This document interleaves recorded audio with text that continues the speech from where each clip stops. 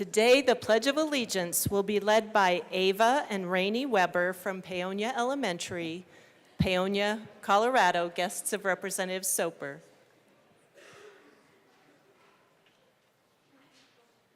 I pledge of allegiance to the flag of the United States of America and to the republic for which it stands, one nation, under God, indivisible, with liberty and justice for all. Woo! Mr. Shebo, please call the roll. Representatives Armagost, Bacon, AML Bacon, Excused. Barone, Byrd, Basenecker, Bottoms, Bradfield, Bradley, Brooks, Brown, Representative Brown,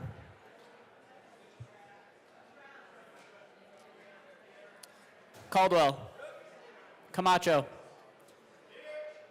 thank you, Carter, Clifford, DeGraff, Duran, English, Representative English, is excused, Espinoza, Ferre, Froelich, Garcia, Garcia Sander, Gilchrist, Gonzalez, Hamrick, Hartsook, he's there, Jackson, Johnson, Joseph, Kelty, Leader, Lindsay, Linstead is excused. Luck, Lukens, Mabry, Representative Mabry, Excused. just snuck in. Marshall, Martinez, Morrow, McCormick, Pascal, Phillips, Puglisi, Richardson, Representative Richardson is excused. Ricks, Representative Ricks is excused. Rutinel, Representative Rutinel is excused. Ryden, Representative Ryden is excused. Sirota, Smith, Soper,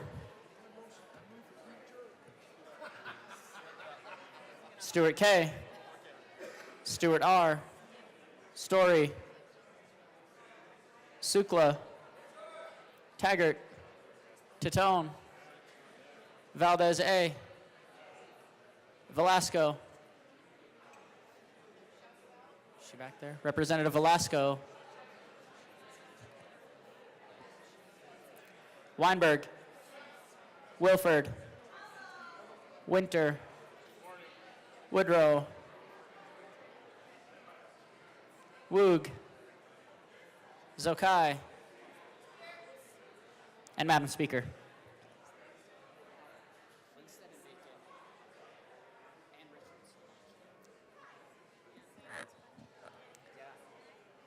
With 61 present for excused, we do have a quorum. Representative Richardson, I don't see you this morning. Oh, there you are, there you are. Thank you. Thank you, Madam Speaker. Thank you, Madam Speaker. I'm so sorry for the delay. Oh, no I was worries. reviewing the changes to the journal just to make sure I wasn't leading anyone astray. So, if I may. Yes. So, Tuesday, April 29th, saw this body deep in the weeds, debating words like scholars, or perhaps like folks stuck in a room too long with the window shades down and too many lawyers around. We argued over whether shall commands or suggests, encourage, compels, or merely nags, and spent a solid stretch just chewing on the difference between requirement or expectation, as if the fate of humanity, true humanity, depended on all of it. It was a fine display of democracy in action, or at least democracy in abstraction. The chief clerk, God bless her patience, and that of her great staff, sifted through all this rhetorical dust and turned it into something that actually reads like a record instead of a fever dream. I believe we should all support the work of our great clerk, because her work is of much higher quality than our own, quite honestly. And a yes vote will do that. And if it turns out we actually meant something else entirely, we can always change it again tomorrow. So with that, I move the adoption of the Journal of Tuesday, April 29th, 2025, as corrected by the chief clerk, and urge a yes vote. Representative Richardson, Yes. you are a sensational writer. Thank you. That was You're welcome. a beautiful tribute. Members, you have heard the motion that the journal be approved as corrected by the chief clerk. All those in favor say aye. Aye! All those opposed, no. The ayes have it. The motion is adopted. Vanessa is said. Members, we are moving on to announcements and introductions. Representative Soper.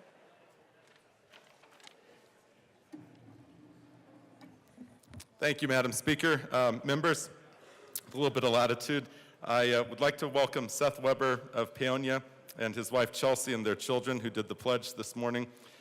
The reason why I asked Seth to be here today is he's a well-known artist here in Colorado and does a lot of murals on the Western Slope. But he's started a project called the Faro Project, in which several Western Slope libraries will have murals made out of recycled or reclaimed metal to really bring awareness to at-risk and homeless youth within Colorado.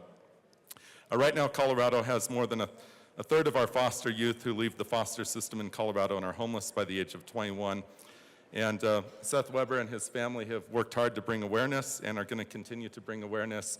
And I just want to thank them for this project and their good work within our state and to recognize them here today.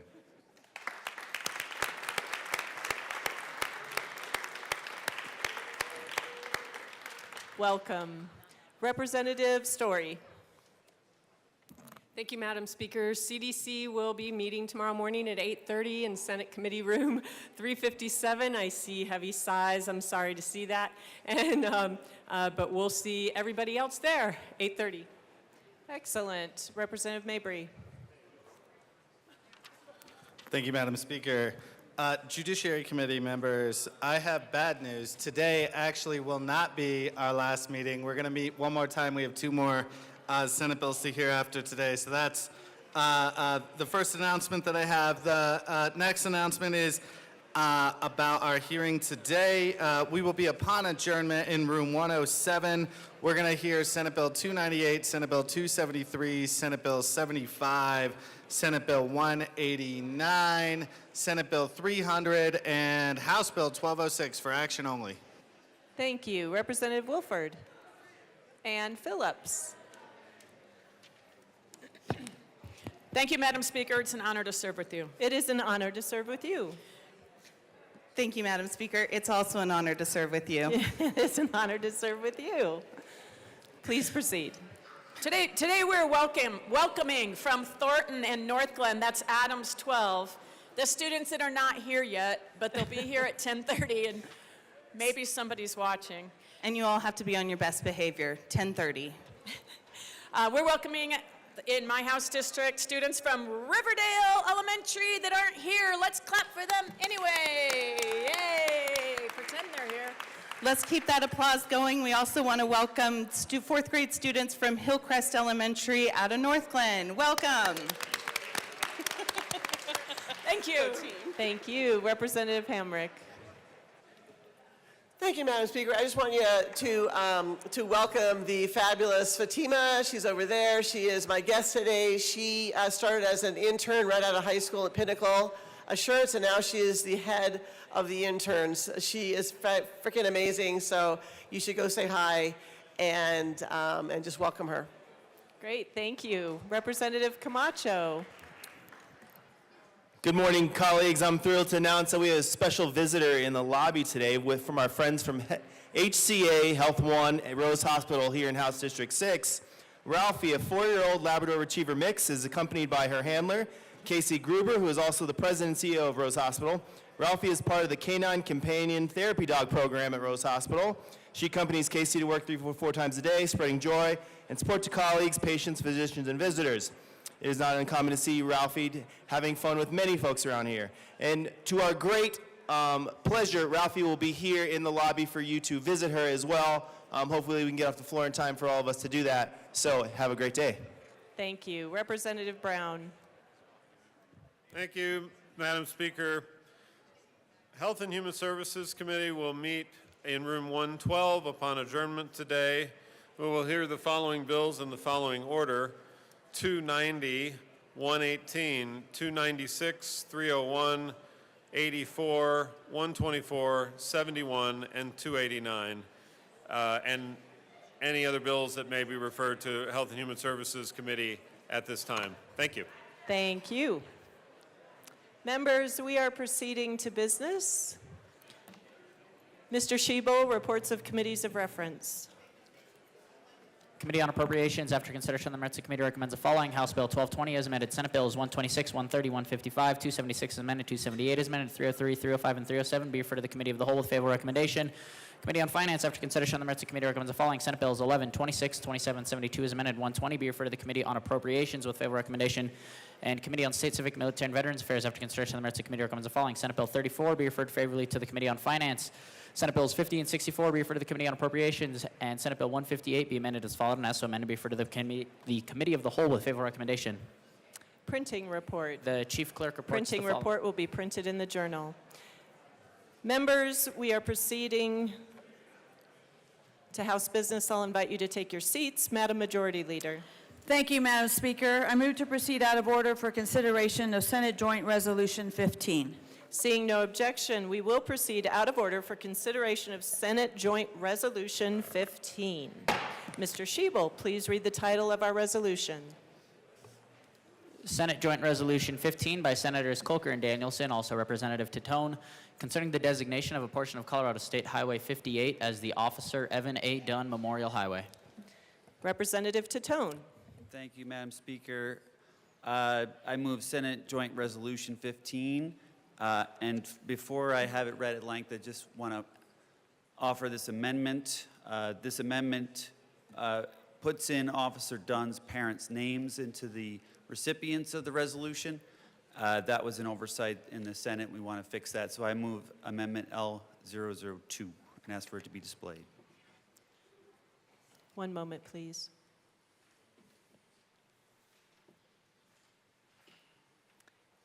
Please proceed. Exactly what I said. I've just asked for a yes vote on this, and then we'll get to the resolution. Seeing no further discussion, the motion before us is the adoption of L002 to Senate Joint Resolution 15. Mr. Schiebel, please open the machine and members proceed to vote.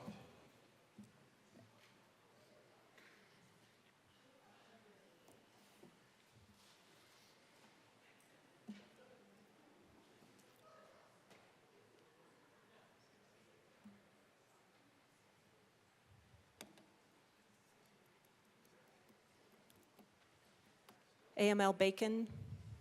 Oh, she's good. Carter's not. Carter. Carter is excused.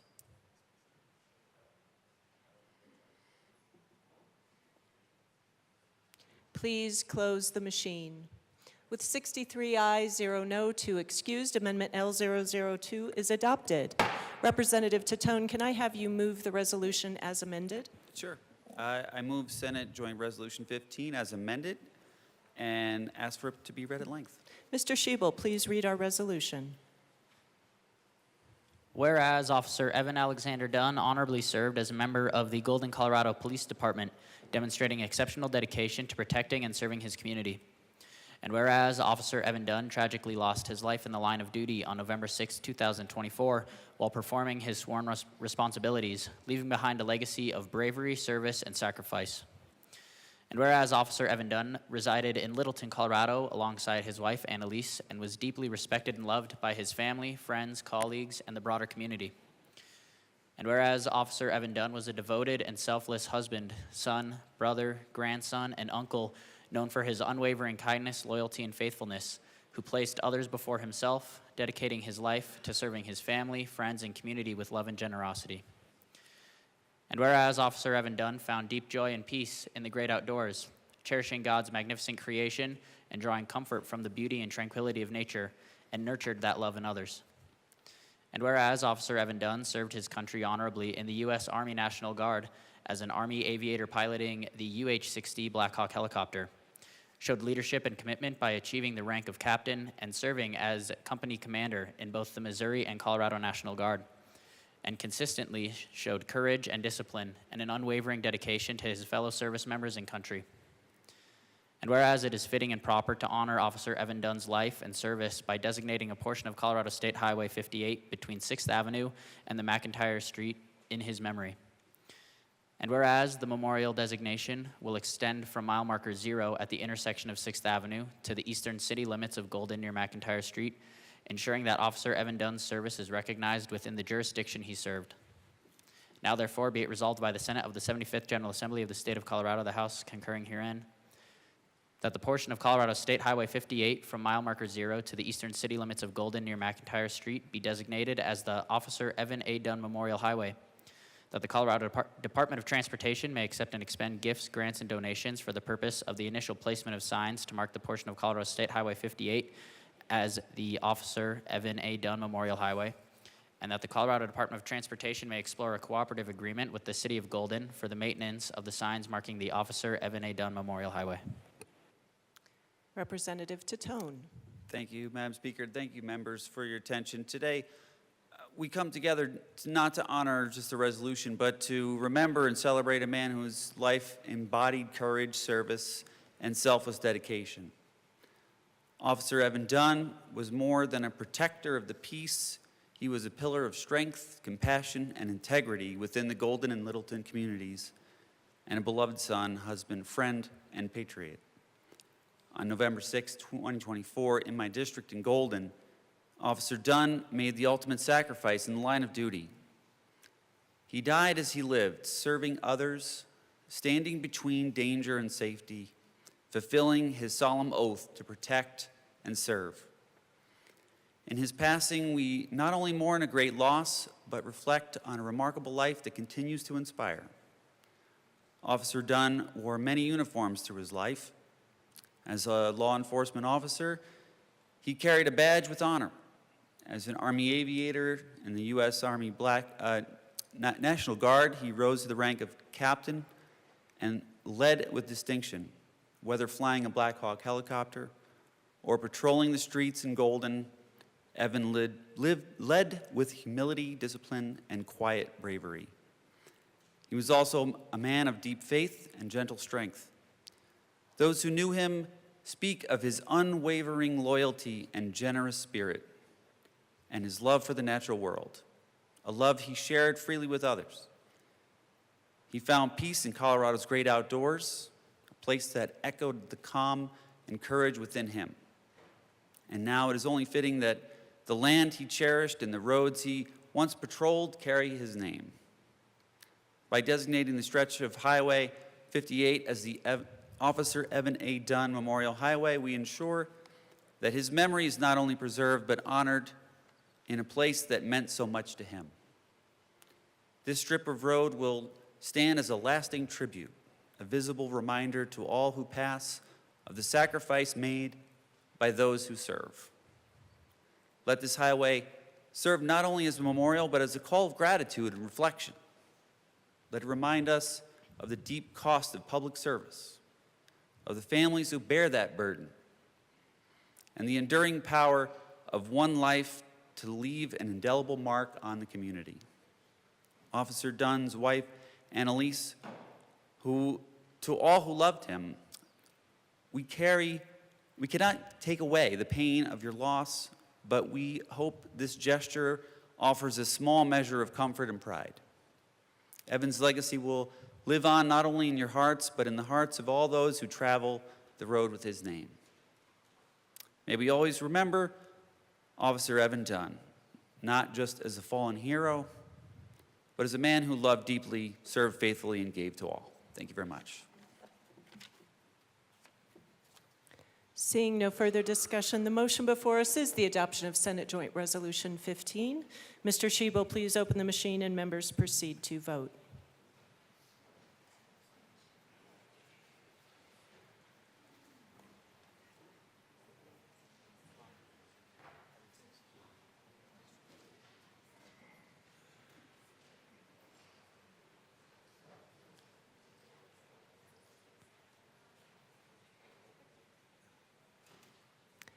DeGraff and Valdez.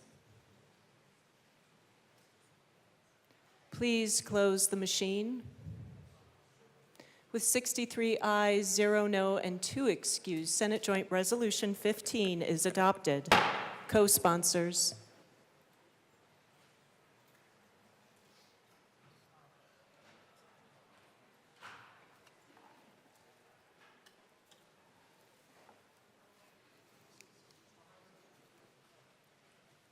Please close the machine. Members, we are proceeding to third readings.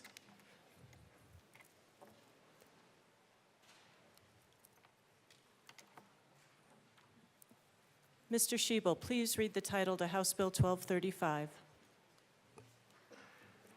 House Bill 1235 by Representatives Bacon and Woodrow, also Senators Gonzalez and Weissman, concerning matters related to tenant proceedings and in connection therewith, affording the right to a jury trial and an action for unlawful detention of real property, personal service requirements, requirements for setting the trial date, permitting remote appearances at a jury trial, requiring security in cases of trial continuances, prohibiting waiving the right to a jury trial, and making an appropriation. Madam Majority Leader. Madam Speaker, I move House Bill 1235 on third reading and final passage. Representative Woodrow. Thank you, Madam Speaker. We move for permission to offer a third reading amendment. Please briefly explain. Thank you. Members, during seconds we had a very robust discussion, and I believe it was Representative Woog who suggested that we go from 3 days of service down to 2. We both committed to work over the weekend on that, and so we've got an agreement to go from 3 days of service down to 2. We would ask for permission to offer the amendment, and an aye vote. Thank you. Representative Woog. Thank you to the sponsors. I do approve this amendment. It is a step in the right direction, so I truly thank you for working with us.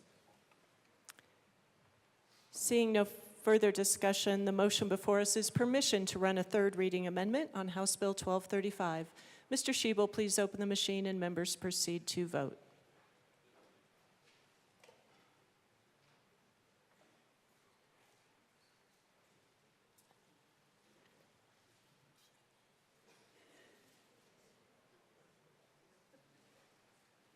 Please close the machine. With 60 aye, 3 no, and 2 excused, permission is granted. Representative Woodrow. Thank you. Members, like I said, it goes down from 3 days to 2. We ask for an aye vote. I move L010 and ask that it be most properly displayed. It is most properly displayed. Fantastic. What I said before. Thank you. Seeing no further discussion, the motion before us is the adoption of L010 to House Bill 1235. Mr. Shebel, please open the machine and members proceed to vote.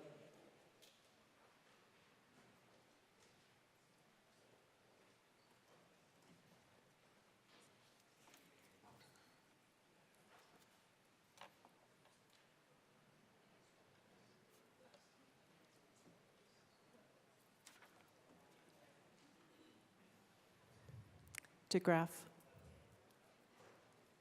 Please close the machine. With 64 ayes, 0 no, 1 excused, Amendment L010 is adopted. Madam Majority Leader. Madam Speaker, I move for the repassage of House Bill 1235 as amended on third reading and final passage. The motion before us is the adoption of House Bill 1235 as amended on third reading, final passage. Representative Mabry, please be sure to be in the well so I don't miss you if you want to speak. Thank you. Thank you, Madam Speaker. It's an honor to serve with you. It is an honor to serve with you. Members, I understand that we want to make sure that the system that regulates landlords and tenants is balanced, but it's not.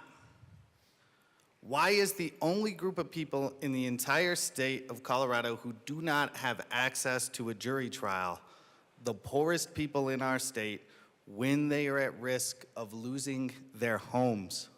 One of the lowest moments in their lives. If I had a simple contract dispute with the person who mows my lawn over $50 and that went to court, we would get a jury trial. More than 90% of landlords in eviction cases have legal representation, and less than 5% of renters do. So what we have is a system where judges who see the same landlord's attorneys week in and week out are the only people who decide cases. There are only a handful of attorneys who do this work on behalf of renters. And trust me, all of them are overworked. I cannot imagine a world where there would be more than a handful of jury trials in any given year. A jury trial will only occur if the renter has a lawyer and only if there are real defenses. Otherwise, it will be a waste of time and resources for overworked nonprofits who have dozens of other cases to work on at any given time. Taking on a full jury trial will be a huge disruption to the workloads of nonprofit attorneys. I'll also highlight that there was a 3-month period this year where the Supreme Court ruled that Colorado law did grant the right to a jury trial in cases like this. During that 3-month period, 1 jury trial happened in the state, 1 in a 3-month period. The impact of this bill is going to be small, but it's meaningful to me that we're recognizing that people facing removal from their homes get the same right to our courts and access to justice as everyone else. 25 states currently extend the right to a jury trial in tenants facing eviction cases, and without the limitations that we put in this bill, exempting public housing providers. And to access a jury trial, you must present an issue of material fact. They have to file an answer, and included in that answer, you have to have a jury request. I just want to highlight that I'm proud that we're standing for the idea that there should be basic protections for those who cannot afford to own homes. I know we got sent a green book outlining the law in this space, but legal standards outlining that homes should be safe, habitable, free of mold, bed bugs, with functioning heat and plumbing. You know, I hear every year from renters who pay a full year's rent in homes without functioning heat in the winter or that are infested with bed bugs. I'm proud that we have a few pages of law that regulate those things, because housing is different than any other good. And it's okay that we have rules to deal with discrimination, mold, bed bugs, domestic violence, and here in this process, access to justice in evictions. Because again, I want to emphasize that when these things do go to court, more than 90% of landlords have lawyers and less than 5% of renters do. Having an extra property that generates income puts landlords in a different financial position than those who live paycheck to paycheck and have no assets. Of course, people who have extra properties also struggle from time to time, and we should help them when we do. But we need to do enough to make sure we're providing a little help to the poorest people in our state. Those people shouldn't receive fewer legal protections than the rest of us, especially when they're facing removal from their homes. Please vote yes. Representative DeGraff. Thank you, Madam Chair. And I've heard from a lot of landlords across the state, and what I get is not that they're so much opposed to the necessarily for the fairness of the jury trial, but just the continued assault or the continued, I'd say, vilification of the landlords. Most of, I don't know about the stats that our colleague mentioned, but I'd say most of the citizens, most of them are mom and pop organizations, and most from what I've read from the opposition, most is for lack of payment of rent. And then to drag this out, I think the landlords are really looking at, we have law after law after law that is undermining the rights of the property holder. Now, in this case, we have, or we should have, we don't always have due process, that people are deprived of life, liberty, and property without due process of the law. I tried to fix some of that this session, but that was not allowed. In this case, somebody has entered into an agreement, most likely. So if they're going to take on their, the property owner, if they're going to take on the property owner, there would have to be some sort of, where that property owner hasn't met their obligations. I don't know about, with bed bugs and all that, but I think overall the property owners in Colorado are just feeling a bit beleaguered. There's just one bill after another bill after another bill, and I think there's some level of just saying, you know what, we need to get an idea of where this is, because the citizens of Colorado cannot even remotely keep up with the rapidity of the laws that are coming out of this room. And then when nothing comes out because the citizens can't respond to it, then it's assumed that, well, they must not have had anything to say and they must have agreed with it. It must have been okay because they didn't come and fight it, because they're too busy trying to keep up with the tax burden. So we can go through bill after email after email. It's bad for Colorado, it's bad for housing, it's bad for tenants. That's the, is a jury trial bad? I don't know. I don't know that it's necessarily bad, but when somebody is trying to get their property, and then there are laws from last year that preclude evicting somebody for, I don't know, inconsequential reasons like not paying rent, then, well, it takes a long time. I'm just saying, there's the people in Colorado, the property owners in Colorado are trying to figure out what the law is. And there's no stop. There's no limit here that says, hey, this is where we're going. It's just we're always going further. We're always going one step further. Maybe if the citizens of Colorado knew what you were trying to do, they would be on board with it and we could do it all. It could be all done at once, but instead it's done in this piecemeal fashion where they're always feeling under attack. They're always feeling vilified. So I'm not necessarily opposed to a fair trial, but in this case, I don't think if you want to have the best options, your best option is to have to use a word that is completely misused now, but to have a robust housing market, to have a robust rental market. And what we're doing is we're making that market less. We're making that market less tenable.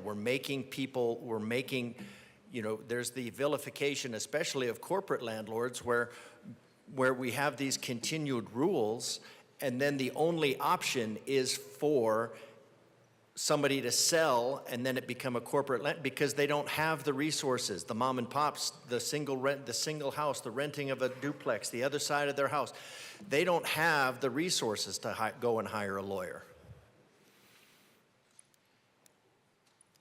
They don't have those resources. So then we're forcing these properties to be sold because the people are just saying, you know what, I've had enough. I've had enough. I'm going to sell. Who are they going to sell to? They're going to sell to corporate. They're going to sell to a larger firm that has the legal representation. So I think this actually, I think a lot of these actually work in the opposite direction. We should be doing what we can in here to help people. We should be, if you want to help them pay their rent, get the boot off their face of the taxation. Get those out. If you want to, when we're looking at properties being purchased, you're looking at, read the other day of a builder, that these permitting processes, the extra rules and regulations are costing $125,000 per property. That shows up in rent. That shows up in coming out of the pockets of the citizens of Colorado. So if you want to actually make it, you know, don't force these properties into the hands of corporate where they don't need an app to collude on rent because it's just a Monday morning staff meeting. And then they can shut down an entire market and they can control that. What you want is competition in the market. These renters want to rent to people. What you could be doing is you could be forming groups. You could be teaching these people how to be that tenant that everybody wants. Those tenants get discounts. Those tenants get preferential treatment. Those tenants that pay their rent on time, those tenants that take out the garbage, those tenants that take care of a property, they are in demand. But when the landlord, when the property owners see continual efforts to remove the responsibility from people who they have invited into their homes, they do not trust the process. Those people are leaving the process. That hurts the renters of Colorado. So great intentions, they should get a jury trial. But what we're doing is we're limiting the market for them, we're driving those properties out, and we are leaving them with fewer options. The fewer options that they have, the more laws that you come in here and that you need to make, and the more property owners you drive out of the rental market. So I know these property owners. I know the property owners that are just saying it's not worth it. I can't keep up with the rules. I can't keep up with the regulations. I can't keep up with the extra costs. I don't want to get dragged into court for just something like, you know, not paying rent. You know, if somebody is in the rental market, they just want to get their check, the rent check, and they want to have their property taken care of. Those are two very easy things to accomplish. So I don't, you know, why a property owner would say, hey, somebody is taking care of the property really, really well. They're mowing the lawn. They're making sure that it's taken care of, it's clean, and they pay the rent on time. Those people, I don't think anybody goes and says, you know what, I want that person out. So instead of looking at how to restrict the property owners, maybe we should look at how to protect the property owners to encourage them to be in this business, encourage them to be in this market, because there's a lot of people that would prefer to rent because it gives them that flexibility. And instead of punishing the property owners, instead of wielding the cudgel and stick against the property owners in Colorado, you actually incentivize them by teaching the property renters how to be good tenants. How to be good tenants, how to be that tenant that people want to have. Now for my friend, that would be the tenant that doesn't fill the toilets with concrete and dump red paint over all of the appliances. Representative DeGraff, you have 50 seconds remaining. Thank you, Madam Speaker. That doesn't seem too difficult to me. But instead of punishing the property owners, help the renters become better renters, and then you will solve this entire problem. Assistant Majority Leader, Representative Luck. Thank you, Madam Speaker. I think it's important for us to hone in on the issue here. Just having a conversation with the bill sponsor, I think she's going to come up and give greater clarity.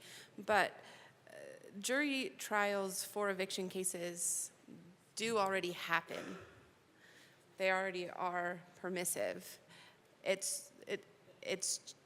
However, there's a case that came out last year, wherein there's desire to have the legislature speak more fully as to its intent related to that and just clarify some things. So the question isn't, as I understand it in talking with the bill sponsor, is not the underlying issue of whether that exists. It's whether that exists in a clear enough way, and if we want to clarify any of the surrounding things so as to ensure that judges are making like and similar decisions across districts.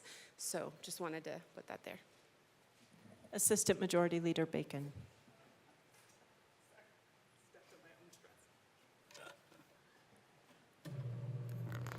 Sorry, thank you, Madam Speaker, and thank you to my colleague. Members, I just wanted to address a few things. So first, for those of you who were not in committee, we brought this bill forward because there was a Supreme Court decision that said to the legislature, we need to figure out if one does have a right to a jury trial in eviction cases. That decision was then kind of vacated, but not necessarily on that question. There were other procedural issues. And so what I want to say about that is this. This bill is about saying that there is a right to jury trial. It's not necessarily saying if it's not passed that there is not one. If we did not want a right to a jury trial to happen, we would also have to write that bill.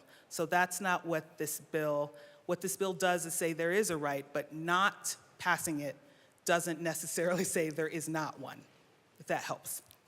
And so the policy point that we're trying to make with this, and for those of you who have followed the bill, we have narrowed it in a few ways, and we think it's critically important. We narrowed the occasions to go to a jury trial on the basis of material fact. So that is not if rent was paid or not. That is not what would qualify going to a jury trial. A material issue of fact is terms that we use with contract law, right? And at the end of the day, a lease is a contract. And so when we're talking about issues of like habitability, right, or material terms to the contract, and everywhere else, you can ask a judge or a jury to help you determine what the contract says and also if the breach occurred. And that's what we narrowed, and that is our intent of the narrowing of this bill. And so, for example, if the issue is on habitability, we're saying as a matter of policy, a jury of peers, regular people, should determine what is reasonable, just like juries do with all other civil cases, and not necessarily a judge, which is a bench trial. And so again, what we've proposed with this bill is a solution to the question on if there is a right to jury trial, which is statutory. It's not kind of like the the amendment of the Constitution that we can pass as a state. And not passing this bill will still depend on which judicial district you're in or which judge you get. But in regards to the conversation on landlords, I do want to say it might be surprising to many of maybe the colleagues not in my caucus, but we too are landlords. What? But when we look at other states who have this right, there are states that are more conservative than Colorado that have this right. There are states that are also building and dealing with the housing market that have this right. And we are a state with, right now, there are more renters than homeowners. And so as we talk about property owners and these people, I just want us to stay a little bit away from terms that might sound like classes. Because at the end of the day, renters are across the spectrum. They are low income, they could be affluent, but what we do know for a fact in this state is that there are more renters than there are homeowners. And what we wanted to say, again, we are not the first state to propose it, is that when you have a material issue, which means a material disagreement, that a jury should be the arbiter of what that fact is. Legally, the only people who can determine facts are judges and juries. And so I do want to say, On behalf of also a district, my district promises home ownership to middle-income people. I know many people don't get to the faraway land of the far, far, far, far, far northeast of Denver, but on your way to the airport, I'm sure you have seen construction like no other. And for what it's worth, we are building just as many apartments, if not, we're actually building more apartments than we are homes for a whole bunch of reasons. But at the end of the day, the question is around things that are important to whether or not your lease has been breached. Who can help us determine what is reasonable? And we are asking that neighbors do that. That jury pool might be landlords. That jury pool could be a teacher, it could be a doctor, but we're asking our neighbors, regardless of they own property or not, regardless of their wealth, that they're the ones that determines what is reasonable, like we do everywhere else in civil court in this state. And so on behalf of myself, who was once a renter, and on behalf of myself, who is a homeowner, I feel like our neighbors deserve the chance to have a neutral arbiter determine whether or not their homes were habitable and issues like that. So members, we will, again, encourage and ask an aye vote. We are answering a question that the court suggested that we clarify. And on behalf of everyone and the growth that we have seen in this state, we do want to say that material questions, again, go to our communities to help determine if it happened or not. That is what a jury is in a jury pool. So thank you for listening, members. We deeply encourage an aye vote, and that is to bring parity back to those who are tenants and those who are homeowners.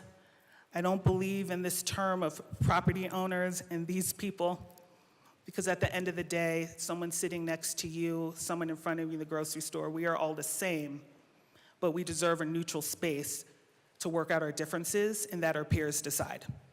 Thank you.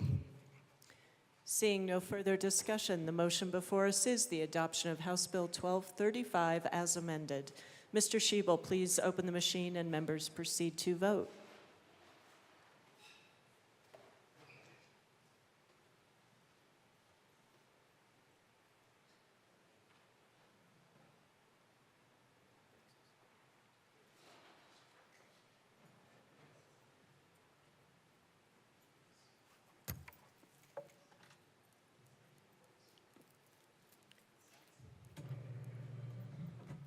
Please close the machine.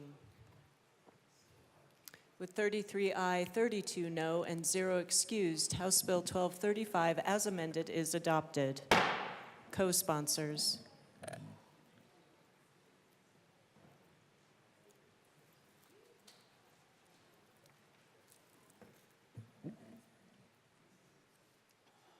Please close the machine.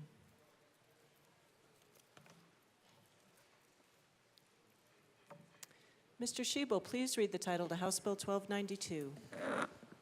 House Bill 1292 by Representatives Basenecker and Joseph, also Senator Winter, concerning the process to allow a transmission developer to locate high voltage transmission lines within a state highway right-of-way. Madam Majority Leader. Madam Speaker, I move House Bill 1292 on third reading and final passage. The motion before us is the adoption of House Bill 1292 on third reading, final passage. Mr. Schiebel, please open the machine and members proceed to vote.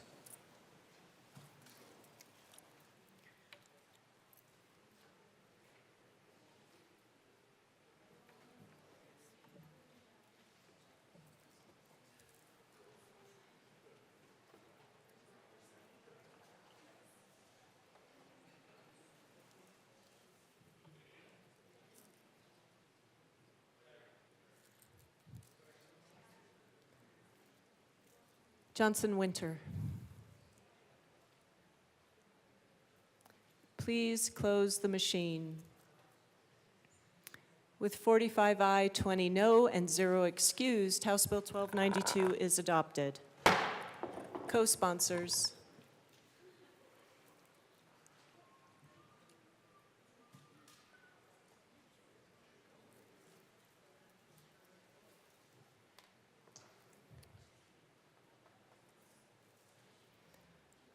Please close the machine.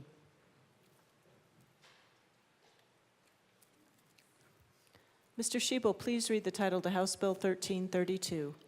House Bill 1332 by Representative McCormick, also Senators Roberts and Wallace, concerning the creation of a work group to study the use of state trust lands and in connection with making appropriation. Madam Majority Leader. Madam Speaker, I move House Bill 1332 on third reading and final passage. Representative Sukla. Thank you, Madam Speaker. I would just like to put this in an outline. So our state trust lands, their main objective is to provide funding for our schools. That's what they were made to do.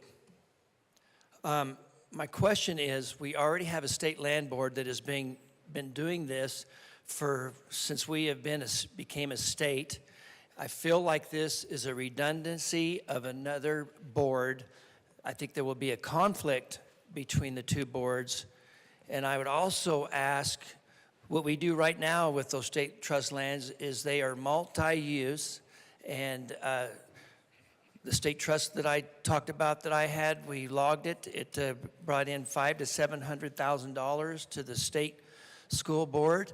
And my question is how much does a hiker pay, and how are we going to recover those kind of fees with a hiker or a conservation group that would acquire the state trust land? And I would urge a no vote.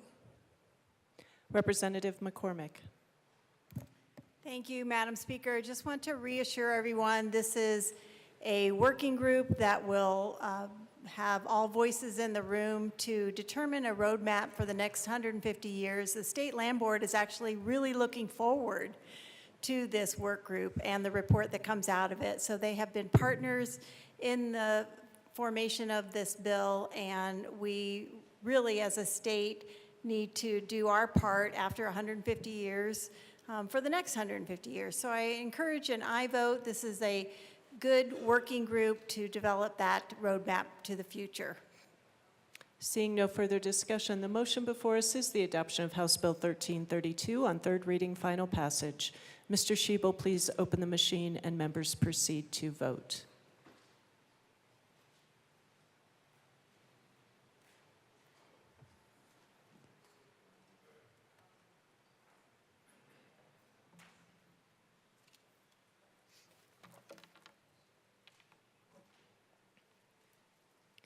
Please close the machine. With 43 aye, 22 no, and 0 excused, House Bill 1332 is adopted. Co-sponsors.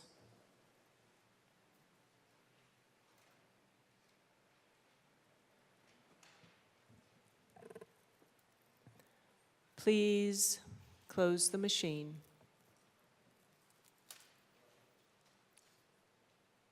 Mr. Shebel, please read the title to House Bill 1157. House Bill 1157 by Representatives Titone and Linstead, also Senators Snyder and Baisley, concerning the extension of the Advanced Industry Investment Tax Credit.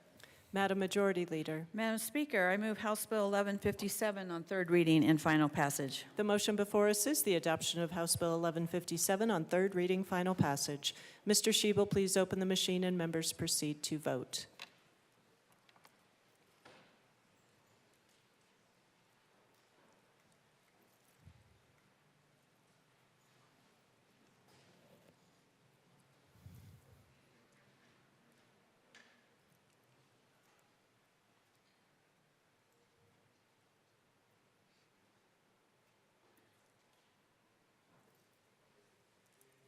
Please close the machine.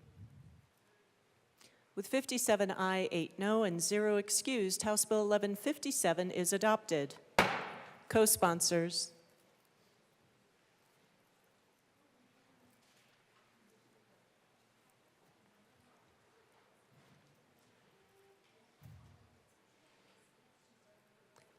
Please close the machine.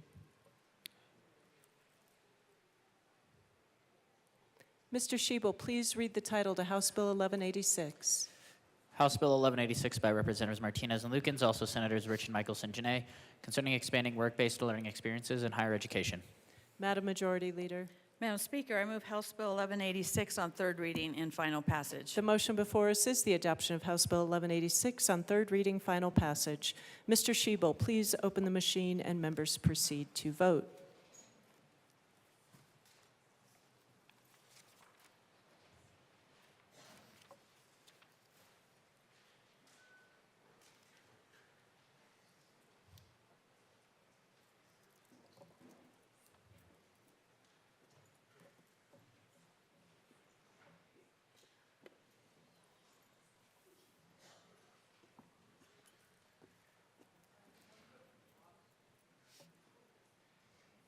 Please close the machine. With 51 aye, 14 no, and 0 excused, House Bill 1186 is adopted. Co-sponsors.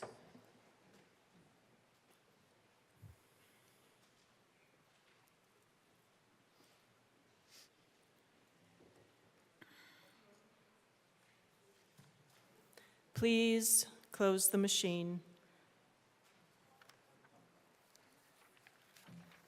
Mr. Schiebel, please read the title to House Bill 1223. House Bill 1223 by Representatives Johnson and Lukens, also Senators Peltonar and Roberts, concerning capital needs for rural and frontier hospitals and in connection therewith, directing the Department of Public Health and Environment to conduct a study and creating a task force to oversee the study. Madam Majority Leader. Madam Speaker, I move House Bill 1223 on third reading and final passage. The motion before us is the adoption of House Bill 1223 on third reading, final passage. Mr. Schiebel, please open the machine and members proceed to vote.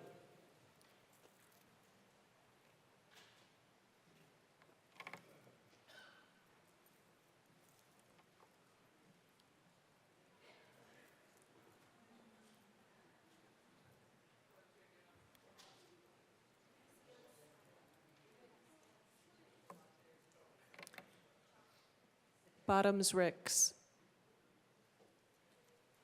Please close the machine. With 56 aye, 9 no, and 0 excused, House Bill 1223 is adopted. Co-sponsors.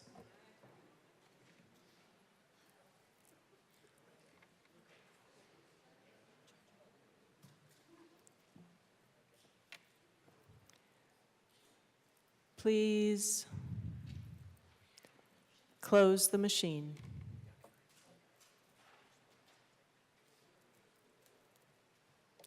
Mr. Schiebel, please read the title to House Bill 1121. House Bill 1121 by Representatives Sukla and Lukens, also Senator Peltonar, concerning an option to register a trailer until it is transferred to another person. Madam Majority Leader. Madam Speaker, I move House Bill 1121 on third reading and final passage. Representative Sukla.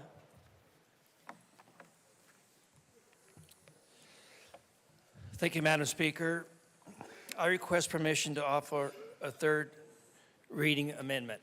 Please briefly explain. Representative Lukens. Thank you, Madam Speaker. This amendment is being requested by one of our departments. It is in regards to a permanent registration fees under this bill added to the list of non-creditable fees in statute. Without this, the department would have significant implementation challenges, and we want there to be successful implementation of this. So we ask for a yes vote on permission and an ultimate yes vote on the amendment. Seeing no further discussion, the motion before us is a request for permission to run a third reading amendment on House Bill 1121. Mr. Schiebel, please open the machine and members proceed to vote. Thank you. And now we move it. Once we get permission. And did you want to make it? Yeah. Okay, perfect.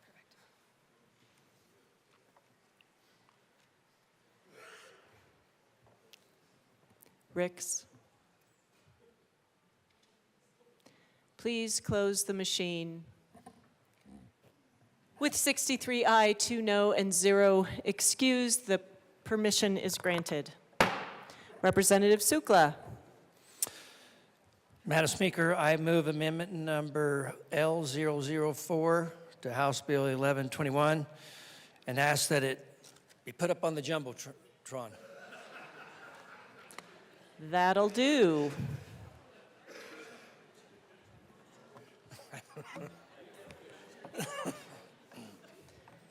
Please proceed. Representative Lukens. Thank you, Madam Speaker. As I said, this would allow this bill to be successfully implemented. We ask for your yes vote. Seeing no further discussion, the motion before us is the adoption of L004 to House Bill 1121. Mr. Shebel, please open the machine and members proceed to vote.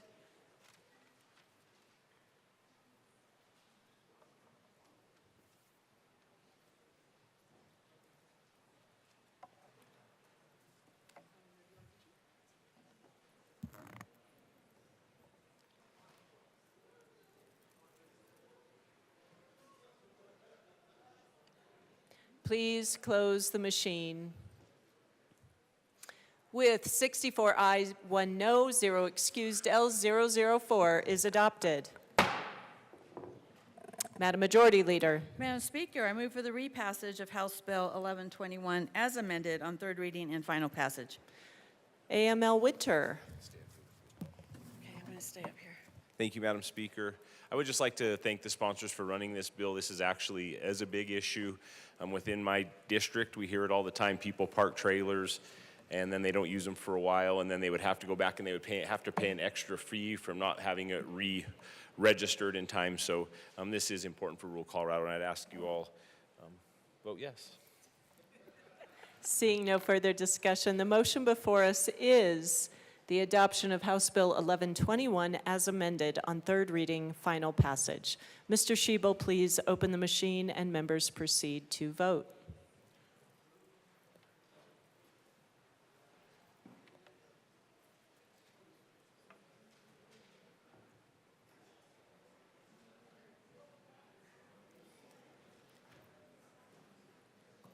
Please close the machine. With 64 aye, 1 no, and 0 excused, House Bill 1121 is adopted. As amended is adopted. Co-sponsors.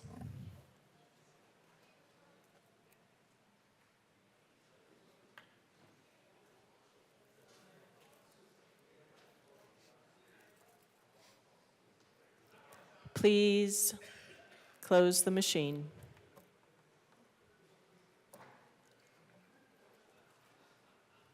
Mr. Shebel, please read the title to House Bill 1288. House Bill 1288 by Representatives Martinez and Winter, also Senator Robertson Simpson, concerning financial support for federally qualified health centers.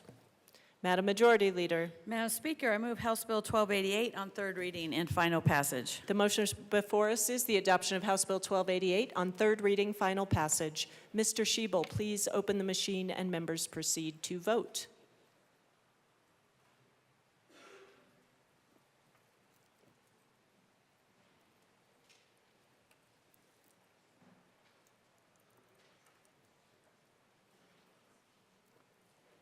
Please close the machine. With 58 ayes, 7 no, 0 excused, House Bill 1288 is adopted. Co-sponsors.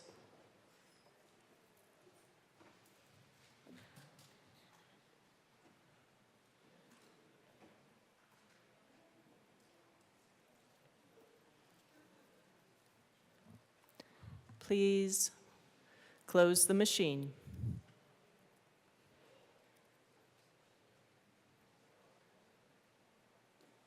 Mr. Shebel, please read the title to Senate Bill 69. Senate Bill 69 by Senators Catlin and Roberts, also Representatives Lukens and Velasco, concerning the use of traction devices on motor vehicles on highways for winter conditions. Madam Majority Leader. Madam Speaker, I move Senate Bill 69 on third reading and final passage. The motion before us is the adoption of Senate Bill 69 on third reading, final passage. Mr. Shebel, please open the machine and members proceed to vote.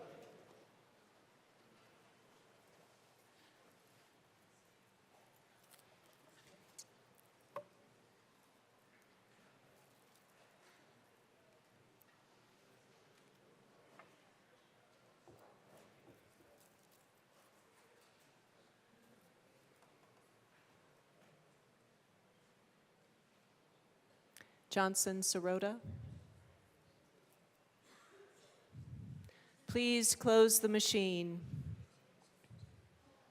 With 54 aye, 11 no, and 0 excused, Senate Bill 69 is adopted.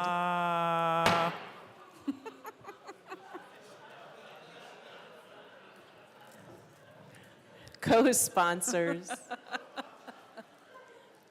co-sponsor that, you know.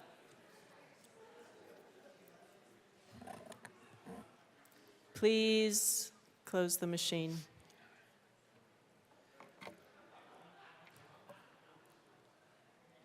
Mr. Shebel, please read the title to Senate Bill 169. Senate Bill 169 by Senators Judah and Peltonar, also Representative Zokai, concerning the implementation of a restaurant meals program for certain recipients of the Supplemental Nutrition Assistance Program. Madam Majority Leader. Madam Speaker, I move Senate Bill 169 on third reading and final passage. The motion before us is the adoption of Senate Bill 169 on third reading, final passage. Mr. Shebel, please open the machine and members proceed to vote.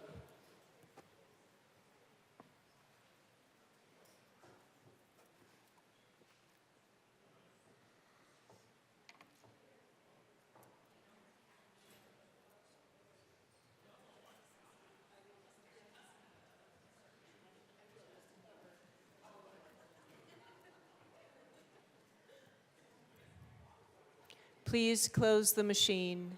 With 44 aye, 21 no, and 0 excused, Senate Bill 169 is adopted. Co-sponsors.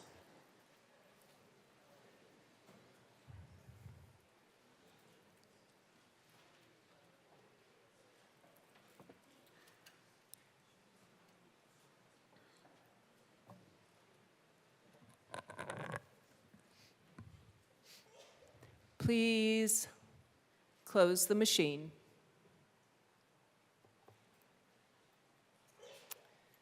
Mr. Shebel, please read the title to Senate Bill 181.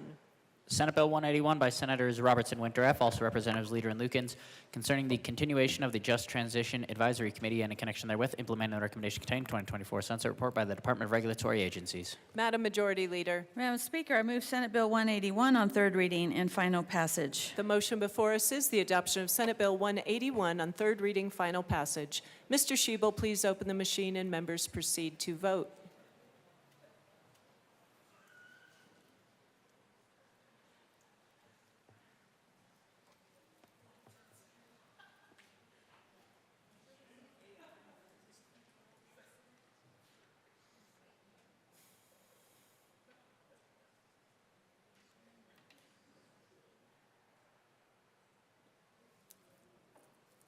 Lindsay. Please close the machine. With 47 aye, 18 no, and 0 excused, Senate Bill 181 is adopted. Co-sponsors.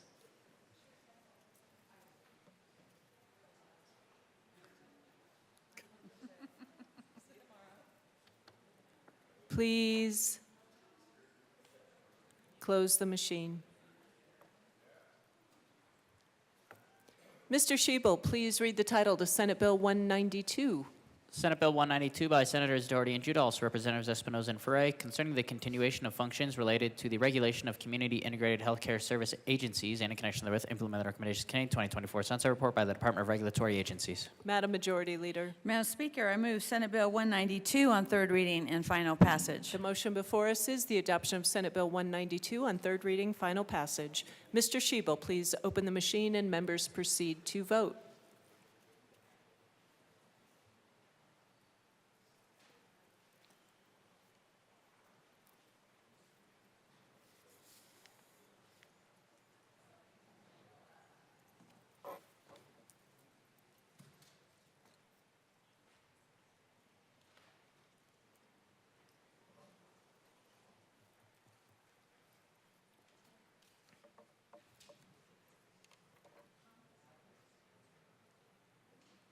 Please close the machine. With 51 aye, 14 no, and 0 excused, Senate Bill 192 is adopted. Co-sponsors.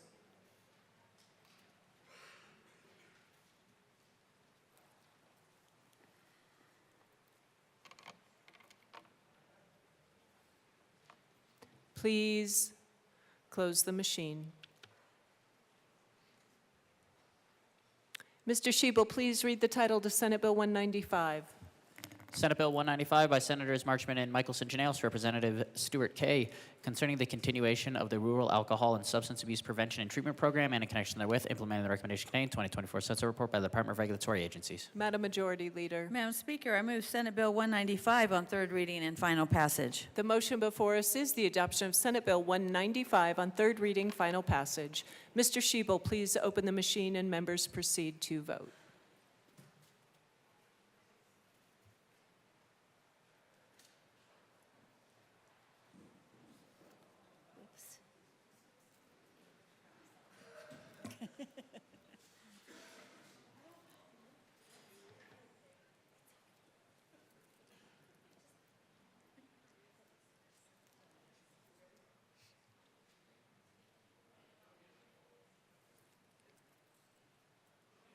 Lukens, please close the machine.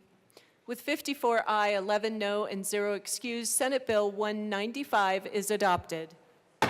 Co-sponsors.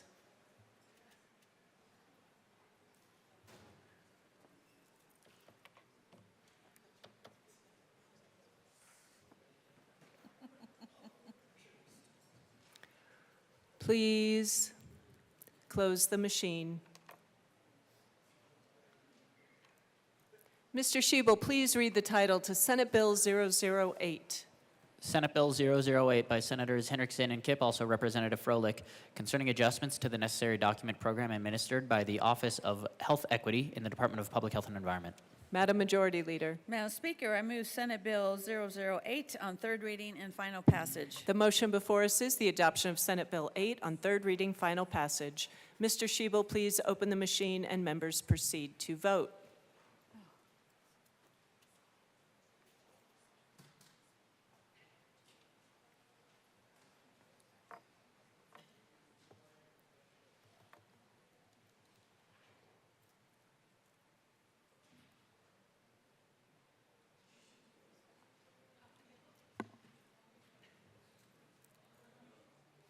Please close the machine. With 43 aye, 22 no, and 0 excused, Senate Bill 008 is adopted. Co-sponsors.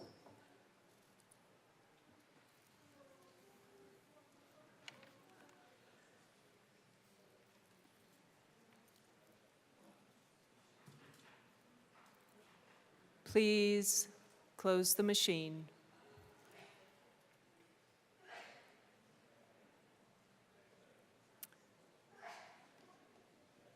Mr. Schiebel, please read the title to Senate Bill 122. Senate Bill 122 by Senators Coleman and Simpson, also Representatives Bacon and English, concerning extending the Emily Keyes, John W. Buckner Organ and Tissue Donation Awareness Fund indefinitely. Madam Majority Leader. Madam Speaker, I move Senate Bill 122 on third reading and final passage. Representative Johnson. Thank you, Madam Speaker. I come up here today to explain why I'm going to be a no vote, and it's because of the safety clause. This is great policy. This is going to do good. I am an organ donor, and I think that if you're able to, you should be one to save lives. However, just because you can add a clause does not mean you should add a clause. And I want to make it clear to everyone listening, this bill, whether it passes or loses, the concept of this organ donation fund and the way it's being implemented will still be there. We have until 2027 because this was a sunset bill. I want to put that out there, that my no vote today is not against the fund, it's against the principle that people should have a voice in their government. That we, elected officials, do not know better than those who elected us. We are the voices of those elected officials, and we should be held accountable if they see they want to have that fit. Let me compare a safety clause, because we use it so often, to that of going to a restaurant. You show up to a restaurant, you get your food, let's say from a 5-star chef, and you see something wrong with that food.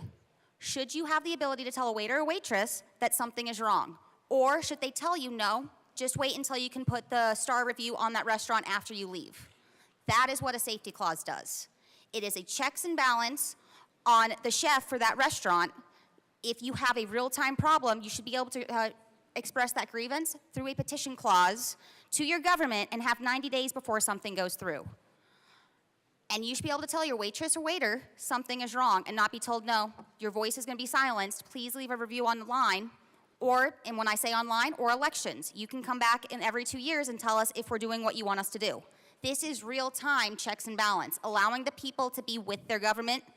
As a government body here, because that's what we are, we should be listening to our people. They are the bosses. I tell my constituents in all 7 of my counties, to Logan, Morgan, Phillip, Sedgwick, Washington, Yuma, they are my boss. I am not theirs. I am not here to say government knows best. I am not here to say what your voice should represent. Instead, I am here as a collective microphone from the Plains to the Gold Dome to say what they want. And they want an accountable government to them, so if they have a grievance, they can point that out. I've heard it way too many times in this building, because we're elected, we know best. And that to me is probably the second set of lines that are the scariest option. The fact that this can go until 2027, the fact that we've brought it up saying, why are we pushing this through? We don't want them to have a say. If we had a petition like we asked yesterday, it would still be done this year. And you know what? If this bill does not happen, if for some reason this bill dies, again, I want to point out it will be done in 2027 due to the sunset process. We have 2 years. So I see reason that why are we going to say we're going to go against the will of the people and let them have no voice on this? I have not heard a single reason why we need the safety clause, because we have a guarantee that this fund is going to be there. And mind you, it is a private-public fund. We are using a government entity to use these donations, and anytime government is involved, I think we should be able to check them. I think we should allow the people to say what they are doing. If this was a fully private-funded institute and program, it would be great. But as soon as you get government involved, the people should have the right to voice grievances to their government if they find one. That is our First Amendment. The point of the safety clause is for immediate threat to the welfare of our state. From a natural disaster, we've used it for fiscal reasons, public health, for children. But how, colleagues, does this make sense when this sunset on what we're doing on this bill lasts until 2027? Just because you can do something does not mean you have to do something. And I want to be very clear that I love this program. I love the intent of this bill. And my no vote today, should this bill die, we can come back next year. We can come back in 2027. We can still work on this, and it's not going to put anything in jeopardy. No safety aspect is in jeopardy. No one's life is in jeopardy. No one's ability to donate to this fund or donate their organs or to go and get a driver's license with the heart on it is in jeopardy. This is just saying us as a government body know better than the people, and we are tired of the people expressing any grievance to us. Instead, we're just going to silence that. Plain and simple, that is what this is. When I took the oath of office, I was a voice for my people, and I am not ever going to tell them what they need to do. They tell me, and I'm accountable to them. And I know the question was brought up. They elected you. Do you think they don't have trust? Sure, trust but verify. But now that we are a government body, I would even tell my constituents, please double, triple, quadruple check me, because you should be listening to your gut and holding me accountable. This is again to that restaurant clause that I just mentioned. Are we going to tell someone that they cannot express grievances with their meal, and instead they have to go to that 5-star review and they're going to have to wait because they see real-time issue? And in case we forgot, which I know we didn't, 7 days left of session. We are speeding things up. Committees have gone later. When we heard this bill in House Health, it was late in the evening. Even if someone wanted to testify and express any grievance on any of this aspect, it was late. They might have taken the work off. Now they had to go home to their children. Let's be respectful of the voice of the people, understanding that, yes, they can come and testify, but guess what? We're doing what we're doing here because our constituents, the people of Colorado, are so good at what they do, running their jobs, being with their families, providing for the state, that they don't have time, and that's why we're here. So let's give them that grace of 90 days, which we decided not to do. I strongly urge for the voice of the people a no vote on this, because we have until 2027. We can do this. We can still get it through with everything else in this bill, and we have time. So colleagues, please, for the voice of the people, I urge a no vote. Representative DeGraff.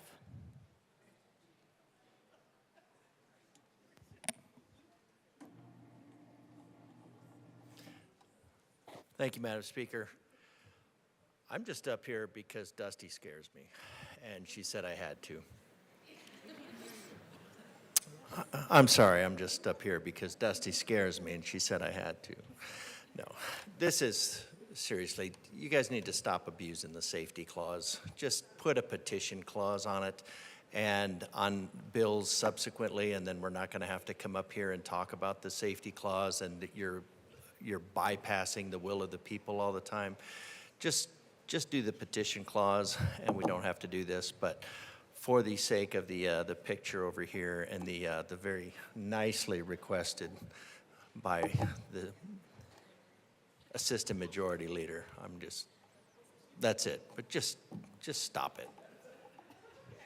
Representative English. Thank you, Madam Speaker. Members, this is not only an institutional bill, but it's a Black Caucus priority bill. And of all bills, this life-saving bill, we want to have a conversation about a petition clause or a safety clause. This is not the only bill in this chamber that has a safety clause. So I'm kind of perplexed on why there had to be a conversation about this particular bill in the honor of the late John Buckner, the Honorable Senator Janet Buckner's husband, along with Emily Keyes. I'm just really not understanding, but I would ask you to look past all of that, and we ask you for your no vote on this life-saving policy, because it's important that we don't get caught up in the rhetoric of a petition clause or a safety clause. Representative English, I'd like for you to restate. Did you mean to say you're asking for a no vote? No, I said I'm asking for a yes vote. Okay, thank you. Did I say no? Oh, no, no, no. I'm asking for a yes vote. See how y'all got me? Y'all play too much. Listen, please vote yes on this very important piece of legislation and just block all the other stuff out. Thank you. Seeing no further discussion, the motion before us is the adoption of Senate Bill 122 on third reading, final passage. Mr. Schiebel, please open the machine and members proceed to vote.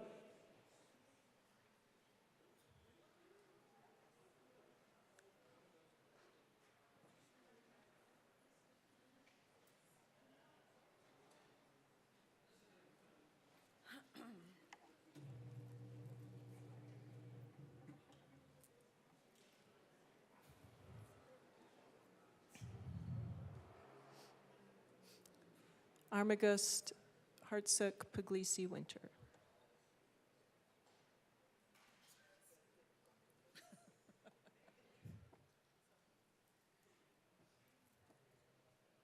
Please close the machine.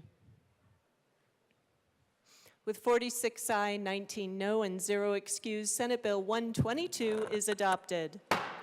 Co-sponsors.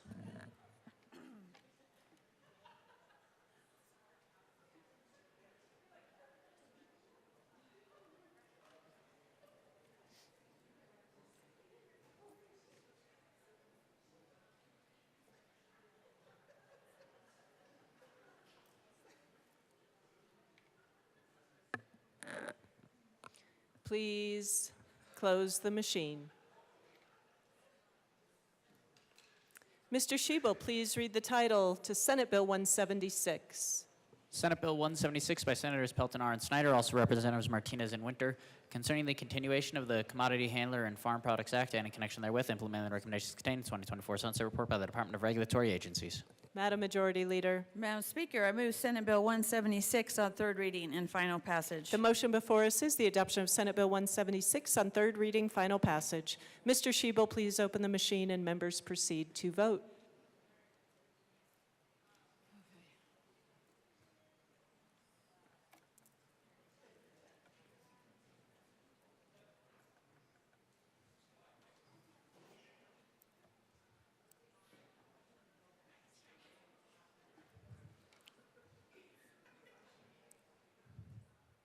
Please close the machine.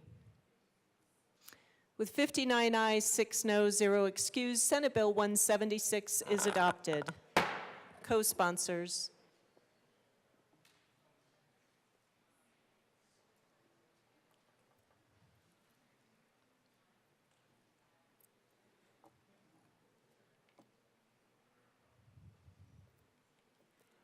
Please close the machine.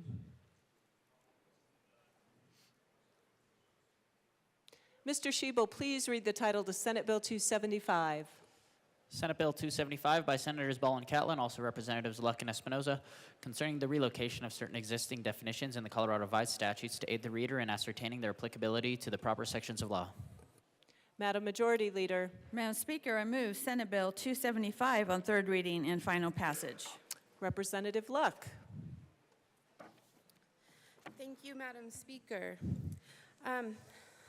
Since we've reached that point in session where reading 140 pages becomes problematic, I thought we'd take some time. Just kidding.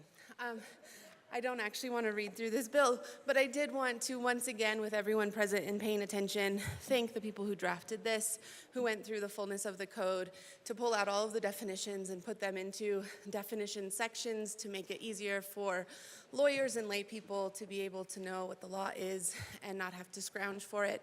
And so on the mic, I just wanted to say thanks. Seeing no further discussion, the motion before us is the adoption of Senate Bill 275 on third reading, final passage. Mr. Shebel, please open the machine and members proceed to vote.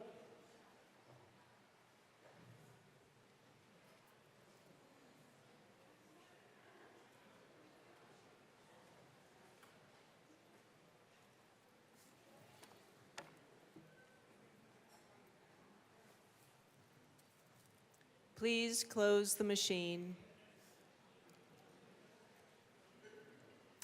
With 64 aye, 1 no, and 0 excused, Senate Bill 275 is adopted.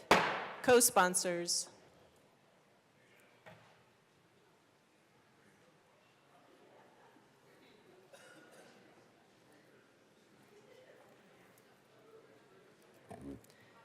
Please close the machine. Mr. Shebel, please read the title to Senate Bill 271.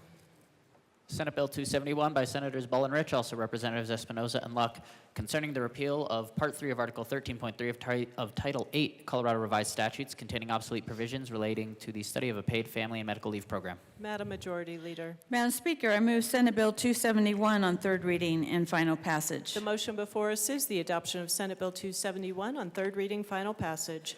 Mr. Shebel, please open the machine and members proceed to vote.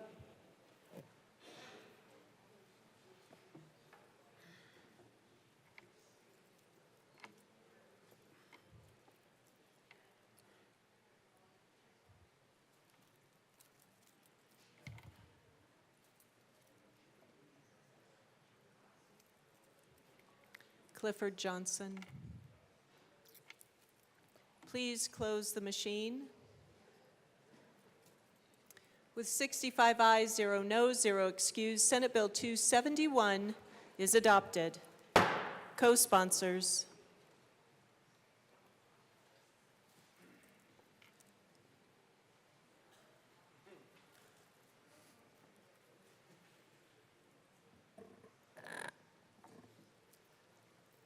Please close the machine.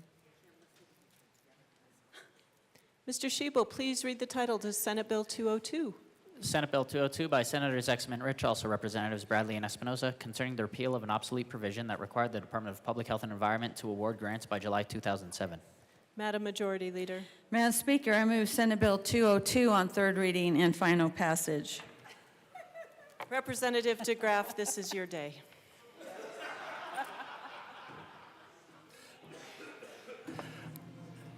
Thank you, Madam Speaker. I just wanted to say thank you to the sponsors for a climate bill that I could finally get behind.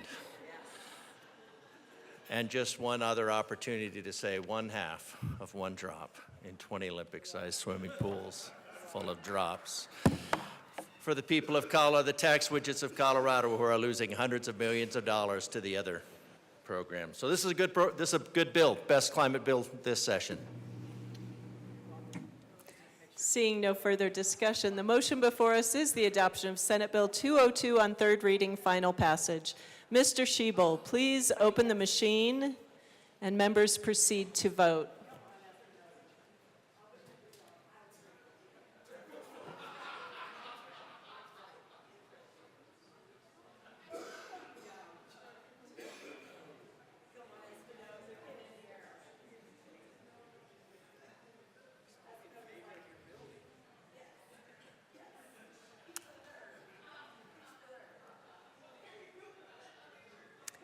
Brown and Gilchrist.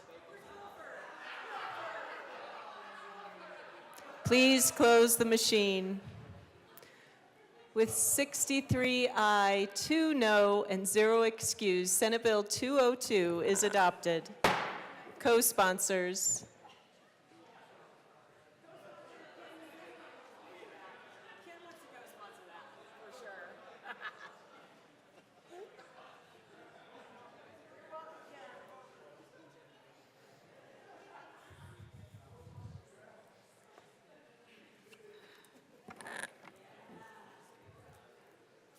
Please close the machine.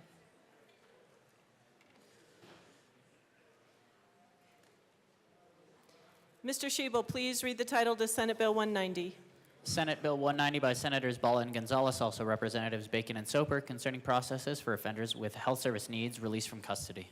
Madam Majority Leader. Madam Speaker, I move Senate Bill 190 on third reading and final passage. Representative Kelty.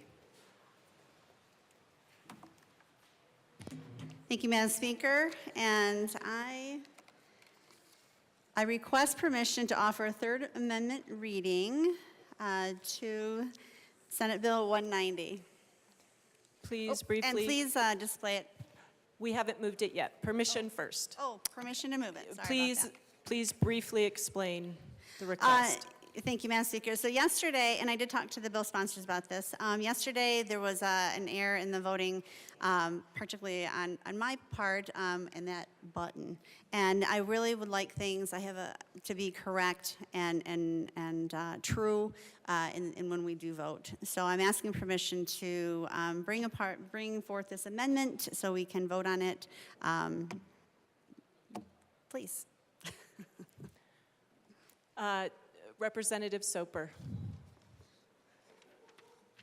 Thank you, Madam Speaker. Members, we would ask for a yes vote on the permission out of a point of collegiality to allow our colleague to correct her vote from the Committee of the Whole, but then we would ask for a no vote on the amendment. Assistant Majority Leader Bacon. Sorry. Members, again, I would reiterate my co-prime. We, in the spirit of being able to have open debate and support each other, we ask for the opportunity for her to present the amendment and for her opportunity to vote on it.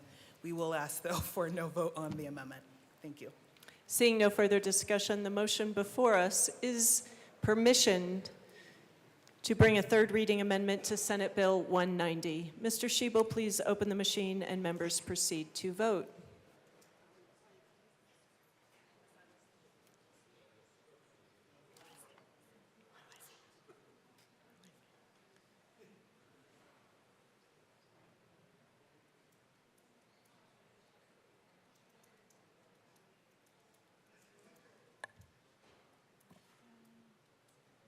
Please close the machine.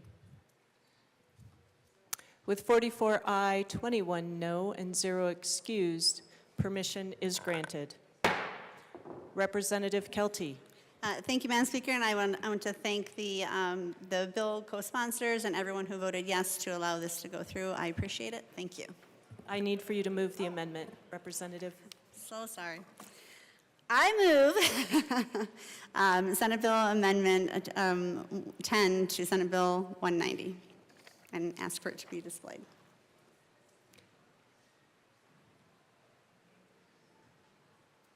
Again, thank you for this corrective action. Like I said, I do like things to be correct and true. Thank you. Seeing no further discussion, the motion before us is the adoption of L010 to Senate Bill 190. Mr. Schiebel, please open the machine and members proceed to vote.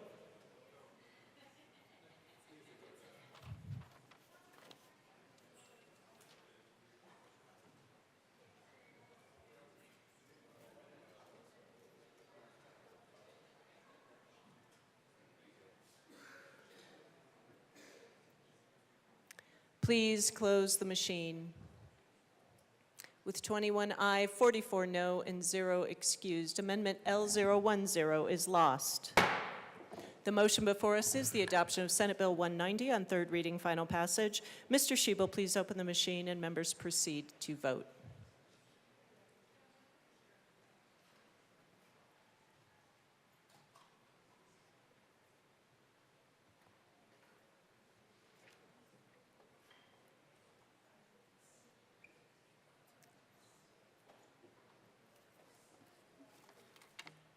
Ricks. Please close the machine. With 44 aye, 21 no, and 0 excused, Senate Bill 190 is adopted. Co-sponsors.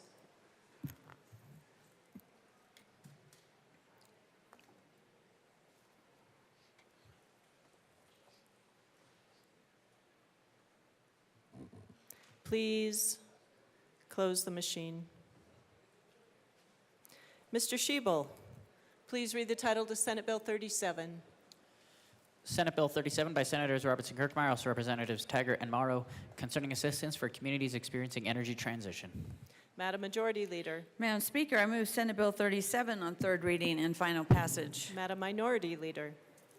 Thank you, Madam Speaker. I just wanted to thank the sponsors of this bill. The coal transition throughout Colorado has been difficult on a lot of those communities as these workers are trying to determine if they still have jobs, whether these communities understand if they're still going to have revenue coming in to support core services, which are the proper role of government. And so I appreciate this bill for a couple of reasons. One, it does not require the communities to match the money that's coming to them, which they deserve, so that they can help their impacted communities as they transition. But I also think it's important that one of the agencies, a group of local governments in Northwest Colorado that I listen to a lot, were in a men position, and I was curious why. And it sounds like the sponsors have rectified their concerns. What they really want to make sure is that the Office of Just Transition is actually accountable to the people in those communities. And I think the sponsors have done a great job of correcting their issues, but I just want to say thank you. I think this is going to be really important and impactful in those communities, and we want to continue with economic growth and development in coal-impacted communities throughout the state. Obviously, Pueblo's an impacted community. Colorado Springs is actually a tier 2 coal-impacted community, and then Northwest Colorado, obviously, and the Western Slope have a lot of coal-impacted communities. So I think that this bill is really important. Obviously, I support it and really want to thank the sponsors for working on the concerns to make sure that the Office of Just Transition is actually accountable to the people in which they are supposed to serve. Thank you. Assistant Minority Leader Winter. Thank you, Madam Speaker. I also rise in support of this, coming from one of the biggest impacted communities, Trinidad, Colorado. Their actual mascot is the miners. This was our heritage. You know, we had tons of immigrants. That's how my family ended up in the Trinidad area. They came in through the Port of Orleans, and they came up to work in the coal mines. And we've seen our industry be decimated, and it's hurt our economy. It's hurt our population. And of course, it trickles down into roads, schools, and everything else. I really think this is the right to do. If you taketh away, you must giveth back. So thank you, and please vote yes on this. Representative Caldwell. Thank you, Madam Speaker.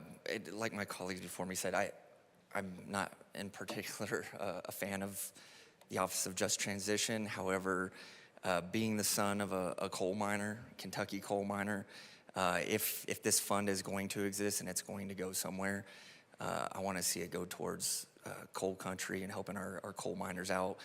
And just, you know, as a just kid and my time in the military away from my family in Kentucky and my home there, traveling back and forth and seeing how coal country gets affected by, frankly, a lot of policies at the federal and state level, and how it affects those communities. Times are up sometimes when you come in and everybody's doing good, and then coal mines shut down and times are bad. And so if this fund is going to exist, I want to see it go and help our coal miners out, because I've seen the impacts of what happens as we transition away from coal.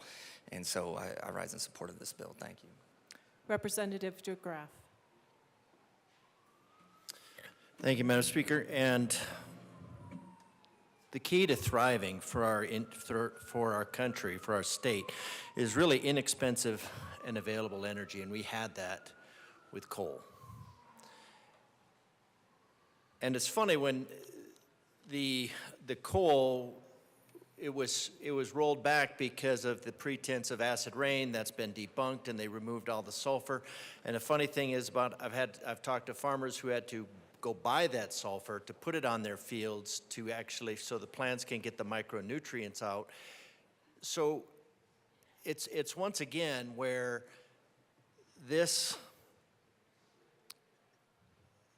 telling the citizens of Colorado that really built Colorado to just go and transition is kind of a scourge of affluence.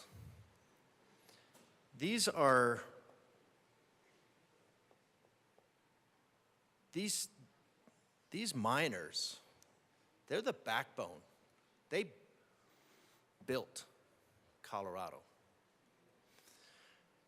It's the steel that built Colorado. It's the carbon that goes in the steel that built Colorado. The coal miners are the energy that built Colorado. And it saddens me that we have this office that says, just transition, just go do something else. So that saddens me, because it comes with the pretense of caring. And that's all it is a pretense of caring. Because it's not really helping the individuals. It's just saying, just transition, just go do something else, just something that we approve of. And what makes me mad about that is I have asked every single person in this room, and I can get the letters out for you, that has signed off on scientifically accurate goals. What are your goals? What is it that you are trying to achieve in terms of climate? You know what I got? I got about 20 letters saying, this person does not have any documentation to support your request. None. Representative DeGraff, I do want to give you some latitude, but back to the bill. Thank you, Madam Speaker. So we're telling the backbone of Colorado to just transition when we just don't have a single reason for them to do so. And then what we do on top of that is we create a permanent government program about transition. Transition in itself is temporary. So you're taking the backbone of Colorado, we're making a temporary program permanent, and then we're saying that is supposed to be some indication that we care. Now I know we all joke about when I do the math, but the math is accurate. And the math has been validated by the Colorado Energy Office. And the only reason that we are telling the backbone of our country to just transition and acting like just is something that has something to do with justice. We're telling them to just transition like it's something casual. Just flippantly telling them to just transition.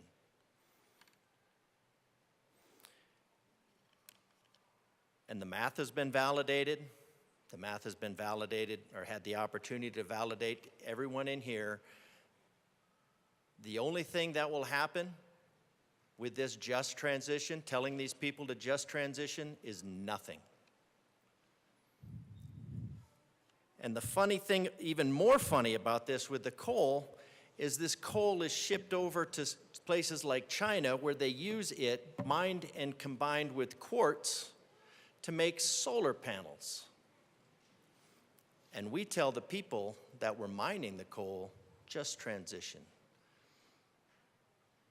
Because of a superstition And it is a superstition, although in fairness to superstitions, superstitions have a lot more validity than the carbon dioxide superstition. And every time you tell these individuals just transition with the pretense of caring, it just hurts a little bit for their way of life, because it's dismissive of their way of life. It's dismissive of their situation now. And there is not a damn shred of truth to it, and that makes me mad.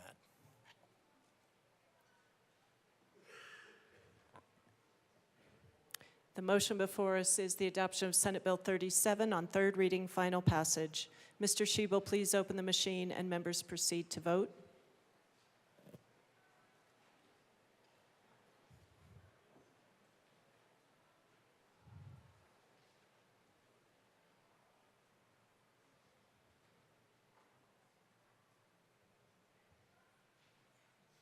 Please close the machine. With 57 aye, 8 no, 0 excused, Senate Bill 37 is adopted. Co-sponsors.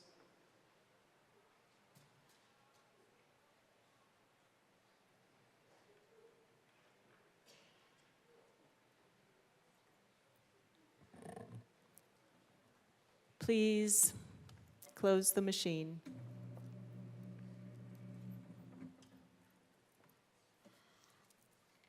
Mr. Schiebel, please read the title to Senate Bill 291. Senate Bill 291 by Senators Amabile and Kirkmeyer, also Representatives Sirota and Taggart, concerning the spending authority of the Division of Criminal Justice and the Department of Public Safety for community corrections programs. Madam Majority Leader. Madam Speaker, I move Senate Bill 291 on third reading and final passage. The motion before us is the adoption of Senate Bill 291 for third reading and final passage. Mr. Schiebel, please open the machine and members proceed to vote.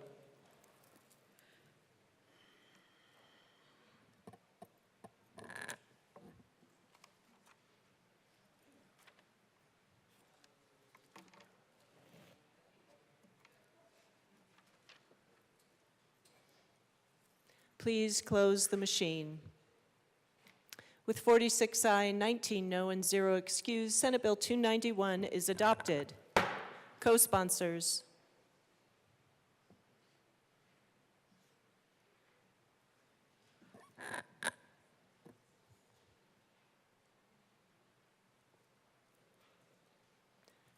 Please close the machine. Mr. Schiebel, please read the title to Senate Bill 293.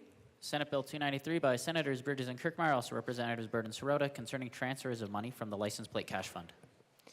Madam Majority Leader. Madam Speaker, I move Senate Bill 293 on third reading and final passage. The motion before us is the adoption of Senate Bill 293 on third reading, final passage. Mr. Schiebel, please open the machine and members proceed to vote.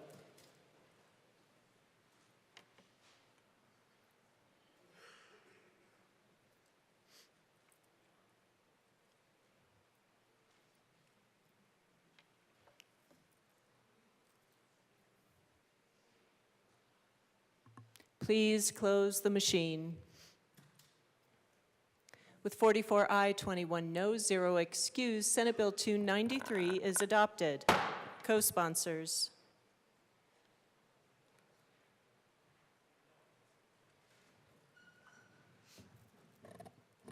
Please close the machine.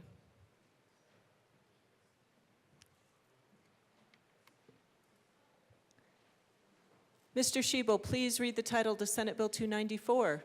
Senate Bill 294 by Senators Amabile and Kirkmeyer, also Representatives Byrd and Taggart, concerning residential behavioral health services for Medicaid members who are in the custody of a county Department of Human or Social Services. Madam Majority Leader. Madam Speaker, I move Senate Bill 294 on third reading and final passage. The motion before us is the adoption of Senate Bill 294 on third reading, final passage. Mr. Schiebel, please open the machine and members proceed to vote.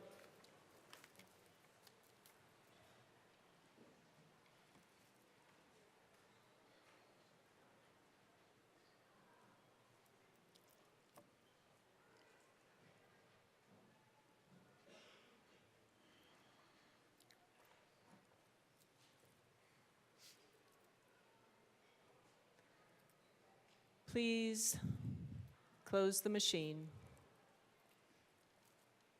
With 53 aye, 12 no, and 0 excused, Senate Bill 294 is adopted.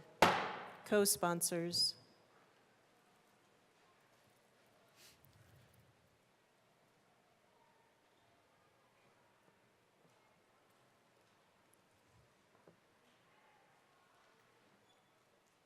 Please close the machine.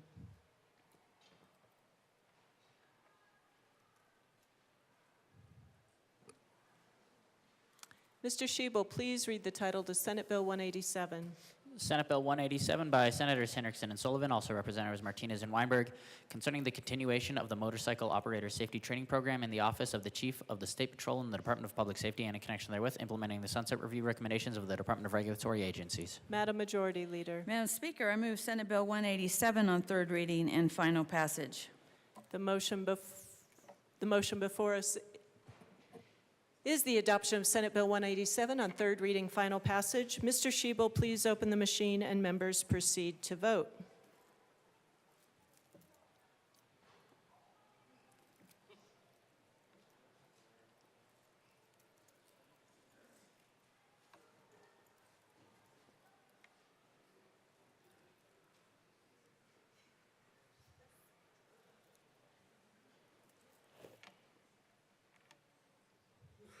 Please close the machine. With 57 aye, 8 no, 0 excused, Senate Bill 187 is adopted. Co-sponsors.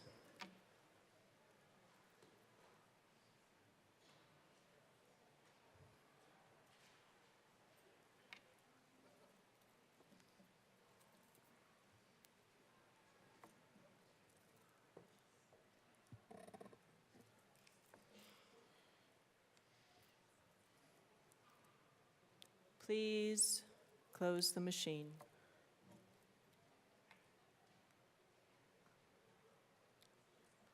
Mr. Shebel, please read the title to Senate Bill 49. Senate Bill 49 by Senators Marchman and Roberts, also Representatives Martinez and Winter, concerning continuation of the Colorado Wildlife Habitat Stamp Program. Madam Majority Leader. Madam Speaker, I move Senate Bill 49 on third reading and final passage. Assistant Minority Leader Winter. Thank you, Madam Speaker. I usually don't get up and explain why I'm on a bill or my votes very often, but I'm almost always for not lifting sunsets on things. But at the end of the day, the hunting community came. My good colleague from El Paso County says it all the time, doing government for people, not to people. Every major sportsman's group that is involved in this building came and testified, whether it was the Elk Foundation, the National Turkey Foundation, Ducks Unlimited. They all came in and said they wanted this done. They wanted it lifted. They enjoy paying the habitat stamp because they see the fruits of their return. They see the beautiful parks, the parking lots, the facilities. So they're happy to do this. So I just wanted to get up and explain. We did this for the sportsmen and women in this state. I think it's good for this state. And I just wanted to get up and explain why I'm on a bill that would lift a sunset and run it forever. And like I said yesterday, if you like being in the outdoors, thank an angler, thank somebody that hunts, because they're a huge part of it, and I would urge a yes vote on this. Seeing no further discussion, the motion before us is the adoption of Senate Bill 49 on third reading, final passage. Mr. Shebel, please open the machine and members proceed to vote.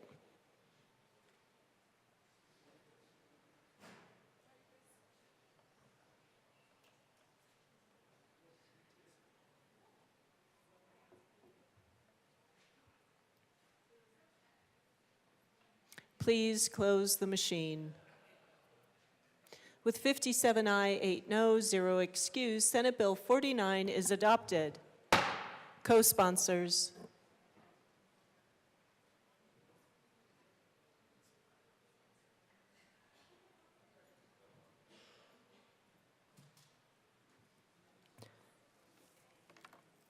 Please close the machine.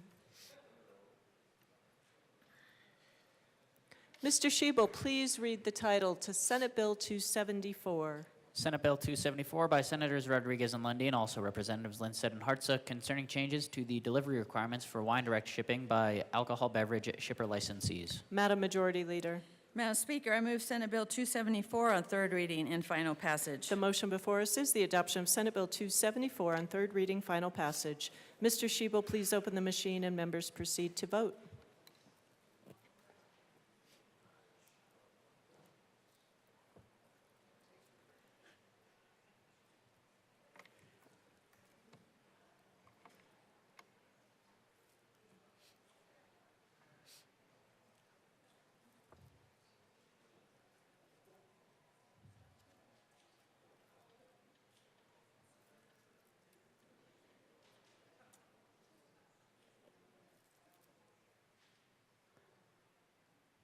Representative Bottoms is excused. Please close the machine. With 64 ayes, 0 no, 1 excused, Senate Bill 274 is adopted. Co-sponsors.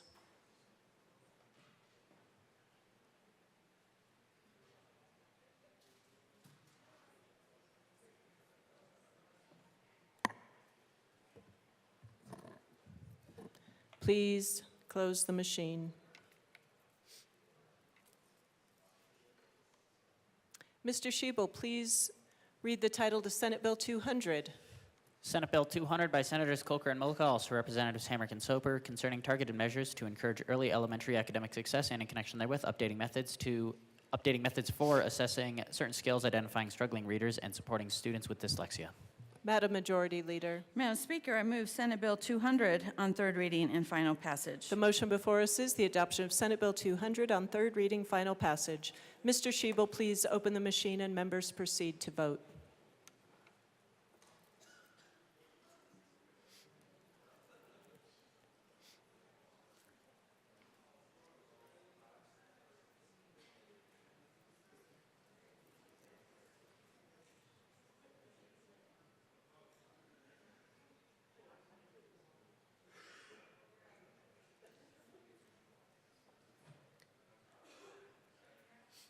Ricks.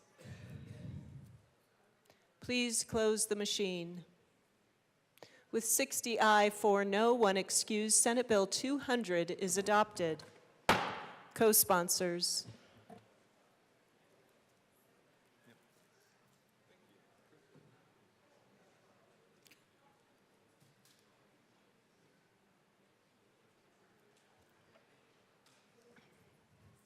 Please close the machine.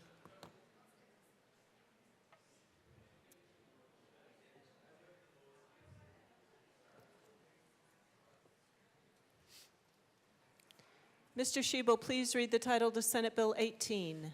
Senate Bill 18 by Senators Bridges and Kipp, also Representative Taggart, concerning online searching for sales and use tax information and in connection therewith making an appropriation. Madam Majority Leader. Madam Speaker, I move Senate Bill 18 on third reading and final passage. The motion before us is the adoption of Senate Bill 18 on third reading, final passage. Mr. Shebel, please open the machine and members proceed to vote.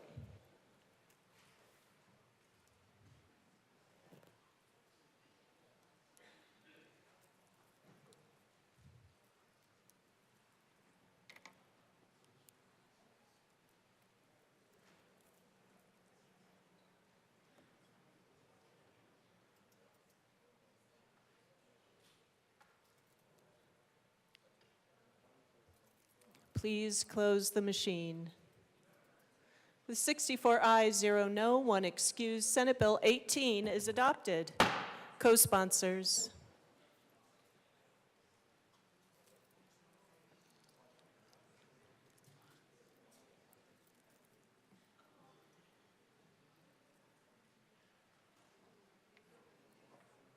Please close the machine.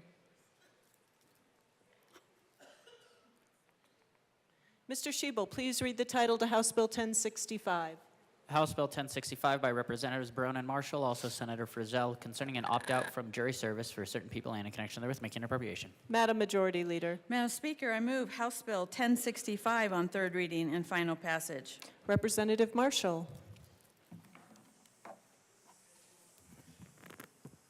Thank you, Madam Speaker. It's an honor to serve with you. It is an honor to serve with you. And no need to hiss. There's no amendment, and I don't want to delay our time, but this was one of my original bills we brought and I needed to just talk to some of the constituents real quick to throw it down there because it was a constituent bill. And I wasn't able to speak yesterday because I was out fighting for truth, justice, and the American way in court. But Windcrest are very high-powered, and some of our best supporters down there in Highlands Ranch brought this to my attention. We had like 4 or 5 individuals said, you know, it's a pain for me to get out of jury duty. I have all these issues, and these people have on-site doctors and all sorts of support right there on-site. And so then the next question is, well, what about the proverbial little old lady and going through this? And I had several colleagues bring to me issues they've had with very elderly people getting out of jury duty. Then you find out that we have mandatory retirement for judges at the age of 72. So if a judge isn't even allowed to sit on the trial, why are we forcing these people over the age of 72 to come in, even if they don't want to? So I think it's just a very good government bill. Hope everyone can support it. Very popular. All the DAs were against it all of a sudden. And the reason, of course, is older people convict at much, much higher rates. So they want to keep the people coming in, but that shouldn't be a reason. That's actually another reason to consider is that really a jury of the peers if you have, you know, half the jury pool over the age of 72 and people that are 18 to 20 getting convicted by those people. So please vote yes. Thank you. Representative Barone. Thank you, Madam Speaker. I know Representative Marshall had this bill drafted up too, but I beat him to the punch, so I presented my bill first, so he jumped on mine. Like I said, it's the best bill of the session. Vote yes. Seeing no further discussion, the motion before us is the adoption of House Bill 1065 on third reading, final passage. Mr. Schiebel, please open the machine and members proceed to vote.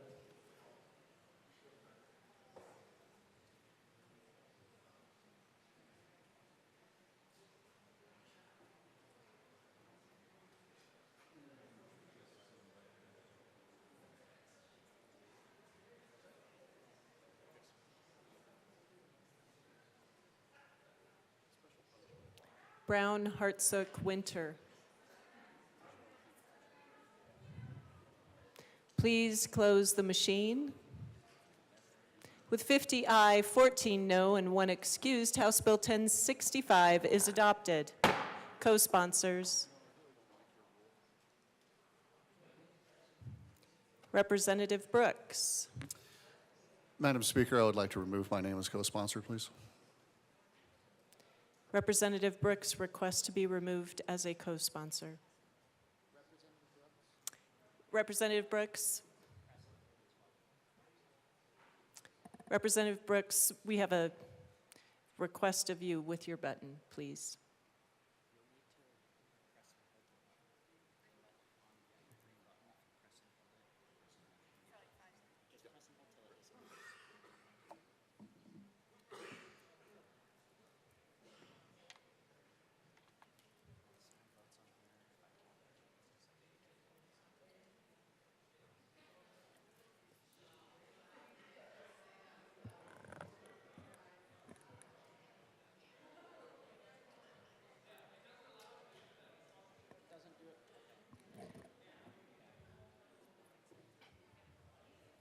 Representative Brooks, we will remove your name. Please close the machine. Members, well done on thirds. As a reminder, we do not swear in the well. Representative DeGraff, you owe a $5 fine. Madam Majority Leader. Thank you, Madam Speaker. I move the following bills be made special orders today, Wednesday, April 30th, 2025 at 11:14 a.m. We have Senate Bill 279, Senate Bill 287, Senate Bill 30, Senate Bill 126, Senate Bill 155, Senate Bill 307, Senate Bill 278, Senate Bill 282, Senate Bill 61, Senate Bill 303, Senate Bill 305, House Bill 1220, Senate Bill 158, and Senate Bill 185. Seeing no objection, the bills listed by the Majority Leader will be made special orders today, Wednesday, April 30th at 11:14 a.m. Representative English.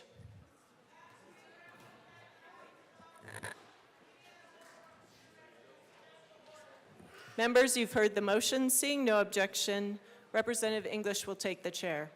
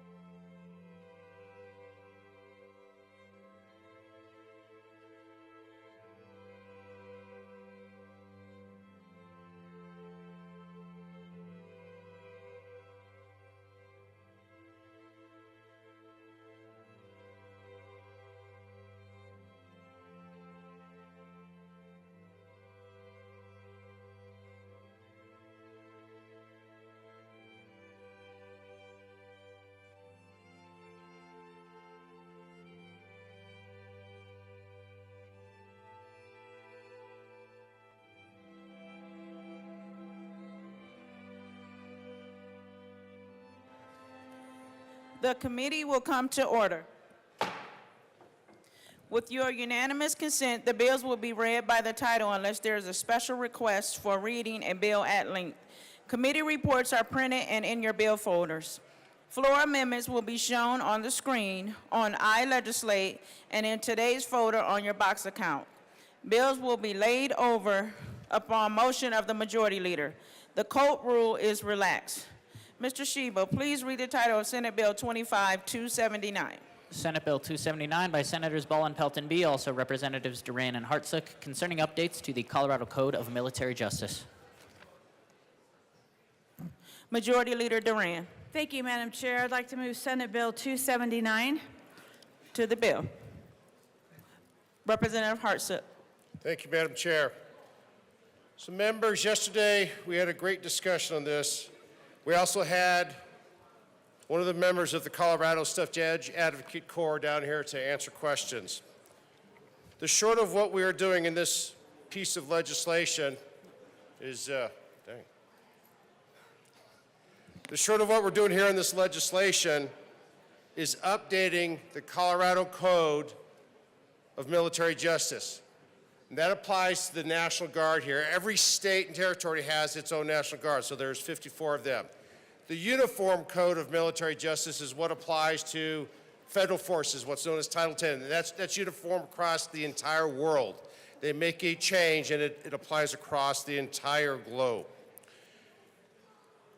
The Colorado Code hasn't been updated since the 70s.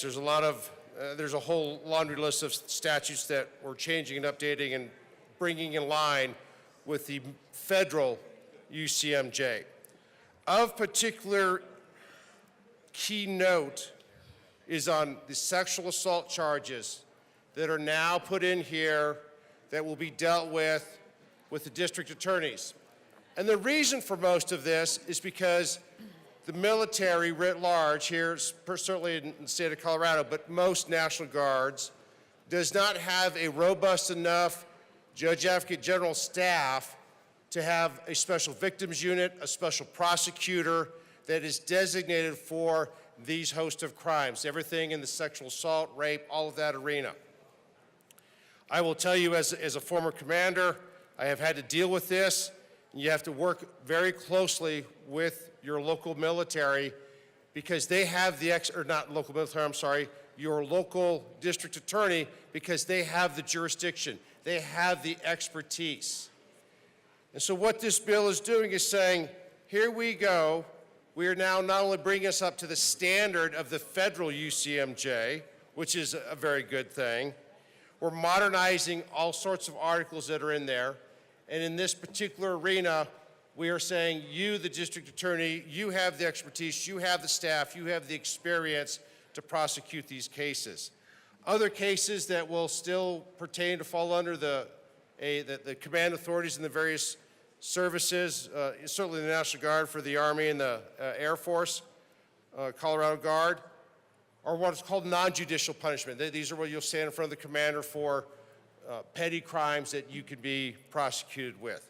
When it comes to the major crimes, a lot of that stuff will then be done in conjunction with the Colorado National Guard JAG and the district attorneys. We would ask for an aye vote. Thank you.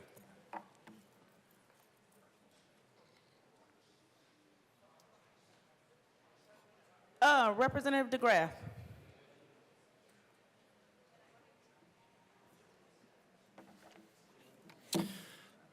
Thank you, Madam Chair. And as a 30-year veteran myself, I have a lot of concerns about this, and so I'm just going to go through a few. Now, in terms of updating, I'm not really sure why we need to update something, because or make sure that it applies, because in this section, page 10, it refers to 6-unit training assemblies, 6 days of annual training.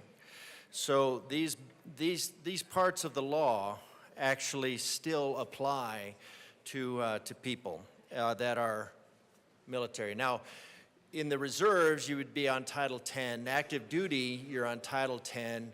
And then in the National Guard, you're on Title 32. And then, of course, it depends on what kind of status you're on, and there's all kinds of stuff. So I have a great deal of concern, and unfortunately, I was not able to get to all of my concerns and have them answered. But I'm just going to tell you, I'm going to ask for a no vote on this. I think we're politicizing something that doesn't need to be politicized. Now, I do have, having been in the Air Force, Air National Guard, and Air Reserve, active duty technician, traditional, and active reservist, I've had a lot of experience standing up 2 squadrons and dealing with some of this. But one thing that's notable, when I sent this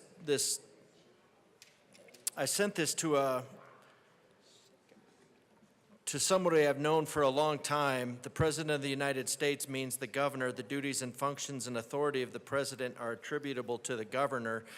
The Secretary or the Secretary concerned means the Attorney General of the state.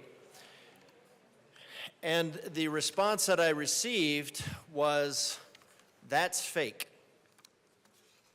That's fake. And when I said, no, it's really a bill in Colorado, they said, only in Colorado would they conflate the governor and the President of the United States.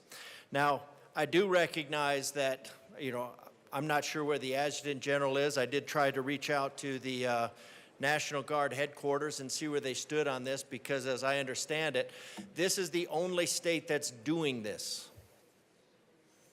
And from what I've read is it's completely unnecessary. And I think it will actually harm the readiness of Colorado, because with a bill like this going through, it would give me pause. It would give me pause, and one thing I was thinking about just before coming up here is the status of IRR. And a lot of you don't know that unless you actively go and resign your commission, then you would be in the various stages of ready reserves for 5 years. And taking this power, I think would be a problem for, I think is a problem for any governor, but I think such a partisan governor is even more so, especially when we're looking at the reason of why, because we're dealing with some of these harassment, and I haven't even seen these charges in here, where they're dealt with just, this code does not apply to a member of the state military forces while ordered to the active federal service. Okay, that makes sense, because they would be on Title 10 orders, not Title 32. Punishment may be imposed for any offense cognizable by a court-martial upon any member of the state military forces. Now, any, I'm not 100% sure, but somebody who is in the ready reserves or the inactive ready reserves is still technically on the scroll. So I don't think this is intended by the sponsors, but I don't know who wrote this bill. Any member of the United States forces. And what I see in bills like that we have this afternoon in this dragnet of creating offenses is very troubling to me. I think the sponsor's intent is good, it makes sense, but I don't think it's necessary, and I think it would ultimately harm our readiness. One thing that's taken out here on page 5, a commanding officer who, pursuant to this code, is authorized to exercise general court-martial, and this is all added. And I'm not really sure why it's added, because the UCMJ has been written and rewritten and codified and really honed down, and then we just start adding to it. So it's not just adding to it, and it makes me wonder why. Not questioning the sponsor's intent, but sponsoring the intent of whoever wrote this. A commanding officer who, pursuant to this code, is authorized to exercise general court-martial jurisdiction, or an officer of general rank in command. Now, this is for the Air National Guard.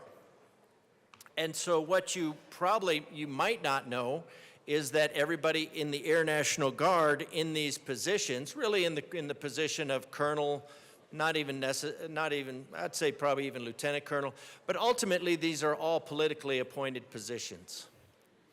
So a commanding officer who, pursuant to this code, is authorized to exercise general court-martial jurisdiction, or an officer of general rank in the command.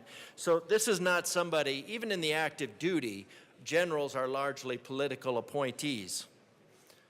So adding this is a bit of concern. So we have the possible addition of the inactive ready reserve and the ready reserve for anybody that's moving to this state. Say that they want to retire to this state.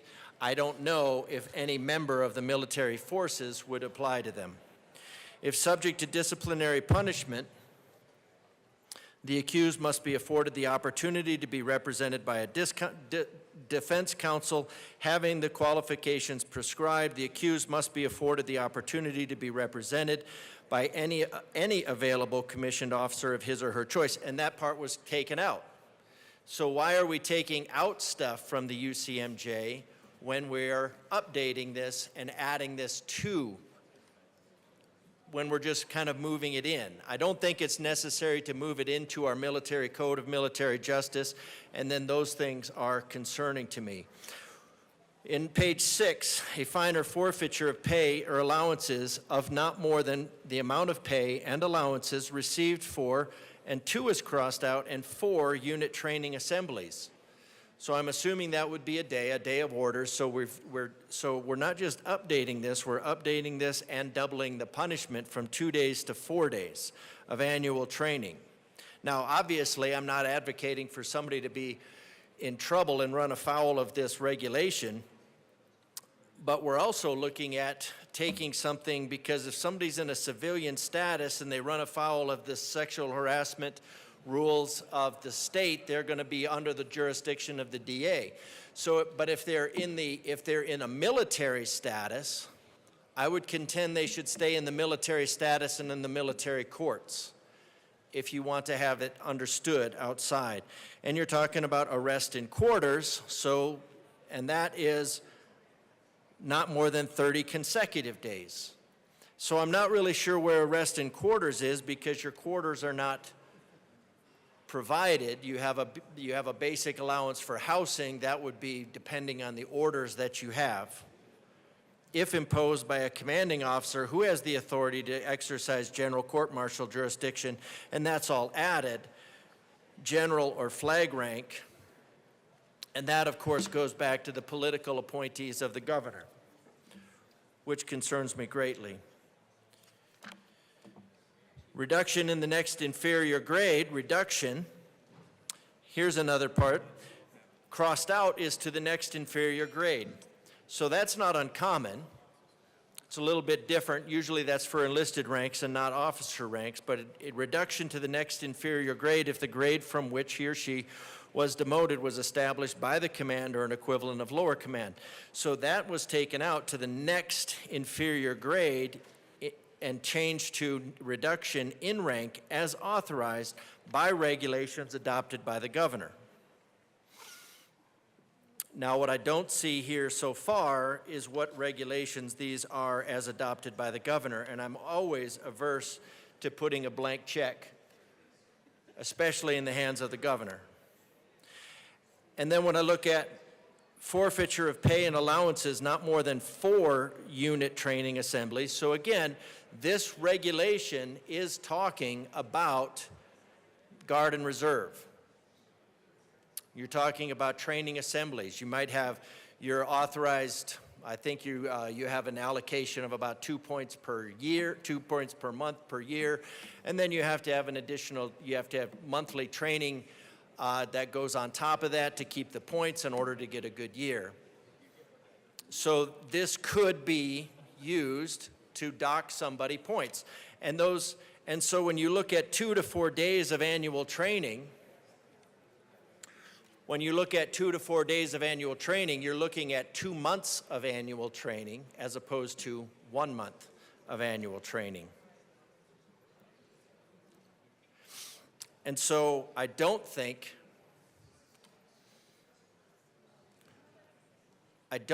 this corresponds to the guard and reserve mentality at all. If the commanding officer is field grade or 04 or rank of major or above, he may impose an enlisted member any combination of the following disciplinary punishments without an intervention of a court-martial, and that's taken out.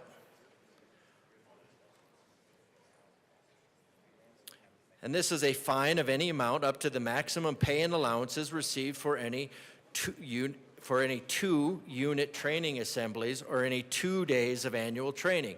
So you would normally have 2 days of training per month, and you would have 14 days of training per year, and then some other training, so you get to your 50 points per year, so you have a good year. So this is not, when you take it and you take somebody down from 2 days and double that to 4 days because you really want to make this known, what you're doing is you are taking out a potential good year of training, making it that much more difficult. And if you take out a good year of training, a lot of these individuals are working towards a reserve retirement. Now, if you want to know how a reserve retirement works, is that every day you're on active duty, you get a point. So in 20 years, you would have about 7,300 points, 365 times 20. So in a guard or reserve retirement, that is prorated based on your service, but you have to have 50 points in a year in order to qualify for a good year. So if you take somebody from 50 points and let's say 52 points and they have a good year. So for instance, I retired with 27 and a half active duty years, and I retired at 25 active duty years, 27 and a half good years. So you take them down from 52 points, and then you reduce them to 50 or 48 points. Now that individual did not have a good year. And if you're looking at the harsh but arbitrary nature of criminal offenses in this state, except for, I don't know, things like illegal immigration, rape, those things are okay. But for other things like birth naming a child or something like that, those offenses taken seriously by the state could reduce somebody from a good year to a not good year. And it takes a full year in order to make up that lack of a good year. So I think what you're doing is,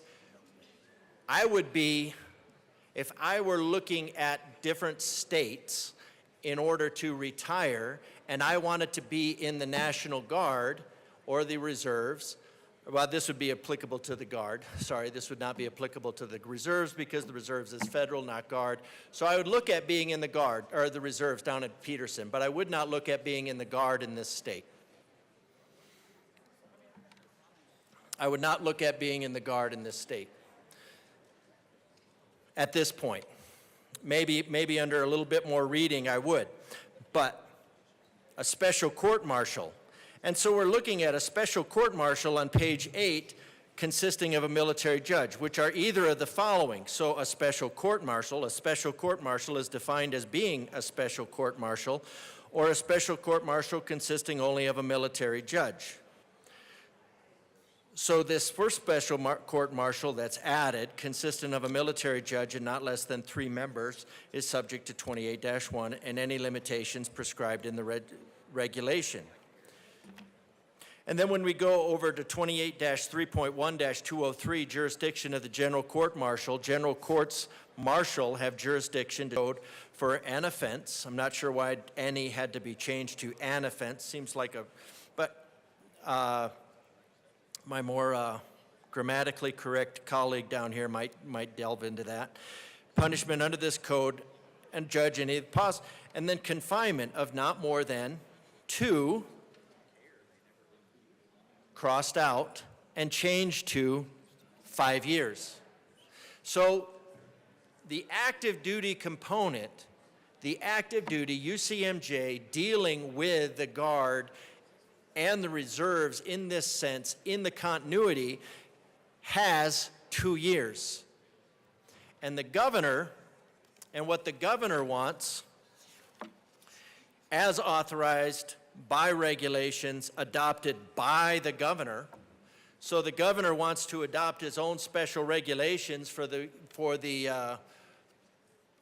operation of the Guard, which operates under the, well, really, I mean, if you look at the Air National Guard and you say F-16s, Buckley Air National Guard has F-16s, Buckley Air National Guard does not have F-16s. Buckley Air National Guard has F-16, operates F-16s that are owned by the federal government. So when you start having the governor dabble into this, now I think we're losing like $24 million in funds because for the state funding of illegal. I don't know what's going to happen to this. These are not minor changes, because again, I'm gonna have to ask my colleagues from Buckley Air National Guard how they feel about a highly politicized environment whereby they might lose not just 1 month of training, but 2 months of training for an infraction based on rules that are promulgated by by a hyper-partisan governor.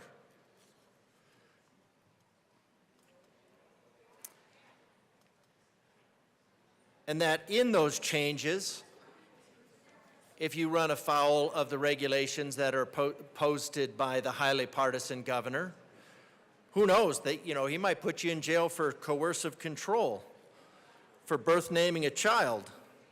We don't know. 6 units, 6 days of annual training. Notwithstanding section 16-101, a special court-martial consisting of a judge alone has the authority to try cases and impose punishment. So far, I haven't seen really anything that says, hey, for the civilian, we need to, in a civilian status, if somebody was in a civilian status, then of course they would be charged under the civilian status. And the active duty already does this. If somebody, like a lot of bases now have turned their military quarters over to contract. Now that contract means they're no longer a part of the military base. So if something happens on that base, it's technically off base, even though it might be inside the gated community part of the, but anyways, that individual, those homes are now under the jurisdiction of local law enforcement. And so they would be under the jurisdiction of the local DAs and the local prosecuting attorneys. So in a sense, this is already done. So the only time that you would have, and I haven't come across it yet, but going through and turning this over to local DAs for some expedience would be if it occurred off base. Well, most likely, if it's on the guard base with a guard member, it occurred off base. And most likely, it occurred in a non-duty capacity. So I don't understand why, when the UCMJ is already set up for anybody that's on military orders, if they're on military orders, they fall under the UCMJ. And the UCMJ addresses people on duty periods and on those orders. If they're not on a duty period or on a set of orders, then they are civilians. They're in a civilian status. I mean, they're kind of a hybrid status, but they would fall, their actions would fall under local law enforcement. So again, I think from an active duty standpoint, maybe this makes sense, but I don't think from the Guard and Reserve standpoint it makes sense. So, and I'm just having to think through this out loud because, you know, we're just in that special time of year where we're trying to pass a couple hundred bills in a couple days. And so trying to read them in advance, but this one is really quite important to me because I think we are actually going to chase Guard members out of the state. The governor may prescribe by regulation, pretrial, trial, post-trial procedures. The governor may, the procedure, not the procedure may prescribe, including modes of proof in cases before military courts and military tribunals. The procedures, as far as practical, must be in the principles of the law and the rules of evidence generally recognized. So this is the governor. So I'm not really sure, still haven't seen where the Attorney General comes in.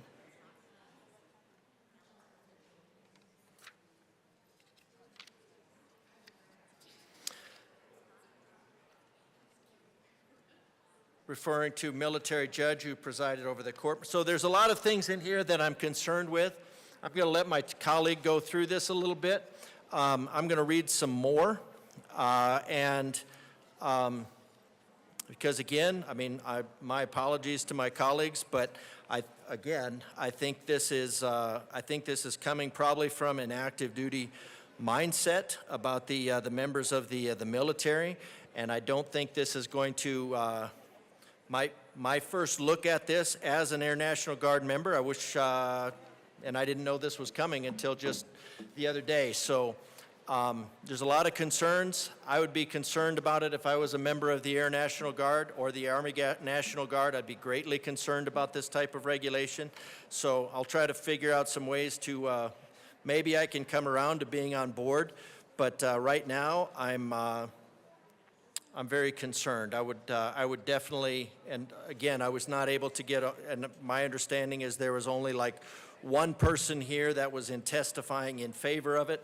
That was the Adjutant General from the base, and that's effectively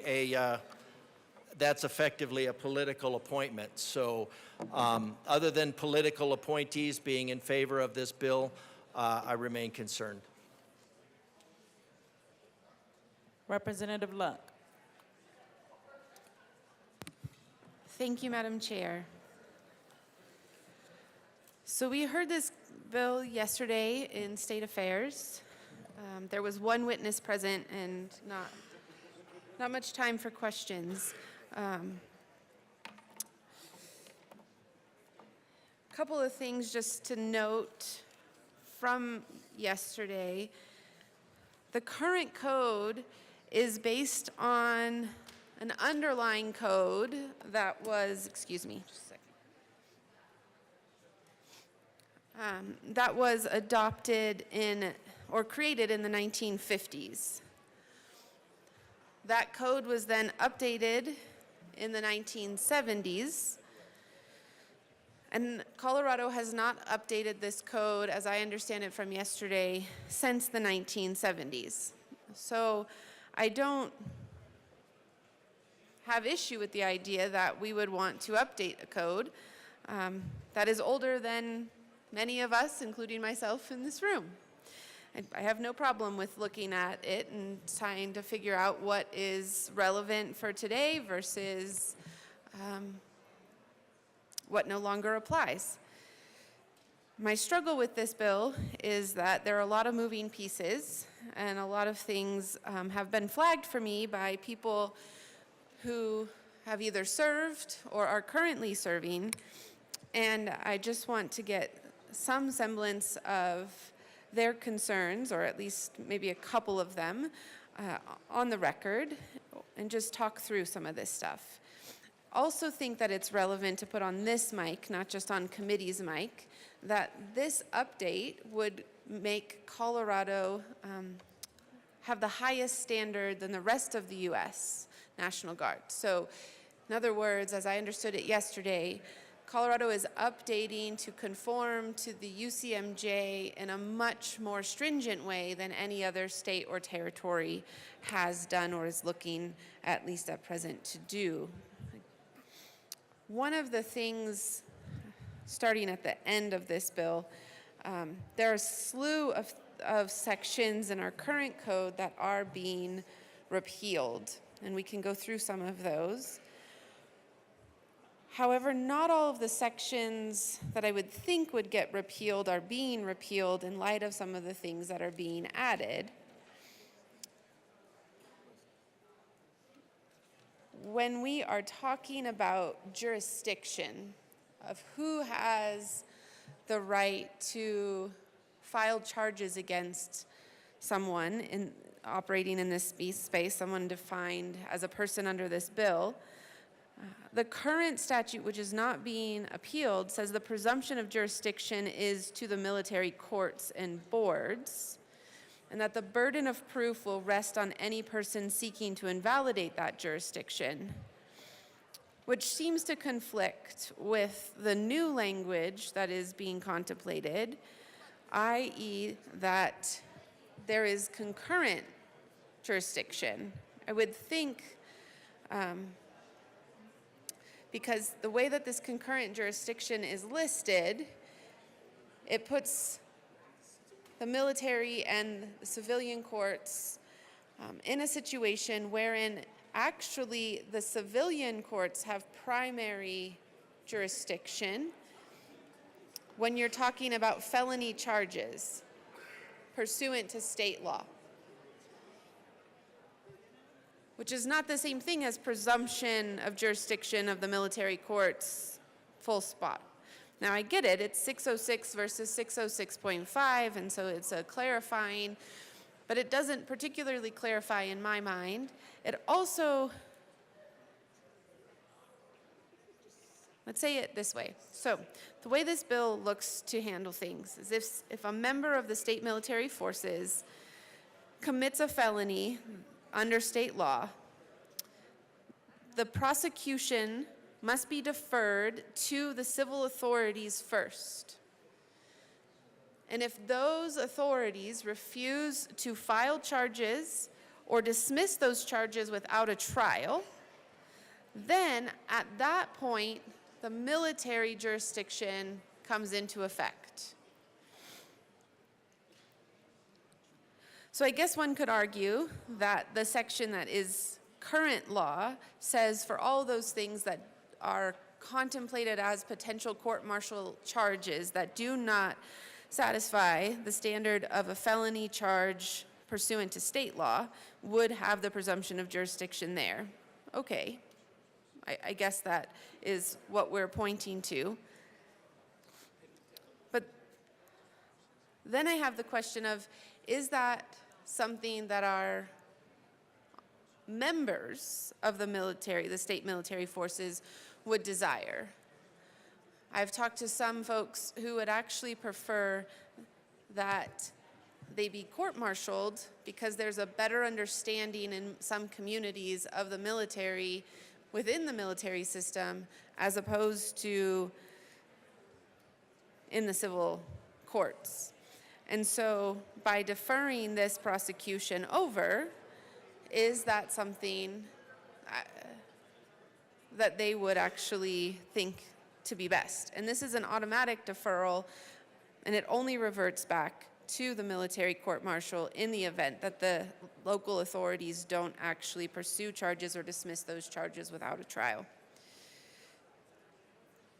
I understand, or at least I thought what the bill sponsor was trying to argue is that the reason for this is because the local civil authorities have a greater level of resources to be able to handle these matters, especially in cases that the military doesn't have a great focus on. I don't know. It's a curious conversation, I guess. We're going to go back to the beginning of the bill. So this bill is has a definitional change, pulls out a definition. Let me just turn there really quickly.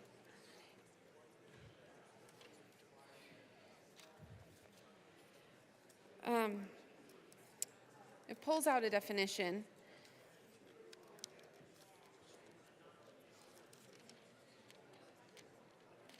that I am not finding for some reason.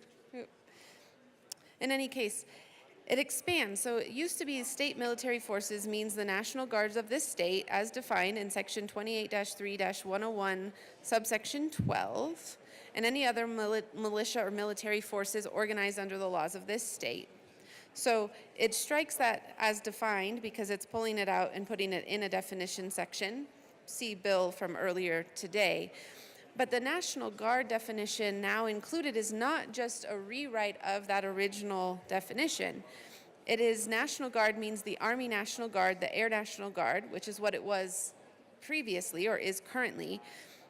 But then it says in any other component created or authorized under the laws of the state, of the United States, and any other component created or authorized under the laws of the United States to serve in a similar manner pursuant to Title 32 of the United States Code. Okay. When we talk about state military forces and any other militia or military forces organized under the laws of this state, we have to look at section 28.4.1035 to know what that is. So, for instance, covered under this bill is every able-bodied male citizen of Colorado and those who have declared their intention to become citizens of the United States residing therein between the ages of 18 and 64 years, except persons exempt by law, are subject to military duty in the State Defense Force. So that makes every male, many in this room, part of the state military forces if the governor ever decides to deem it necessary to call up, organize, and maintain within this state those particular forces. He can do it by volunteer or he can do it by order. Now, when you go from that section, understanding that basically this applies to nearly half of our population potentially, and then we go over to page 4, persons subject to this code. Current law says that this code applies to all members of the state military forces, full stop. But then this adds in the word at all times, which is interesting. What is that actually seeking to accomplish?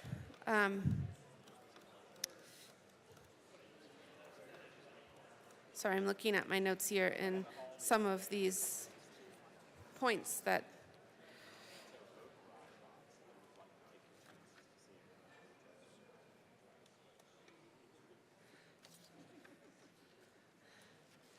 I don't think so, but I mean, I can try. Okay, so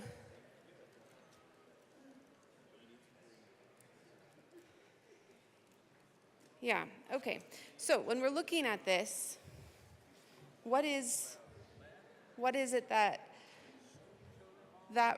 addition is trying to capture that is not currently captured? When we add language into a section, there's a relevance there, there's a purpose there, or at least there should be. So why add in at all times? What is that getting at?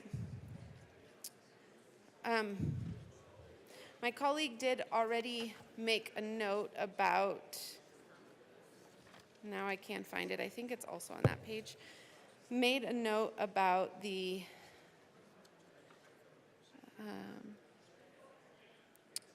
yes, page 3.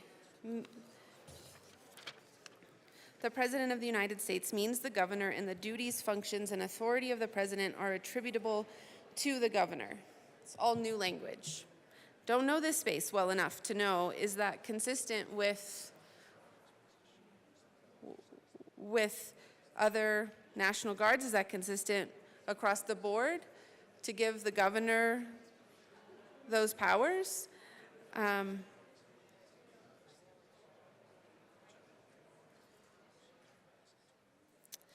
That was actually a question raised by a JAG, a member of the military who was concerned about that particular addition. Similarly, the secretary or secretary concerned means the adjutant general of this state. Actually, that wasn't, there was another piece here. Okay, so a lot of these questions really go to why the specific changes. And the bill sponsor gave me some of the things. So for instance, looks like we are stripping confinement with enemy prisoners prohibited. So under our current Colorado code, no member of the military forces may be placed in confinement in immediate association with enemy prisoners. That's being replaced. And then we have a section on punishment prohibited before trial is being replaced. That's section 112. No person while being held for trial may be subjected to punishment or penalty other than arrest or confinement upon the charges pending against such person, nor shall the arrest or confinement imposed upon such person be any more rigorous than the circumstances required to ensure his or her presence.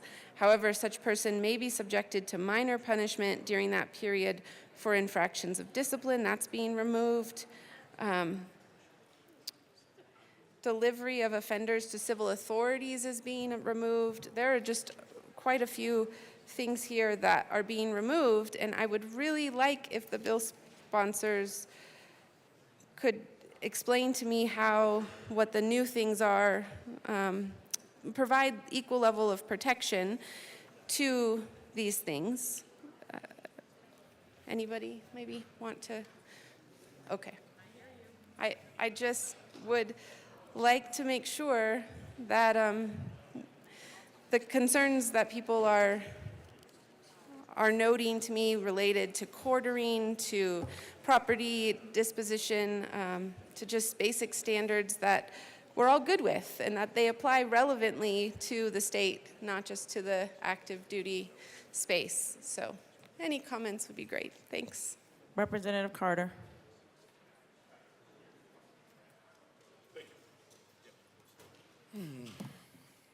Thank you, Madam Chair.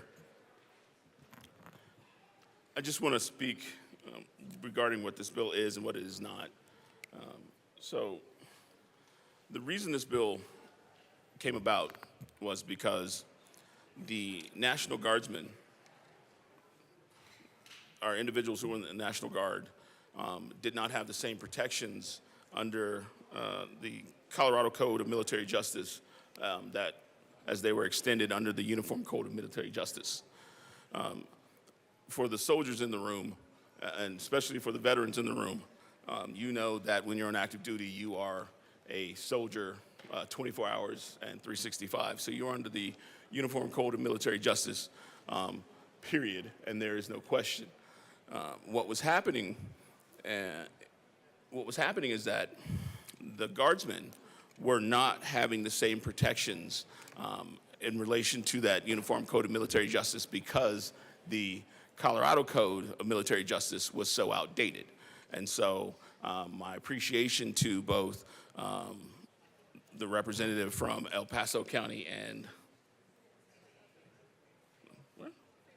Fremont County for bringing up the fact that some of you are actually older than the Colorado Code of Military Justice. No offense.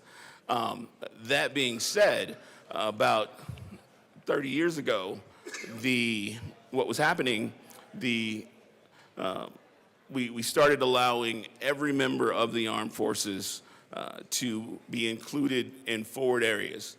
So before, women were not allowed to serve in forward areas.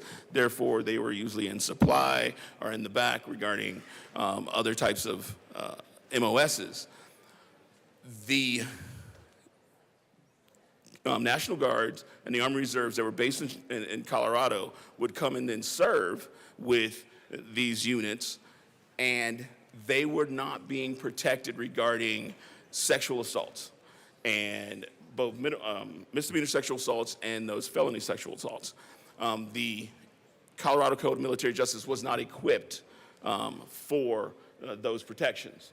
And so what the purpose of this bill was to extend those protections to the armed forces, the National Guards, and the Army Reserves that were coming to serve. The purpose for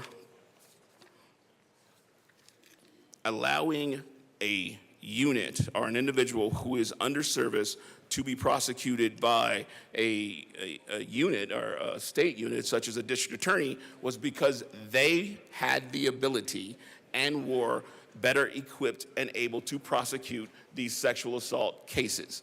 And all this bill is doing is, one, taking the Colorado Code of Military Justice, updating it to the Uniform Code of Military Justice, and then when an individual is charged with one of those heinous crimes, it gives the jurisdiction that has a better ability to prosecute that crime the option to be the one to bring in those charges.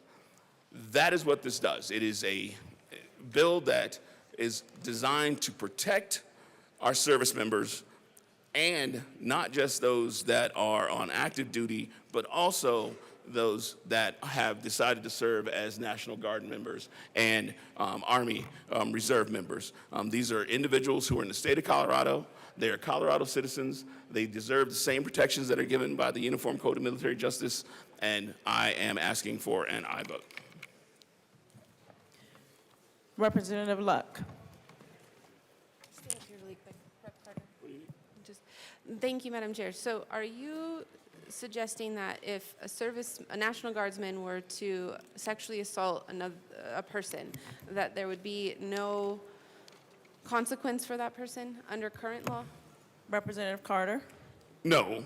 Thank you, Madam Chair. What I'm suggesting is, and the reason for this bill is that the state jurisdictions are more equipped to handle that prosecution. And that's not me saying it. That was literally the individuals from the military came in and said, no, the district attorneys are more equipped to handle those specific charges because in the military, those cases do not arise as much as they would do in the civilian area. So all this was doing was giving the state jurisdictions, the district attorneys, who have the expertise in prosecuting those cases, they are the first ones who are given the right or the reason to prosecute those cases. If they decline, then they can still be prosecuted. And I think both of you went through all the list of who could prosecute in that chain of command.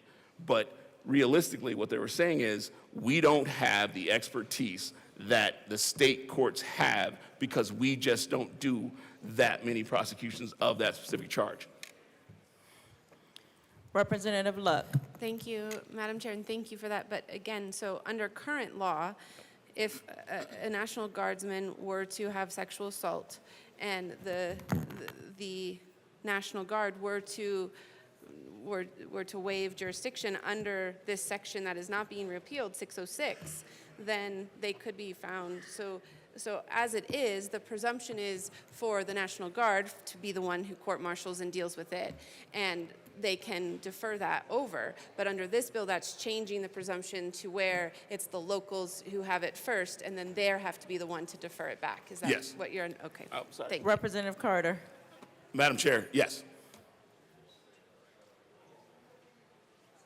Is there any further discussion on Senate Bill 270? Representative DeGraff. Thank you, Madam Chair. And to the sponsor here, I appreciate the conversation, trying to figure out here when this is as authorized by regulations adopted by the governor. Because it seems like if we're updating all of this, then update regulations adopted by the governor that should have a little bit better regulations prepared by the Adjutant General. Where are these regulations and when do we see what these regulations are? Because it feels still like we're signing up for a blank check. And why are these going from 2 days to 4 days of annual training, 2 days to 4 days of annual training, 2 years to 5 years? Is that in keeping? Are you saying that is in keeping? 6 units of training to 6 days, 6 unit training assemblies, or 6 days of annual training? That would be the equivalent of 6 months. We're still referring to trials that are consisting of a judge alone that has the authority to try these, or court martials. So I'm still trying to figure out where this takes, because we're talking about judge advocates, where this takes it and has the AG do it. So again, just having to think through these things on the fly when we're trying to process this many bills this late in the year. Representative Hartsook. Thank you, Madam Chair, and thank you, members, for an interesting discussion. I'd like to bring us back to something. There's 54 states and territories. Each one has its own National Guard. There are 50 states that have houses of representatives like we have here. They go through this process. Every state's going through this process. This process is ongoing. I have been involved in this process for my days on active duty, my days being at the Pentagon, my days being on personal staff working back in Congress for a representative, working with the House Armed Services Committee. This has been ongoing for years, both at the federal level and the state level. At the state level, you've got the National Guard Bureau, NGB, that is coordinating with the states. You have attorneys and you have the judge advocates not only at each state, you have the judge advocate back in NGB, you have judge advocates on the federal side. You have everybody that has been coordinating to update the laws with the changing scenario and dynamics that we have, not only as a nation that goes to war, because for many decades, National Guard units, which historically did not mobilize for war since World War II, have been mobilized. And so with that became a whole series of issues that had to be dealt with and updated because it wasn't covered under state guard issues, because it had to deal with since World War II. Well, times have changed. This is 2025. And that's what we are trying to do. We're trying to bring things up to the federal level. You have had general officers, commanding officers. You have had judges and attorneys across a spectrum on the civilian side, the military side, the federal side, the National Guard side, the National Guard Bureau side. Tons of people have had inputs over this.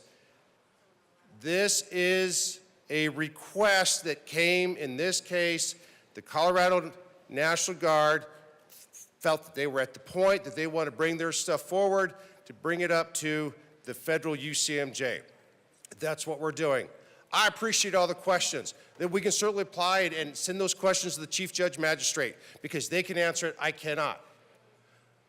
But this is done through extensive coordination with experts, with attorneys, with judges, with people that know how this applies at state level, at federal level, at jurisdictions, depending on what base you go to and what state. You can sometimes be in state jurisdiction, you can be federal jurisdiction, you can cross a street and go from one side to the other.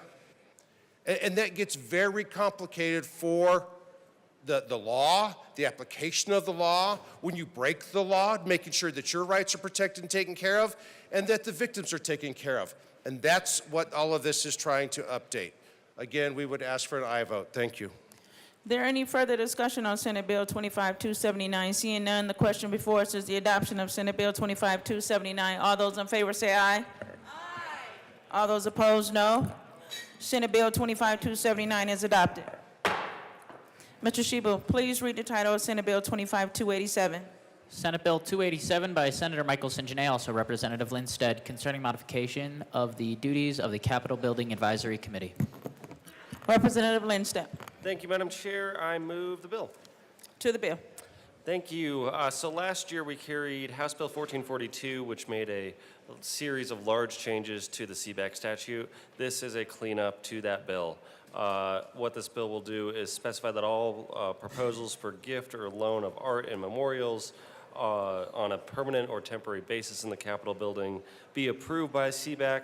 It also adds the Capitol building annex and legislative services building and the grounds of both those buildings to the same requirements under CBAC.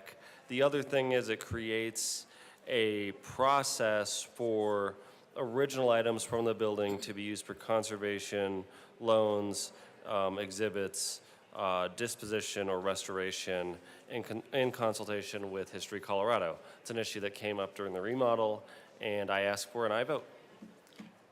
Representative Bradley. To the bill. Representative Bradley. I'm not even going to say anything now. Thank you, Madam Chair. This bill expands the locations that the CBAC has purview over to include public areas of the Capitol Building Annex and its surrounding grounds, and public areas of the Legislative Services Building and their surrounding grounds. The CBAC may also approve the removal of items originally from the Capitol Building for loan, exhibition, research, or disposition. So we expanded the ability of the CBAC to make decisions regarding art and development and public areas of the Capitol building. So for the bill sponsor, question, is it possible this bill allows for removal or addition of art depending on the group's political ideology? If not, I'm good. If it does, I'd like to understand how they vote and if they put their political ideology in place. Representative Lindstedt. Thank you, Madam Chair. The CBAC has been around for a long time. It consists of architectural experts, people that have spent a lot of time in this building, and I know after serving on the CBAC for 2 years now that it is a priority of the committee to uphold tradition and just how special this place is. You know, any Capitol building, any building of note is going to need a process for the removal and placement of items. This is our process here in the State Capitol building. So, you know, I think every item would have a discussion. It goes through CBAC. More expensive items eventually go to the CDC. So there are a long list of procedures and rules. And I want to also state that, you know, a long time ago, there weren't rules, and people placed things, you know, kind of randomly throughout the building. There was really no policy. So it's a really good thing for all of us that we have the CBAC to approve things in a nonpartisan, thoughtful, professional way. Representative Bradley. Thank you, Madam Chair. I'm sorry I was tired last night. I didn't ask these questions. Can you just go through the process for removal, how many people are on CBAC, and has there been a discussion where some have voted to remove and some have voted not to, and what was that process like? Representative Lindstedt. Thank you, Madam Chair. I can't recall a contested vote. I think there's 9 or 11 members from the Senate, the House, the first floor, members from History Colorado, folks that care about the building as a whole, people that care about security. I mean, there's a diverse set of folks on CBAC. I can't recall a time where a vote has been contested.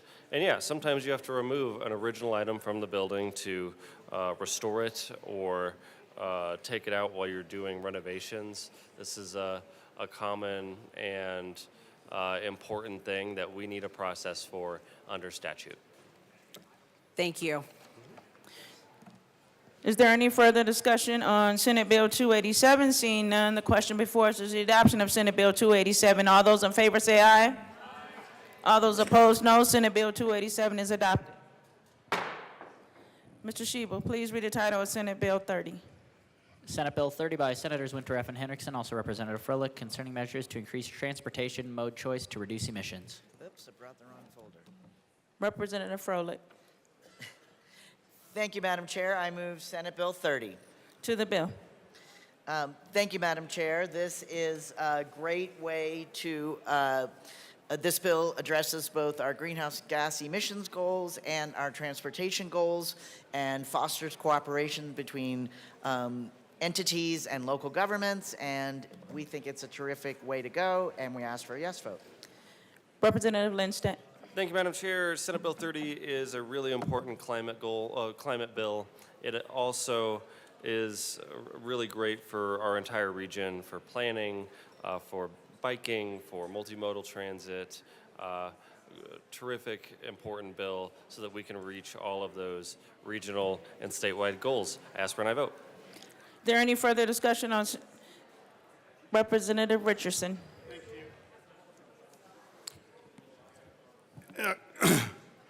Colleagues, it was correctly stated by the sponsor that this is a climate bill. And I recognize we have two very different views of the government's role in transportation. One is to save the planet, the other is to move people and goods safely throughout our state.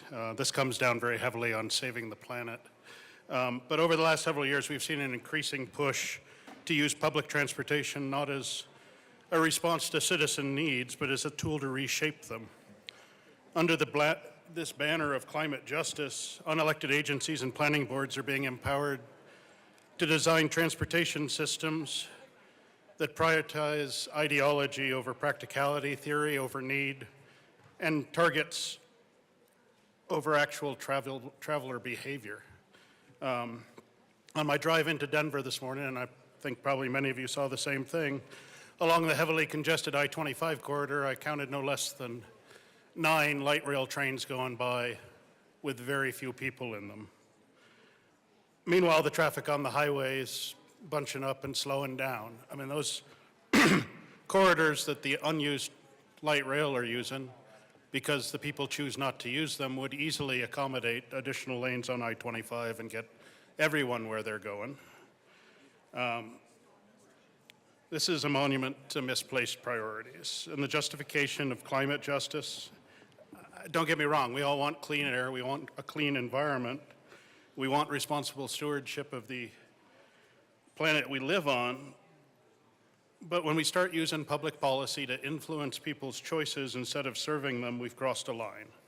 The job of government, particularly in transportation, isn't to nudge or coerce people into a lifestyle they didn't choose. It's to meet them where they are, to respond to the actual demand, and to ensure that citizens can get where they need to go safely, efficiently, and affordably.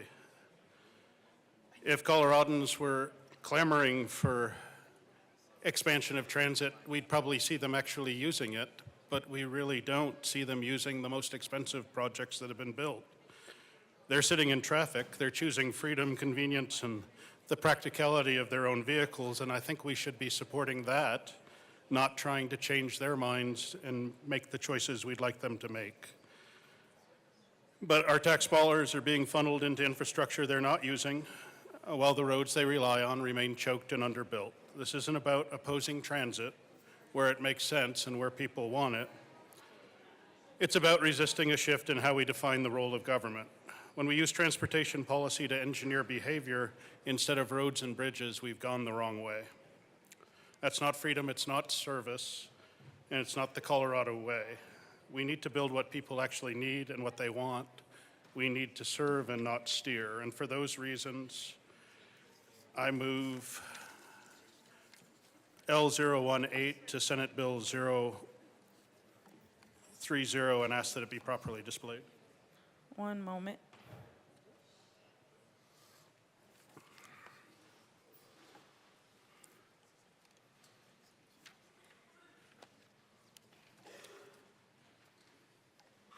Senate Bill, I'm sorry, not Senate Bill.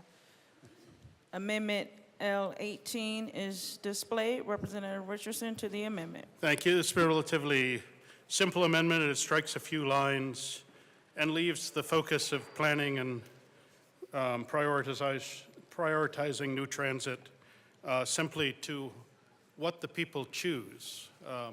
Everything else is what we're choosing for the people. I think a yes vote on this amendment at least puts our planning in a position where we're focused on the people we're trying to serve, and I would urge a yes vote. Representative DeGraff.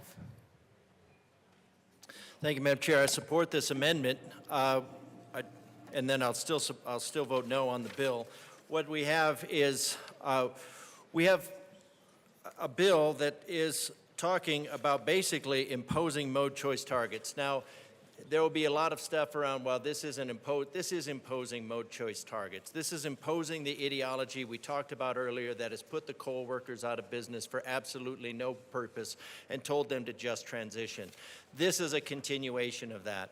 This is the mode choice of the people of Colorado. What I see in bike lanes is not bikes. What I see is just roads that are not being used, and I see a lot of congestion, and I see a lot of angry drivers. They have made their choice, and their choice has a scientific basis because the ideology behind this does not. Behind this bill. So we have bike lanes that don't have bikes because the people have made their choice. We have parking places that are full around this building, even though this building has imposed the choice of buses on the people of Colorado, yet all of the parking spaces are full because where the legislators have a choice, they dictate to others, and they don't take that choice upon themselves. They don't lead by example, they dictate by fiat. That is a difference. That is not leading, that is dictating. So this is just another dictatorship bill.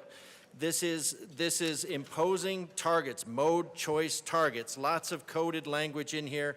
Plus, the entire bill has been rewritten. Double underline denotes a Senate amendment. So the citizens of Colorado haven't even seen this bill yet. The citizens of Colorado haven't seen this bill. This is a good amendment to try to bring this in. And then you need to send it back so that the citizens of Colorado can see what their legislators are doing to them instead of for them. I ask for a yes vote on this amendment, no vote on the bill. Representative Shukla. Thank you, Madam Chair. Well, it was very interesting that what we had in the committee. I was in that committee yesterday, and I'm going to take this from the good representative from El Paso County, but we're talking about fixing and getting more ridership on the transit. And I would just say that from the representative from El Paso, he really made a good point. And the first point is our buses are too big. They need to be half the size or even vans instead of these big, humongous buses. So that's the first thing that you could do to fix that. And the reason is I asked, there was a witness. He said that he had rode the bus as a witness at the Transit and Transportation Committee. And I asked how many people was on that bus, and he said that there was 25. And then the second thing is and he talked about him and his partner, how they only had one car, and that's why he did a lot of things with the transit. So I think that if we put all of our energy in the self-driving cars, and you had a family of 3 or 4, and your car could actually take you to the witness, to be a witness, and then it could go back, and then it could go pick up your partner and take them to the grocery store or wherever it wanted to take them. And we would do a lot better moving the people around. The other thing is safety. Safety is what is talked about a lot. And so it would be very safe if you're in your own car that's driving you around. So that's what I would do is I would work on self-driving cars, and I would go to smaller buses, and I think we would get a long ways in getting more people moved and less pollution. Thank you. Representative Froelich. Thank you very much, Madam Chair. Folks, also on page 5, preceding what this amendment addresses, is our favorite word in the whole world, which is may. A subject local government may also, et cetera, et cetera. So I ask for a no vote on this amendment. Is there any further discussion on Amendment L18? Seeing none, the question before us is the adoption of Amendment L18. All those in favor say aye. All those opposed, no. Wait, sorry, division.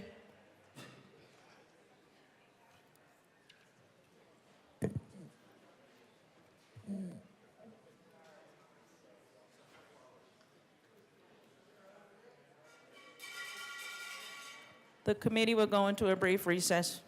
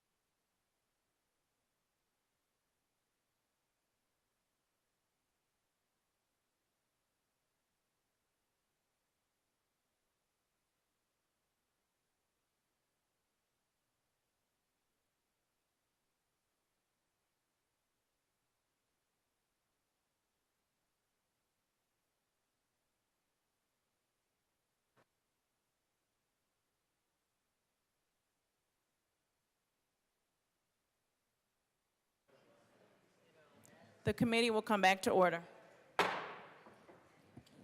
The question before us is the adoption of Amendment L18. A division has been requested. All those in the chamber not entitled to vote, please sit and remain seated. All those in favor of Amendment L18, please stand and remain standing in one place or raise your hand and keep it raised until the count is taken.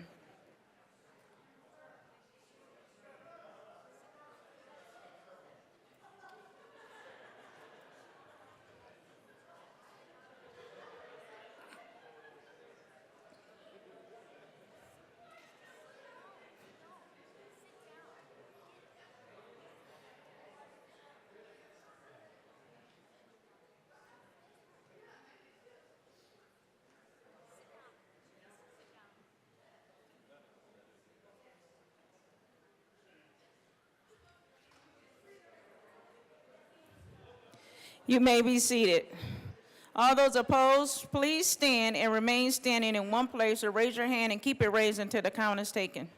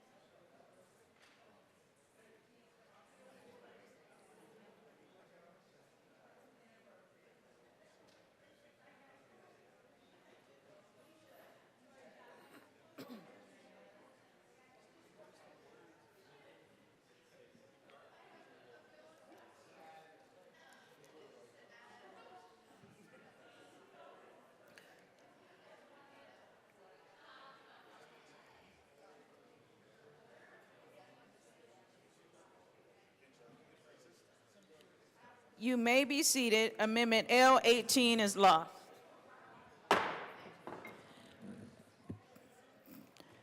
Is there any further discussion on Senate Bill 30? Seeing none, the question, Representative Wu. Thank you, Madam Chair. So I'm here to urge a no vote on Senate Bill 30.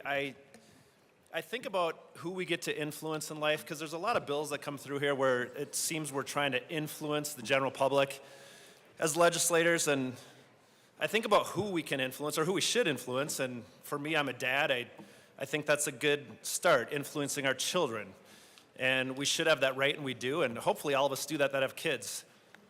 We're trying to teach them something, but here we are again trying to influence this mass public transportation. And I go back to this, I read it yesterday, I'll read it again. I love this section, Article 2, Colorado Constitution. Article 2, Section 1, it's on the first page. Vestment of political power. All political power is vested in and derived from the people. All government of right originates from the people, is founded upon their will only, and is instituted solely for the good of the whole. So when I think about public transportation, I think about it's empty. I mean, I look at it all the time. When I come into the Capitol every morning, I look at the light rail and I see 1 to 2 people. How many cars are there? 4 cars? It's empty. So what does that say about the will of the people? Maybe I'd even think about some of these bills if I saw that public transit was overflowing and it's doing well and it shows people this is their will, this is what they want. And I do understand that maybe one side in here thinks that it's our job to protect people, but before it's our job to protect people, it's our job to listen to the people. That is our job. What is the will of the people? It's literally in this book. We swore an oath to it. I'll say it over and over again. And yet public transportation is not overflowing. It's barely used. And here we are forcing everyone to pay for it. We're trying to increase it. This is not the will of the people. I mean, this is common sense. So I can't support this legislation. I urge a no vote. Representative Richardson. Thank you, Madam Chair. The sponsors said 2 things I think are very important. 1, that this is a climate bill, and 2, if we looked in the language above the amendment they offered, that it says may. We're not a social advocacy group, we're a legislature. If there's something we want to have happen, it should be legislated. If we want it to happen, if we want to direct it to be, then we write law. Writing law that says you may do this is just expressing our opinion and using the people's money to do so. And most, I won't speak for most, I'll speak for my district. Most in my district don't want to be lectured to or cajoled or advocated to by the legislature. They want to be served by it. So let's focus on engineering roads and bridges and not trying to engineer our population. I'd urge a no vote on the bill. Is there any further discussion on Senate Bill 2530? Seeing none, the question before us is the adoption of Senate Bill 30. All those in favor say aye. Aye. All those opposed, no. Senate Bill 30 is adopted. Mr. Sheba, please read the title of Senate Bill 25126. Senate Bill 126 by Senator Snyder, also Representative Espinoza, concerning the Uniform Antitrust Pre-Merger Notification Act and in connection therewith making an appropriation. Representative Espinoza. Thank you, Madam Chair. I move Senate Bill 25276. To the bill. 276, isn't it? Wait, can you say it one more time? Oh, Is that? I grabbed the wrong file.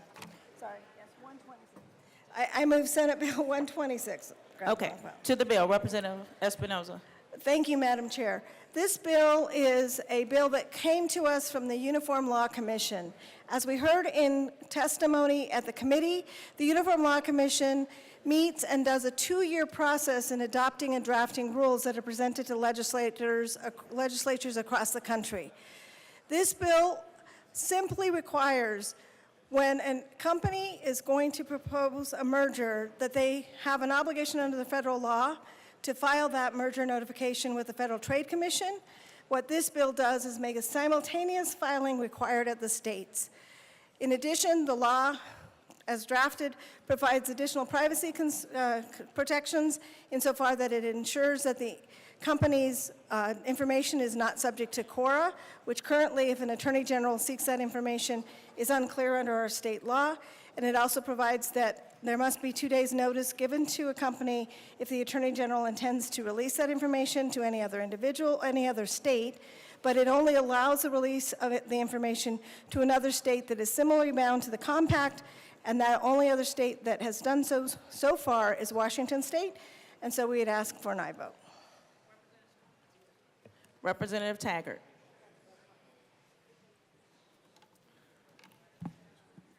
Thank you, Madam Chair.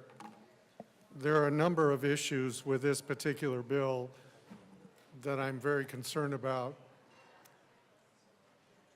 Given an individual that has done a fair number of mergers and acquisitions over my career.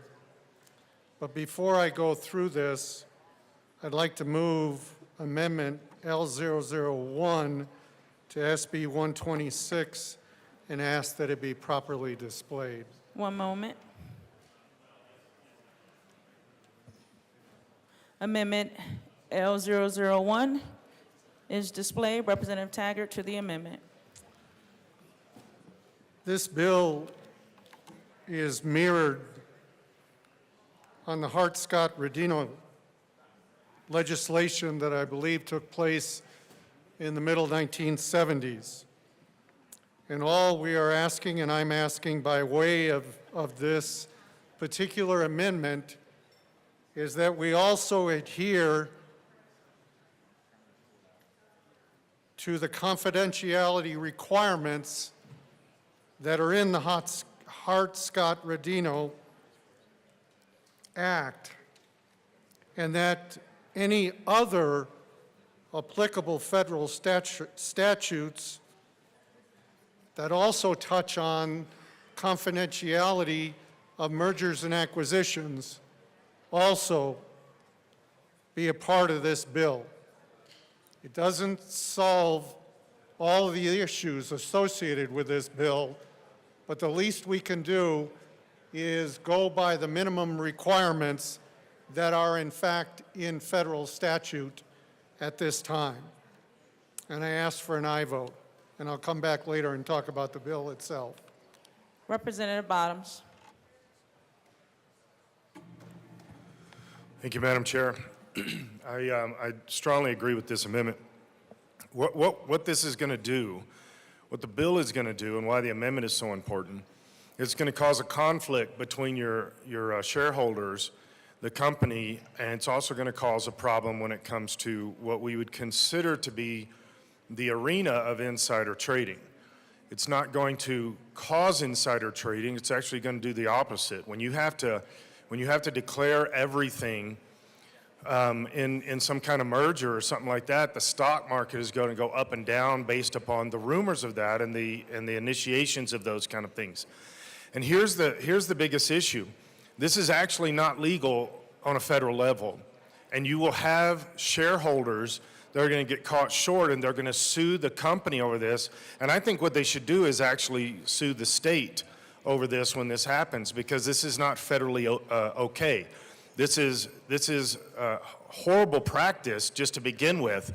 It's illegal according to federal statute, and it will jam up the shareholders, and it's going to jam up the company leadership. Now they can't do any actual discussion of acquisition and all this stuff. They have to present this. They have to declare these mergers, and this is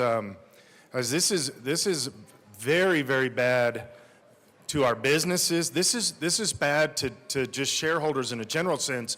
This is bad for the stock market in an isolated, specific senses.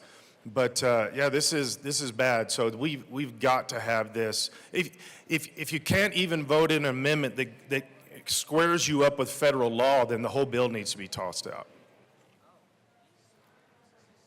Representative Espinoza.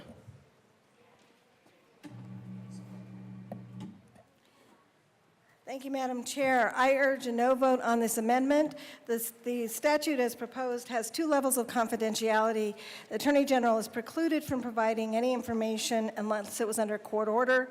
The Attorney General and their staff would not jeopardize their legal position or criminal charges to release this information under confidentiality.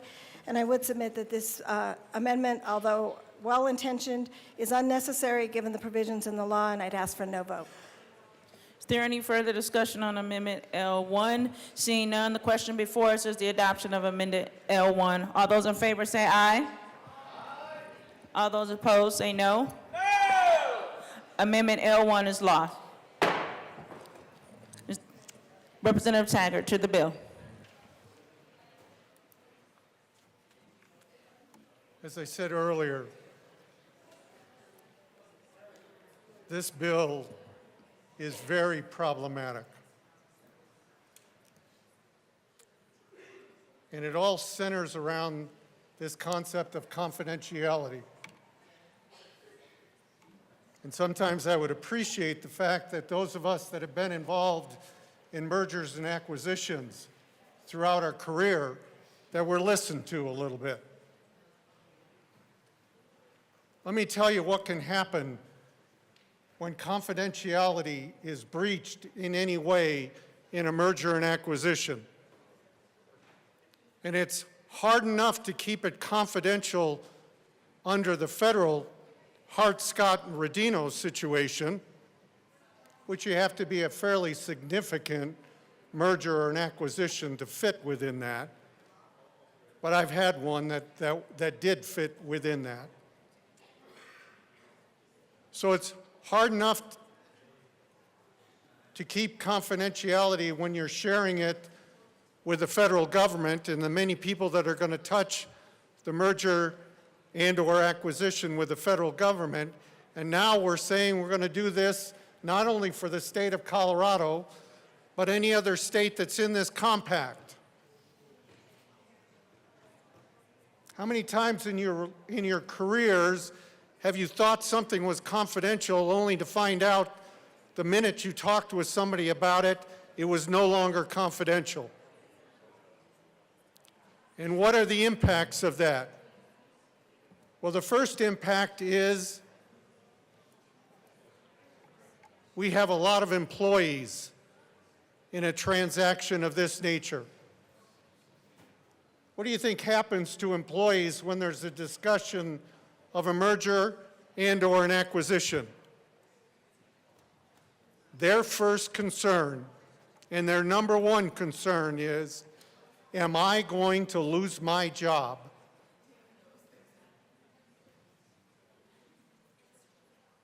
And I know sometimes we as owners and CEOs are accused of not caring about our people, but I happen to be one that cares about my people deeply.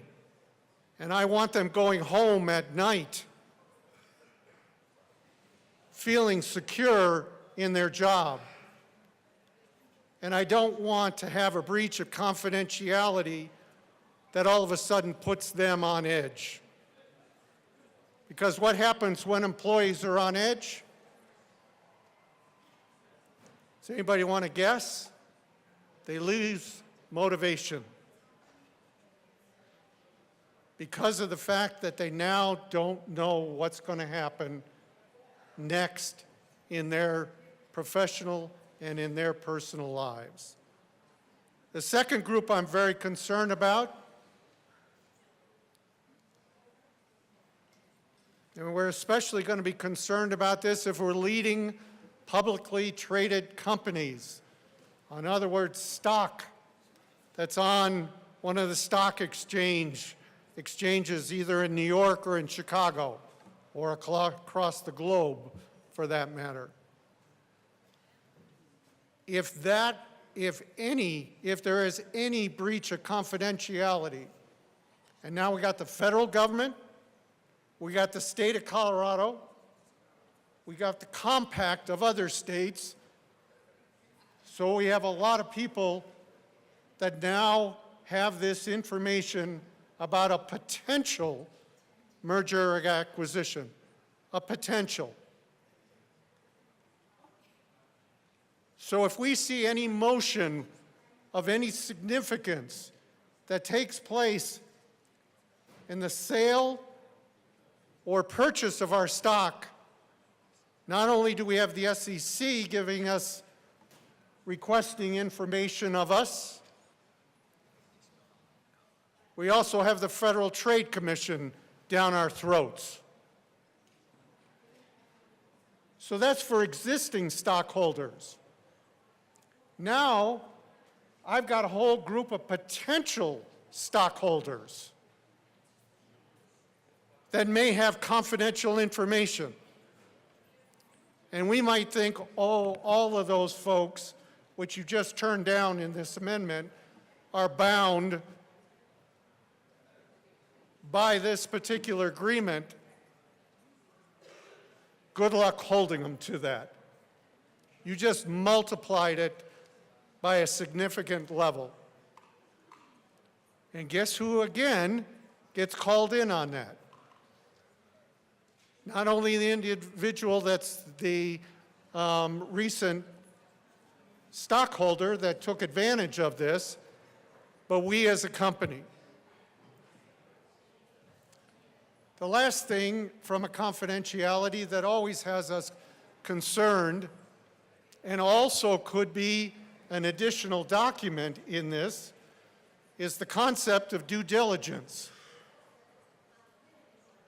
And for those of you that have never gone through a situation of due diligence, if my firm's going to acquire your firm, we are going to want to dig into everything having to do with your income statement, everything having to do with your balance sheet, everything has to do with your cash flow statement, any licenses you might hold, any document that in fact supports your desire to sell your company and the price that you want to sell it. And you might ask, well, how's that confidentiality going to be breached? Well, in this particular document, it also says the Attorney General has the right for additional documentation. So what stops the Attorney General from saying, before this transaction takes place, I want to see all the due diligence documents that were either done by the potential buyer or the potential seller of the organization? Again, you would not know these kinds of things unless you were involved in mergers and acquisitions, unless you were concerned about the confidentiality and its impact on employees, and the confidentiality and the impact of publicly traded stock. And last but not least, the confidentiality of due diligence that discloses a tremendous amount of information, both by the seller and the buyer in these transactions. I'm sorry, folks. I don't know why the Attorney General feels he needs this information. These are some of the most stressful, you probably can tell it in the tone of my voice, that acquisition and mergers have been some of the most difficult transactions that I've ever done. And there's a 50-50 chance, if not more, that they're not going to go through. And the damage of confidentiality, either if they go through or they don't go through, are significant. I do not want to see another whole group of individuals, I don't care whether it's the Attorney General or a group of governors, they're not entitled to this information unless it's under an antitrust restraint of trade. And the numbers of those that take place in this country are very small in comparison with the number of mergers and acquisitions. Please, we don't need this bill, and it undermines a process that needs to remain exceptionally confidential. And I would appreciate the sponsors understanding that those of us that have done this know something about it. Representative Espinoza, and members, can we keep it down a little bit? Thank you. Thank you, Madam Chair. And thank you from the representative to the representative from Mesa. I appreciate his concerns, and I really appreciate his personal knowledge and interaction with this law in his own business. But I would say, although I have not in my own practice done acquisitions and mergers, the people that did work on this bill, which is a model bill, have spent their whole careers working on these acquisitions. And they have drafted this in order to ensure that there is parity and clarity to enhance the confidentiality, because currently an Attorney General may seek this information from the FTC, and there are no guardrails. So the main reason we are putting forward this law is to ensure that the states have clear guardrails about the confidentiality. With regard to any allegation that our good Attorney General or his staff who would receive this information would have an ability to release it to any third party, that would be a violation of their legal oath. They would lose their license. That would be, if they were engaging in any insider trading, as was alluded to, that's a federal crime. And I do not believe that people who are acting in the capacity of the Attorney General's office would risk their career or criminal penalties to do this. But if they did, we have sanctions outside of this law that would apply in those circumstances. Additionally, the only release that an Attorney General can make outside of the requirements of what is already required of them by the Federal Trade Commission is if there is a judge's order under seal. So I would urge us to adopt this. The other provisions that were testified to by the experts who spent years drafting this is this actually helps companies, because a company does not go through a whole proceeding with the Federal Trade Commission, get a ruling that resolves their case for the merger to move forward, and then come back to a state and be sued by that state under the state provisions with regard to mergers. This allows for simultaneous filing, which protects the corporations and the companies, and it only applies if you meet certain thresholds that would be applicable under the bill. I urge and I vote. Representative Taggart. Thank you, Madam Chair. First off, I didn't make any allegations. My statement was simply the more people that you get involved in confidentiality from a confidentiality document side, the more risk that you have that information is going to get out. And the damages that does to our companies is significant. And it's far more than what the fines are going to be from the FTC. Please hear me loud and clear. They are far more than what the FTC is going to say to us, because it can have a serious impact on our stock price. Secondly, I would also say the experts are expert attorneys. And I have a great deal of respect for expert attorneys, but the attorneys are not the people that do mergers and acquisitions. It's the leaders of those companies. Yes, do we at some point get to a point where it's a legal document? Absolutely, without question. But I'll tell you what my general counsel said to me in every single acquisition. Rick, you need to determine what the business deal is going to be.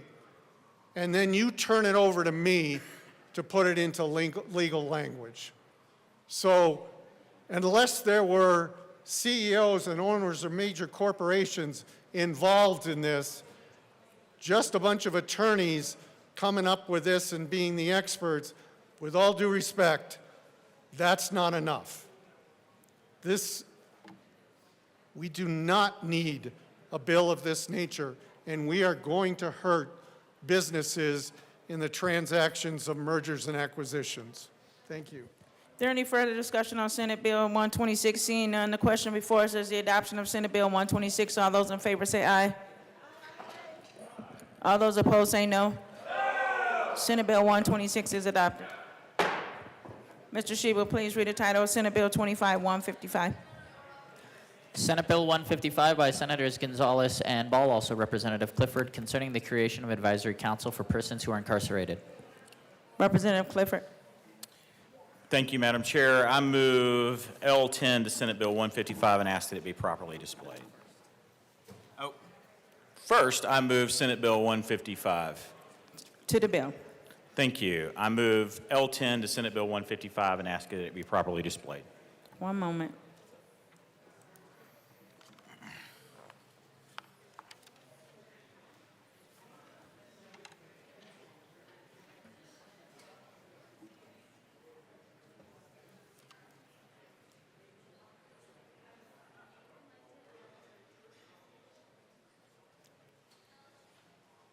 Senate Bill 10 is displayed. Representative Clifford, Amendment 10 has been displayed. Representative Clifford to the amendment. Thank you, Madam Chair. This is an amendment that came directly from the Legislative Council staff. They needed to make some technical adjustments for how they will manage the letting of the contract related to this bill. And I urge a yes vote.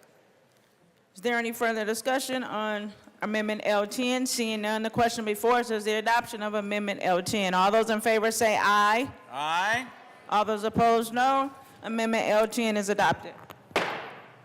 Representative Clifford to the bill. Thank you, Madam Chair. Members, I'd like to talk about this bill and explain it a little bit before we get started.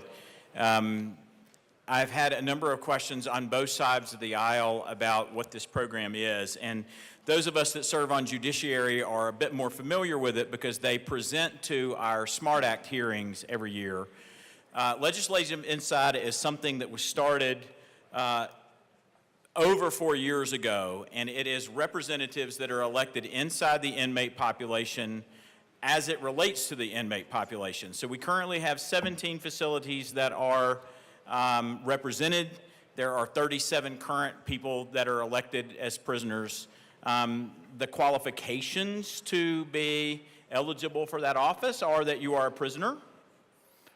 We actually want people to get elected from kind of all areas or walks of the prison population, whether they be on somebody that's serving a life sentence or something and never expects to get out, all the way to somebody that is only going to serve a short time.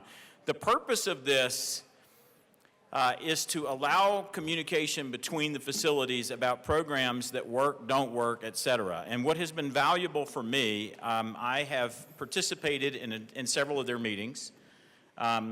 And if you'd like to hear kind of the work they do, you can go back and listen to the Judiciary SMART Act hearings from the Department of Corrections early this year, and you will hear all of the types of dialogue and conversation. So what we're looking for from this group and what they have been doing quite well and why we are now making this program permanent is they give us significant insight about what works and what doesn't work as it relates to the inmate population. And that is, if we pass a program here from the General Assembly, does it work in the prison? And sometimes we find out that we had a very well-meaning program and it works good in one facility and does not work good in the other. And being able to have that inter-facility communication by the inmates that also includes staff, legislators, et cetera, we can then look at those policies and see what is it that causes that program to fail in a particular facility, et cetera. And it might be something as simple as, hey, this particular faith-based program is being run by a contractor in this facility, and it's not actually meeting our needs, it doesn't work, et cetera. And it's not just about the things that don't work. We get valuable insight and information about the programs that are working, that are reducing recidivism, and making it so that the 99% of our prison population that come out of a prison facility at some point in time have a greater chance of not coming back, which is, I think, all of our goal. This program is not meant for us to look at how crimes are classified or what kind of legislation we do for something that's on the outside. This is a very niche conversation as it relates to the 39 prison facilities that we have across the state of Colorado. I'll note for you, in some of your districts, your prison population is your largest employer. In some of your communities, it's a significant, impactful piece of your community that prison is there. And I've had some people that have kind of made that comment, and that's still not what this is about. This is about prisoners electing from their own someone to represent their facility in a larger weekly conversation that goes beyond the prison walls from facility to facility, but stays inside and gives us insight as to what is actually happening in those facilities, what works and what doesn't work. And they are incredibly forthcoming, incredibly honest. They deal with things in a very legislative way. I invite all of my colleagues to participate in one of their meetings. I've tried to see if we could get them recorded. The OC has rules about that. We can't really do that, but you can join us at any point in time for one of these meetings. Again, the most impactful place between today and thirds, if you've got additional questions, is to go back to the SMART Act hearings and hear from the people that are elected as legislation inside themselves. We do have them speak directly to the General Assembly. That has been working, and I am very proud of this program. Thank you. Representative Armagost. Thank you, Madam Chair. I just wanted to make a point of clarification on the inside, the legislation inside. They have only presented to the SMART Act hearing this year, not any other year prior. So this is the first time. This isn't a regular thing, but this is the first year that they have appeared and testified in our SMART Act hearing in judiciary this year. So I just wanted to make a point of clarification. Representative Clifford. Thank you. That is correct. This is the 4th year for legislation inside. This has been a growing program, and that is accurate. Minority Leader Puglisi. Thank you, Madam Chair. And thank you to the good representative from Arapahoe County for kind of walking me through some of the program, not my area of expertise, so I really appreciate the time you spent with me. And I appreciate that you considered my amendment. I know that you are not taking it, but I do feel pretty strongly about it, so I wanted to put it on the record. With that, Madam Chair, I move Amendment L015 to Senate Bill 155 and ask that it be properly displayed.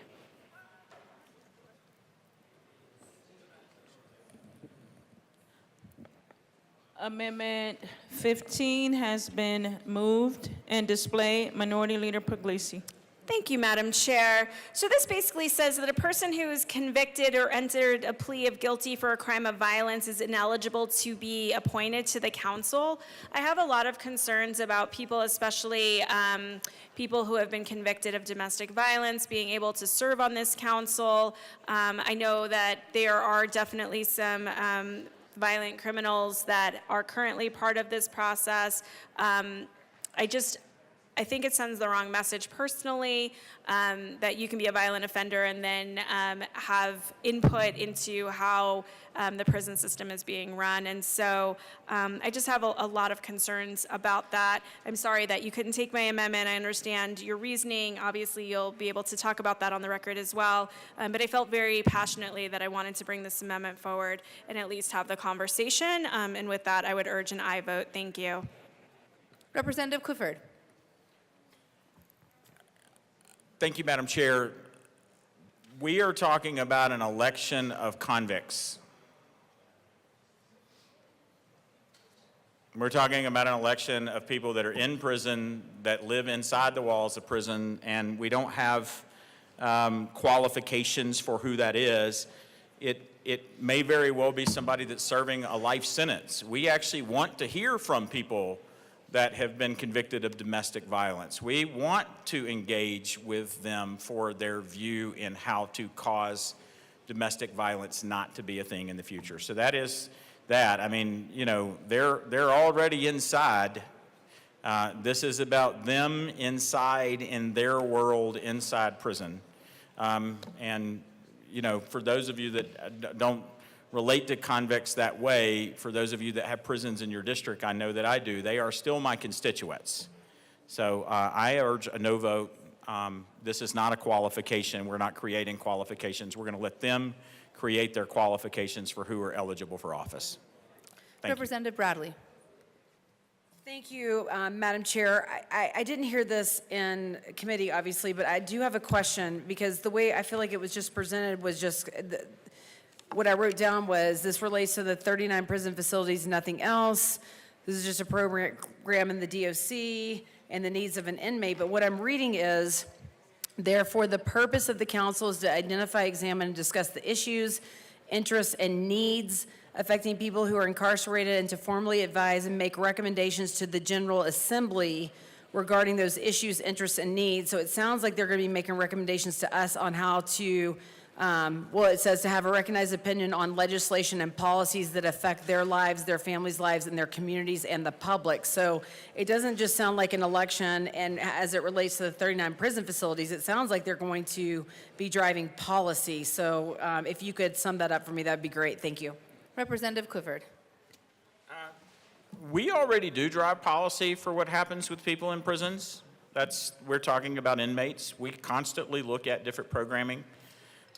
You know, if you visit the Denver intake facility, which all of the prisoners in Colorado, if you're convicted to DOC, they go into the prison system through the Denver facility. So it's not that far.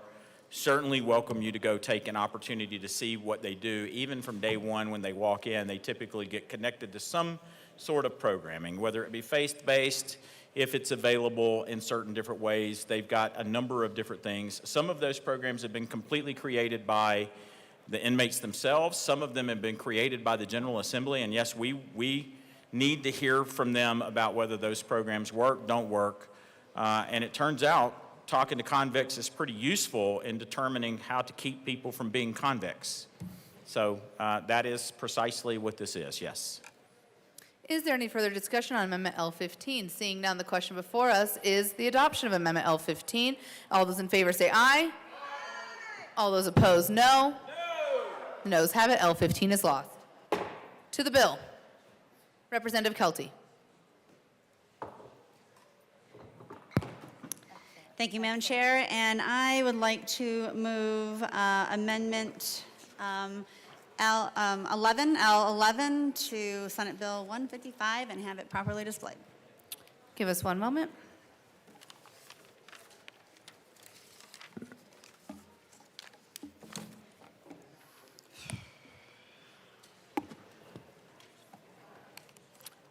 L11 is displayed. Please proceed. Thank you, Madam Chair. Rep. Kelty.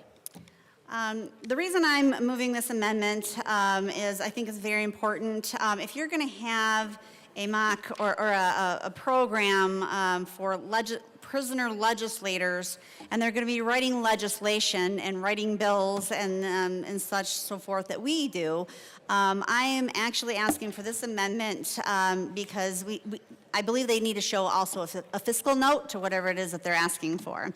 So the amendment reads, the council shall include with each recommendation for legislation or alternative policy solution, and the review committee shall include with each bill recommendation a fiscal impact statement, which is what we have to do with our legislation, that details the manner in which the recommendation is achievable within existing resources. So I'm asking for this amendment because if they're going to be serious about this and be prison legislators who are elected officials within the prison system, then they also need to take it seriously like we do, and they need to provide a fiscal note so it actually completes whatever legislation it is that they think that they are putting forth. And I ask for an aye vote. Representative Clifford. I urge a no vote on this amendment as well. Representative Kelty. I ask an aye vote because I believe if we're going to take it seriously, then we need to make sure that they do everything exactly the way proper legislation is done. That includes a fiscal note. Thank you. I ask for an aye vote. Is there any further discussion on Amendment L11? Seeing none, the question before us is its passage. All those in favor say aye. Aye. All those opposed, no. Noes. The noes have it. L11 is lost. To the bill. Representative Bradley. Thank you, Madam Chair. Just another question. Why do we need a bill for this? Why can't they just meet? I'm just wondering why we need another bill. True question. If they're already meeting, why do we need to set this up? I mean, why can't just 4 legislators just go and hang out and meet? Why do we need a bill? Representative Carter. I'm just asking. Representative Clifford.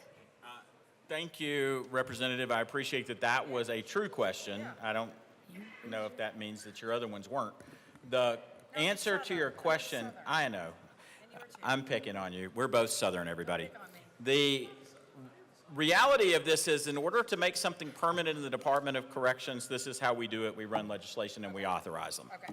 So because it's going through Department of Representative Carter. Thank you, Madam Chair. Honored to serve with you, Rep. Carter. It is an honor to serve with you.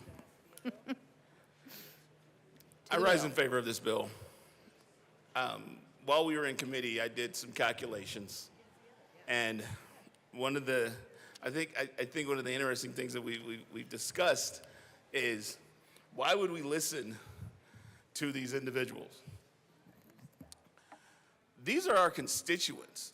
Now, I know that is a confusing topic and/or conversation because each one of us represents 88,000 and change, and we don't care how they make those calculations. We just care about what the vote count looks like. So while I was sitting there, I decided to go through, and Fremont County, 1,661 inmates. Lincoln County, 960 inmates. Buena Vista, 826 inmates. Individuals that are in each one of our districts that deserve a vote or a voice. That's crazy, right? Why would we ever listen to the people in our districts? I've said this before, and I'll say it to you again. I said it in committee. 4 counties. Population of black men are concentrated in 4 counties. Denver County, Arapahoe County, El Paso County, and Crowley County. Anybody in this room want to know what's in Crowley County, Colorado, and why 4% or 17% of every black male is incarcerated in Crowley County, Colorado? Yes, these are your constituents. Yes, you should listen to them. Yes, this is a good bill. I'm an aye vote. AMO Winter. Well, what a coincidence. I represent Crowley County, Colorado. And I've been to those prisons. Actually, I've been to Trinidad Correctional Facility every year when I get out of here. But I didn't need a piece of legislation to do it. I did my due diligence as a legislator, took the responsibility and the time, and I went in there. I listened to their concerns. Mamba, have you ever heard of the group Mamba? They invited me back for Memorial Day. Crowley County, I've actually been in both prisons. I've been in the private prison where those guys love the fact that they're able to learn a trade. They're learning how to build trusses. They're actually building homes for DOC housing, in case you all didn't know that. They're framing walls, building trusses, and then when they get out, they actually earn more money in Crowley County, since we're talking about Crowley County, in the private prison. They earn more money and get special privileges for being part of the construction and home building group. The cabinet shop there, I ask you to all go look at the cabinet shop. Beautiful cabinets. There's actually a guy there who made cabinets that were so beautiful for a disabled veteran that they were working with the parole board to let him move to Vermont, where he had a $175,000 year job offered to him. I go into these prisons. I went to every prison in Pueblo, all 3 of them, women's, children's, and the state hospital.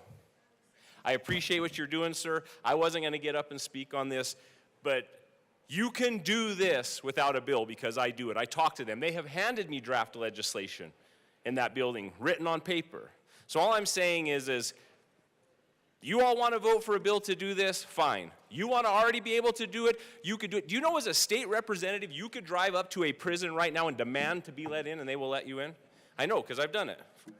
You don't even have to have permission from anybody. You can walk up and say, I want to talk to the warden. You have to let me in now. It doesn't matter if it's 1 in the morning or if it's 11 o'clock in the evening. So all I'm trying to say is I just wanted to push back against the fact that you can't do this. And they are our constituents, and I do go talk to them. Now, the conversation starts, and this is kind of funny because they really respected me for this. Trinidad Correctional Facility, I looked at them and said, okay, here's the deal. I don't want to hear you're innocent. You're in here for a reason. Let's get past that and talk about your future. And they really respected that. They're like, we like somebody that comes in and just shoots it straight. So all I'm trying to say, as a legislator that does this, any of you can go into any state-run correctional facility at any time without notice and talk to these people. See what you're trying to do here? I just wanted to clarify on the mic what was said. Thank you. Representative Kelty.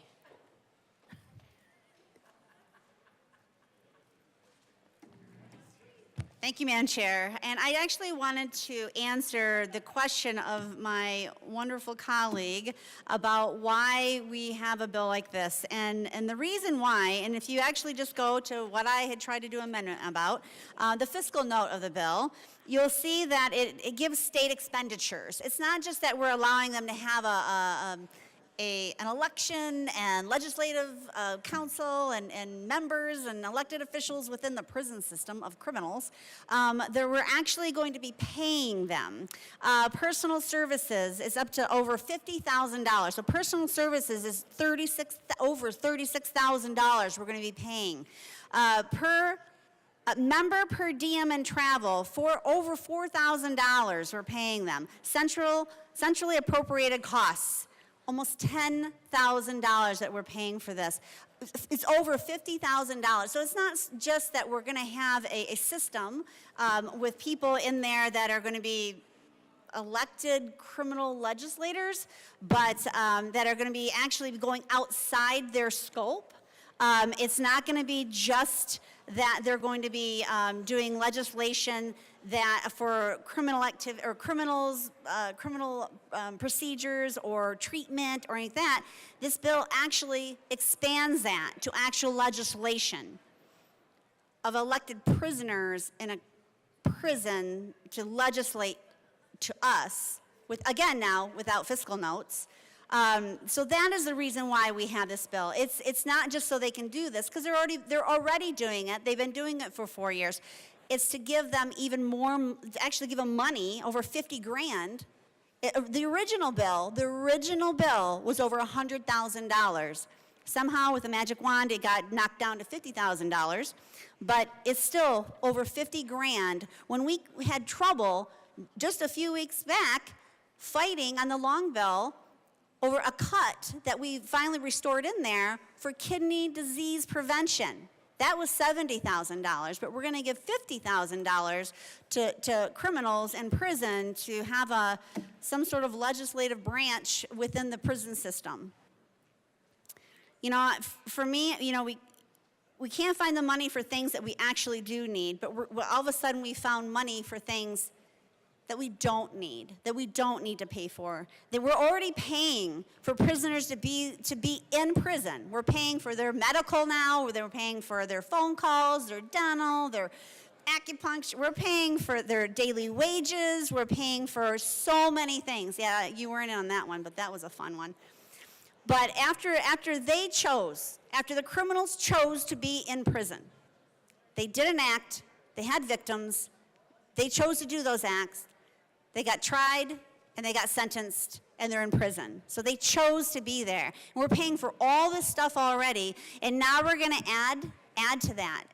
For them to have a program that I'll bet your bippy that most of the people in Colorado do not want. I'll bet you they don't even know this program even exists. I didn't even know this existed until this bill came along.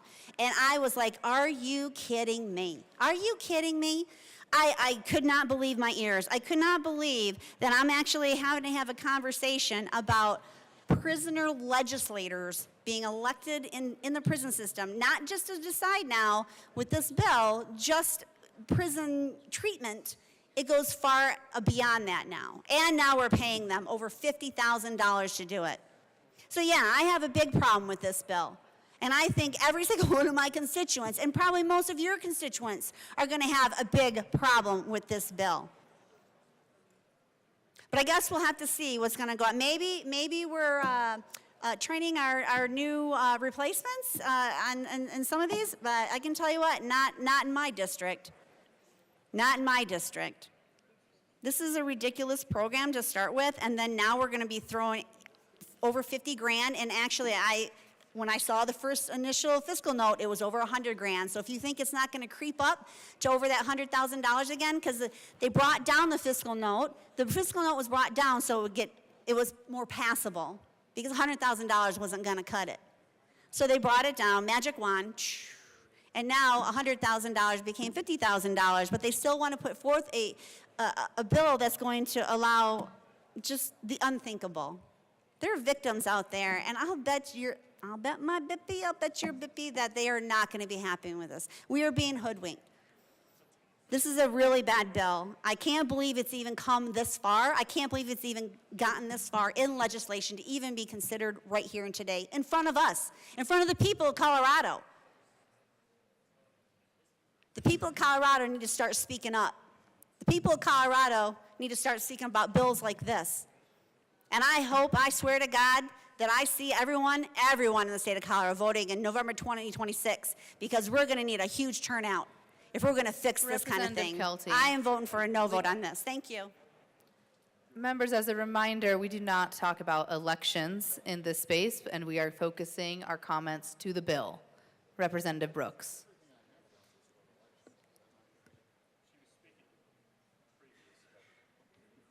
Yes. Madam Chair, thank you. Because the conversation went into the direction of compensation, that was probably a good time to discuss my concerns around the compensation piece. And I know that we had this discussion before, just with the overall compensation of inmates. And as I understand it here, on page 6, non-legislative members serve without compensation, but may be reimbursed for expenses directly related to their service on the council. I move, Madam Chair, L33 to Senate Bill 155 and ask it be properly displayed. That is a proper motion. One moment.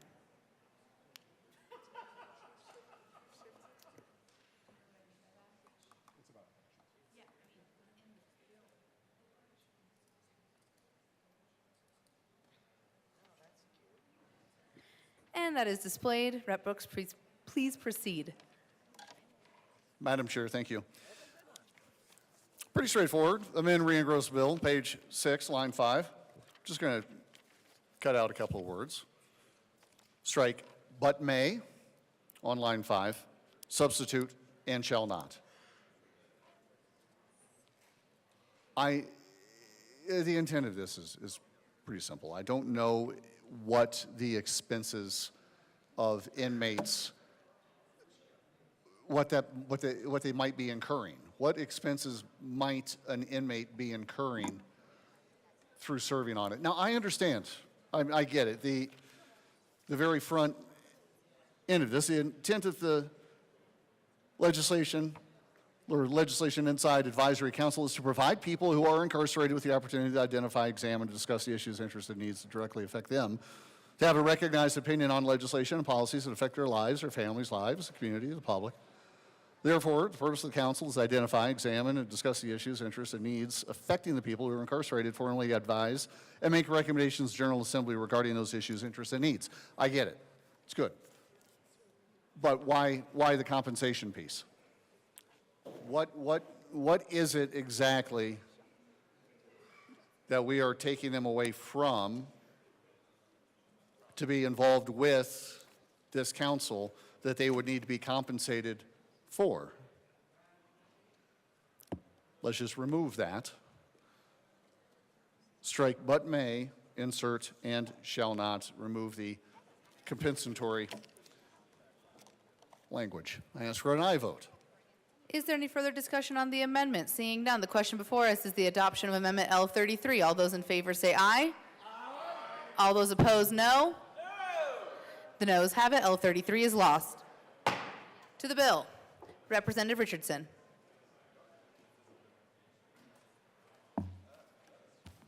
Thank you, Madam Chair. I'm just going to put this out there. I think many people probably looked at this bill initially and thought, oh my God, we're putting the lunatics in charge of the asylum.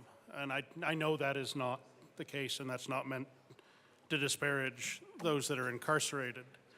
But it leaves me wondering why we aren't, as a legislature, perhaps going to the Department of Corrections, going to those folks that we have put our trust in to house and care and hopefully rehabilitate and keep safe our inmates, as the people we consult with. I absolutely understand that the inmates in our corrections facilities are also our constituents. It was mentioned earlier, the Lyman Correction Facility is in my district. That's about 900 of my constituents. I don't need legislation to be able to talk to my constituents. It would be like writing legislation saying that quarterly I must meet with each of my school districts or each of my sets of county commissioners or any other subset of my constituents. So that I find to be a problem, but we should be listening to people. We should not be directed to listen to certain people above others, and I think that's what this does. But I'm also a little concerned about the read of the fiscal note is more than just getting information from our constituents. It does include staffing levels similar to what support an interim committee. Staffing support that's equivalent to those that would draft legislation from an interim committee. This is clearly designed to produce legislation, and in terms of our, I think, just remaining consistent, we as legislators, and if we're turning some of our legislative duties over to those that are incarcerated, we're not allowed to pass legislation that profits us or allows us to directly benefit from what we're writing. So therefore, I move L031 to Senate Bill 155 and ask that it be properly displayed. That is a proper motion. Give us one moment.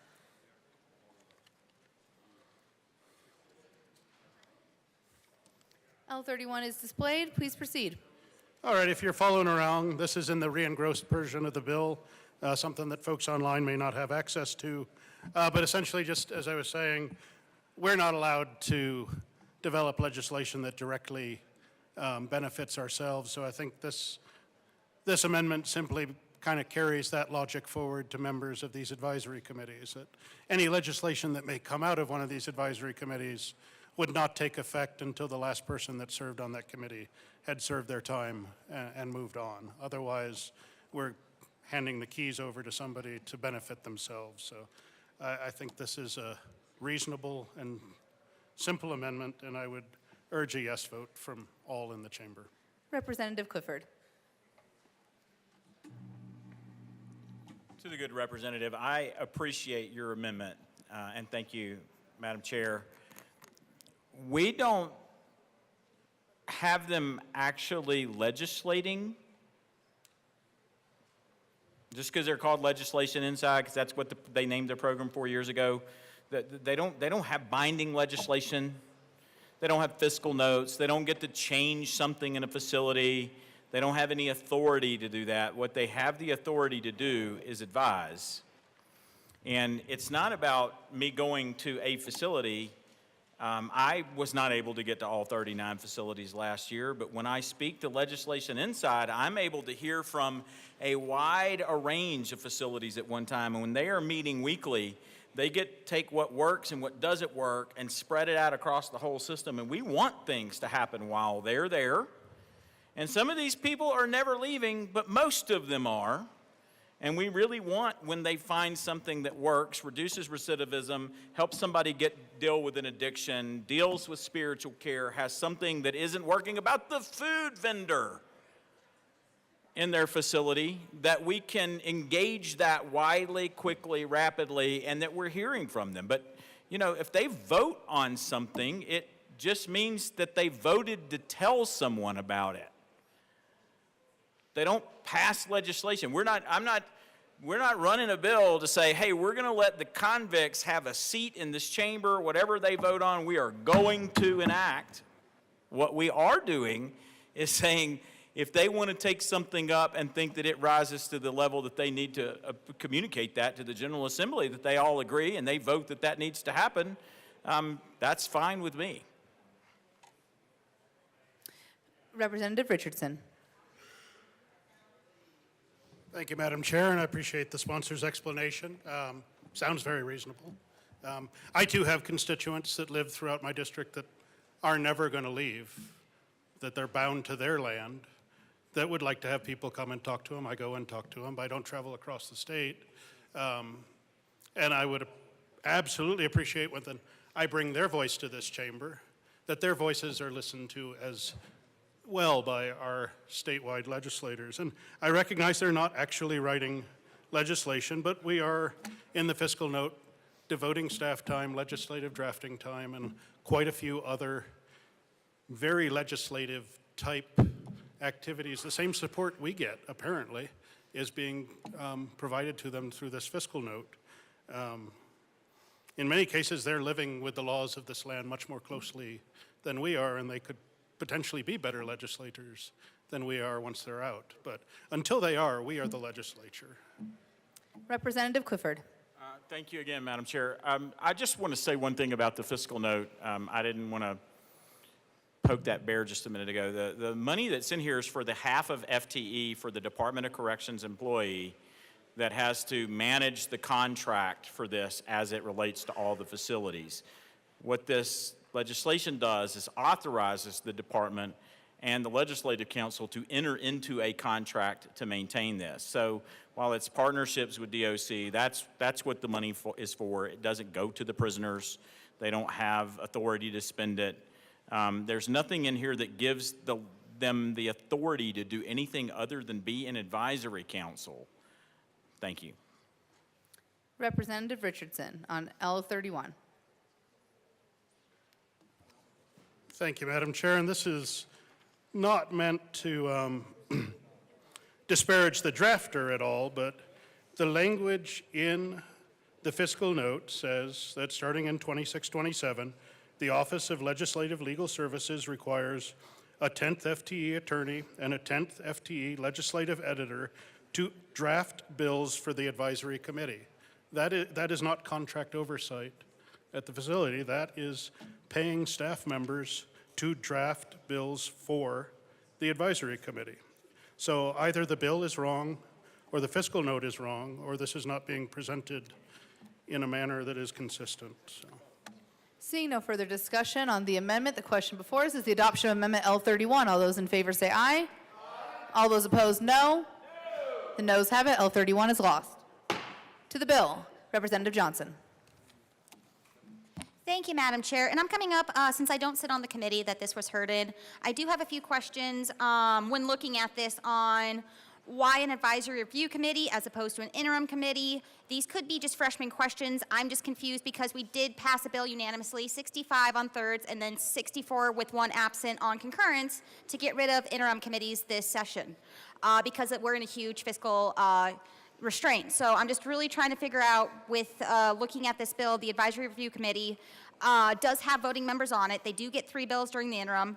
It seems like a lot of the action they're doing is the same as an interim committee, but bypassing what we just did as a body to get rid of interim committees while adding a fiscal note. I get it's half an FTE.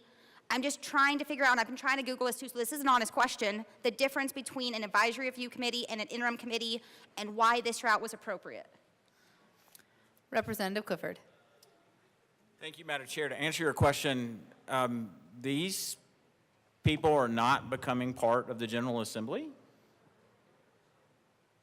The interim committees that we're talking about canceling are for the General Assembly. This is a year-round program that exists inside the walls of a prison. It is not at all related to our interim process. It's not really even related at all to our legislation. Representative Johnson. So a follow-up to that, so if it's not related to legislation, why are they allowed to recommend no more than 3 bills during each interim? That's where I'm getting stuck of the difference between the two. Representative Clifford. Primarily for programming, and I'll talk a little bit about that. I mean, people would probably be mind blown if you knew what we actually did in some of these facilities. Again, I'll talk about the Denver intake facility. Again, one of the most successful programs and probably one of the most profitable in the prison, and a place where we actually do pay the prisoners to work because they go to work every day, is our E470 program. They actually sit in a room and they look at the license plate numbers as they pop up and they key those in and make sure that they're accurate, and they manage that whole program.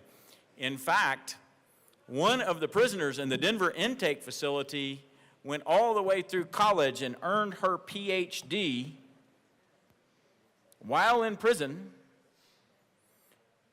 And if she hadn't gotten out, when she does get out, she will likely be running the entire E470 program on the outside. We have programs that are, the Denver Intake Facility has a printing shop. It's got a canine training business. It's got all sorts of things that we do. We have laws in this state that says our prisoners should be working. So we have different enterprises inside of the prisons, and I shouldn't have used the word enterprise, sorry. We have different programs inside of the prison that have all sorts of different functions, and this gives them the opportunity to let us know what works and what doesn't work in those programs, but also in the programming that they have for, you know, they generate, create, invent, come up with programs that we have that reduce recidivism. And again, one of the statistics that you always need to remember about the Department of Corrections is 99% of those people are coming back to your community. I am very, very, very committed that whether somebody spend a short period of time or a long period of time in the Department of Corrections, that we do whatever we need to do to have that person go back into the community with the type of programming that they need so that they don't go back to prison.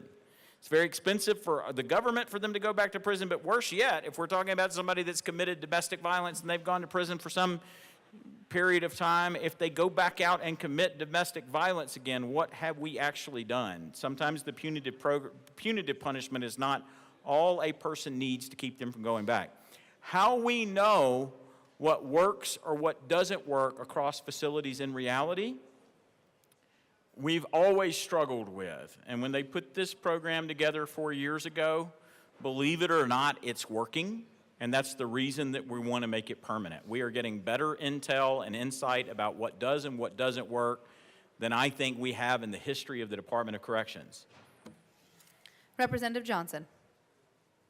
Thank you, Madam Chair, and thank you, sponsor, for clarifying those two. I guess my question then would be, I mean, it's great the program's working. I know even before I was elected, general public, you can go and do tours of correctional facilities. I toured around not just my own prison, Sterling, but some other prisons, and I know Department of Corrections is very open to doing legislative tours to different correctional facilities around the state, having these conversations. I love the programs they do. Sterling has one that they help with support animals, dogs. Then the inmates will help train them before they go out. So I see definitely the need. I'm just trying to figure out why we need statute, why we need to put this in a format when we could be communicating with each other. A lot of our job is networking, communicating not just with our constituents, but the other 64 representatives in this room, and making sure we're correlating and visiting other people's districts and in respective their correctional facilities.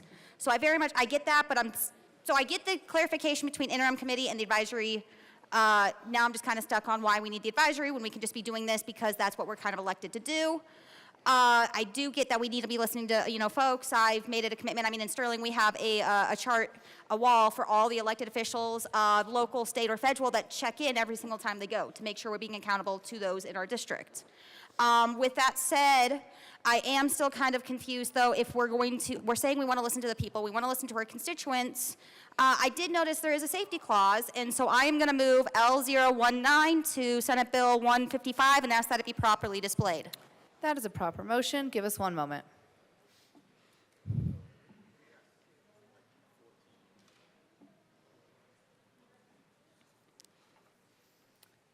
And that is properly displayed. Please proceed. Thank you, Madam Chair. The reason I'm confused on this is looking through the bill, it does say by 2027, January 2027. We're in 2025, so that's 2 years from now, that this advisory council will have to report to the SMART Act presentations. And so I'm just very confused if this is going to be enacted in 2027, why we're speeding this up, saying we want to listen to all the people, but we also don't want you to have the ability to come back and say if we want to have a say on this bill. So I am moving for a petition clause. Again, 90 days, folks. That is not that long. It puts us in August. It still allows time, especially if this is 2 years out, 2027. And we're saying we want to listen to the people. We should be saying that. All of our constituents, outside or inside a correctional facility. But why are we prioritizing one voice over the other and not allowing the people to speak and come up and petition if they have questions on this? I would have a question as a constituent saying, you know, why are we putting FTE to this when people can already do it in a tough budget year? If they have a grievance with that, they should be able to address that. So I urge a yes vote on this amendment. Is there any further discussion on the amendment? Representative Clifford. Thank you, Madam Chair. I urge a no vote on this amendment. I appreciate the interest in the petition clause. LCS is going to enter into the contract starting September 2025. The safety clause is there to make sure that the timing sets up so that they can keep this program going in the meantime. Seeing no further discussion on the amendment, the question before us is the passage of L19 to Senate Bill 155. All those in favor say aye. All those opposed, no. The noes have it. L19 is lost. To the bill, Representative Armagost. Thank you. So, hearing the bill sponsor, there's a lot of talk with this council and the intent for the council, reducing recidivism.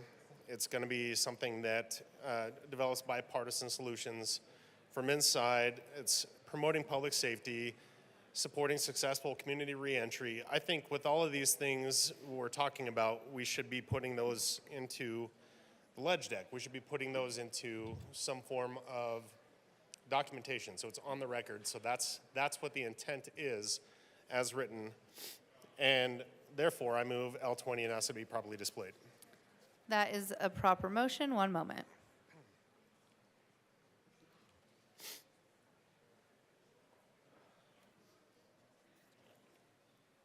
And that is properly displayed. Please proceed. Thank you. So this amendment simply puts it into words, puts it into action.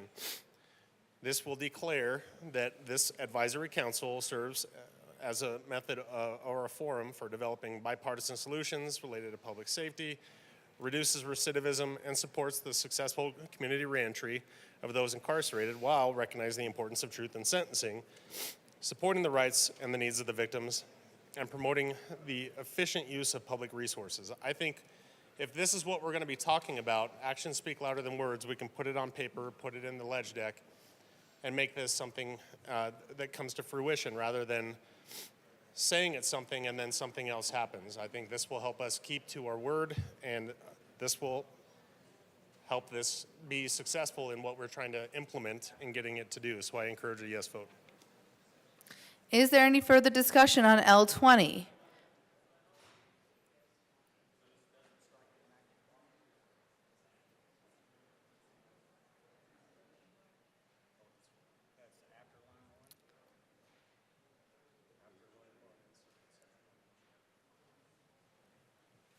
Representative Clifford. Members, I urge an aye vote on this amendment. Is there any further discussion? Seeing none, the question before us is the adoption of L20. All those in favor say aye. All those opposed, no. The ayes have it. L20 has passed. To the bill, Representative Soper. Thank you, Madam Chair. I heard this bill in committee and, certainly appreciate being able to continue what we started 4 years ago and seek the thoughts and advice of those who are incarcerated in prisons on ways they would actually change the correctional system here in Colorado. And as the amendment that was just adopted so eloquently pointed out, inmates do have opinions on what could actually make things better, what could actually reduce recidivism, what would help in correcting their behavior in terms of classes or different educational opportunities. However, one thing that I do have concerns about, and this was raised certainly with a bill I've been working on, which was Senate Bill 190, was we have a provision in that bill that says a person who has been or who has incurred a Class 1 code penalty discipline violation within the previous 12 months is ineligible to be able to apply for compassionate release. And what I would like to do is amend this bill, and so I move Amendment L017 and ask that it be properly displayed. That is a proper motion. One moment.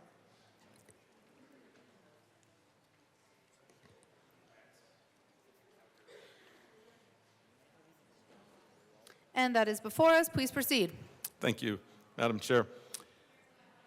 And to take the language from Senate Bill 190 and to put that exact same language in here, because if a person has incurred a Class 1 code of penal discipline violation within the previous 12 months, then they should be ineligible for appointment to the council. We should really be rewarding those inmates who have good behavior instead of those that have been committing the worst offenses while in prison, and I'd encourage a yes vote. Thank you. Representative Clifford. Thank you, Madam Chair. I remind the General Assembly that all it takes to run for your seat is to be old enough and to get one more vote than your opponent. And I want them to be able to set their own qualifications for who is and isn't eligible. I urge a no vote on this. Representative Armagost.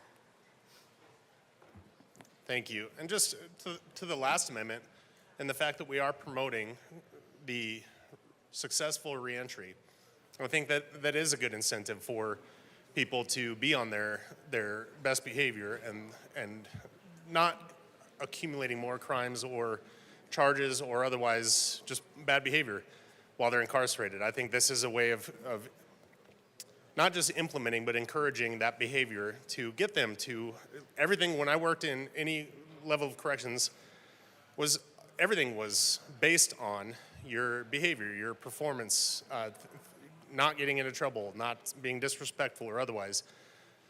It was a way of earning rights and privileges while incarcerated. I think that this is one of those things that just gives people the incentive to be able to perform in a way that gets them an extra privilege while they're there, of getting this opportunity to be heard, to get this opportunity to be involved. So I think this would be a great way of implementing what we're trying to do as putting that in the ledge deck. I think this is something that we can help put that into motion with incentivizing through good behavior. So I encourage a yes vote.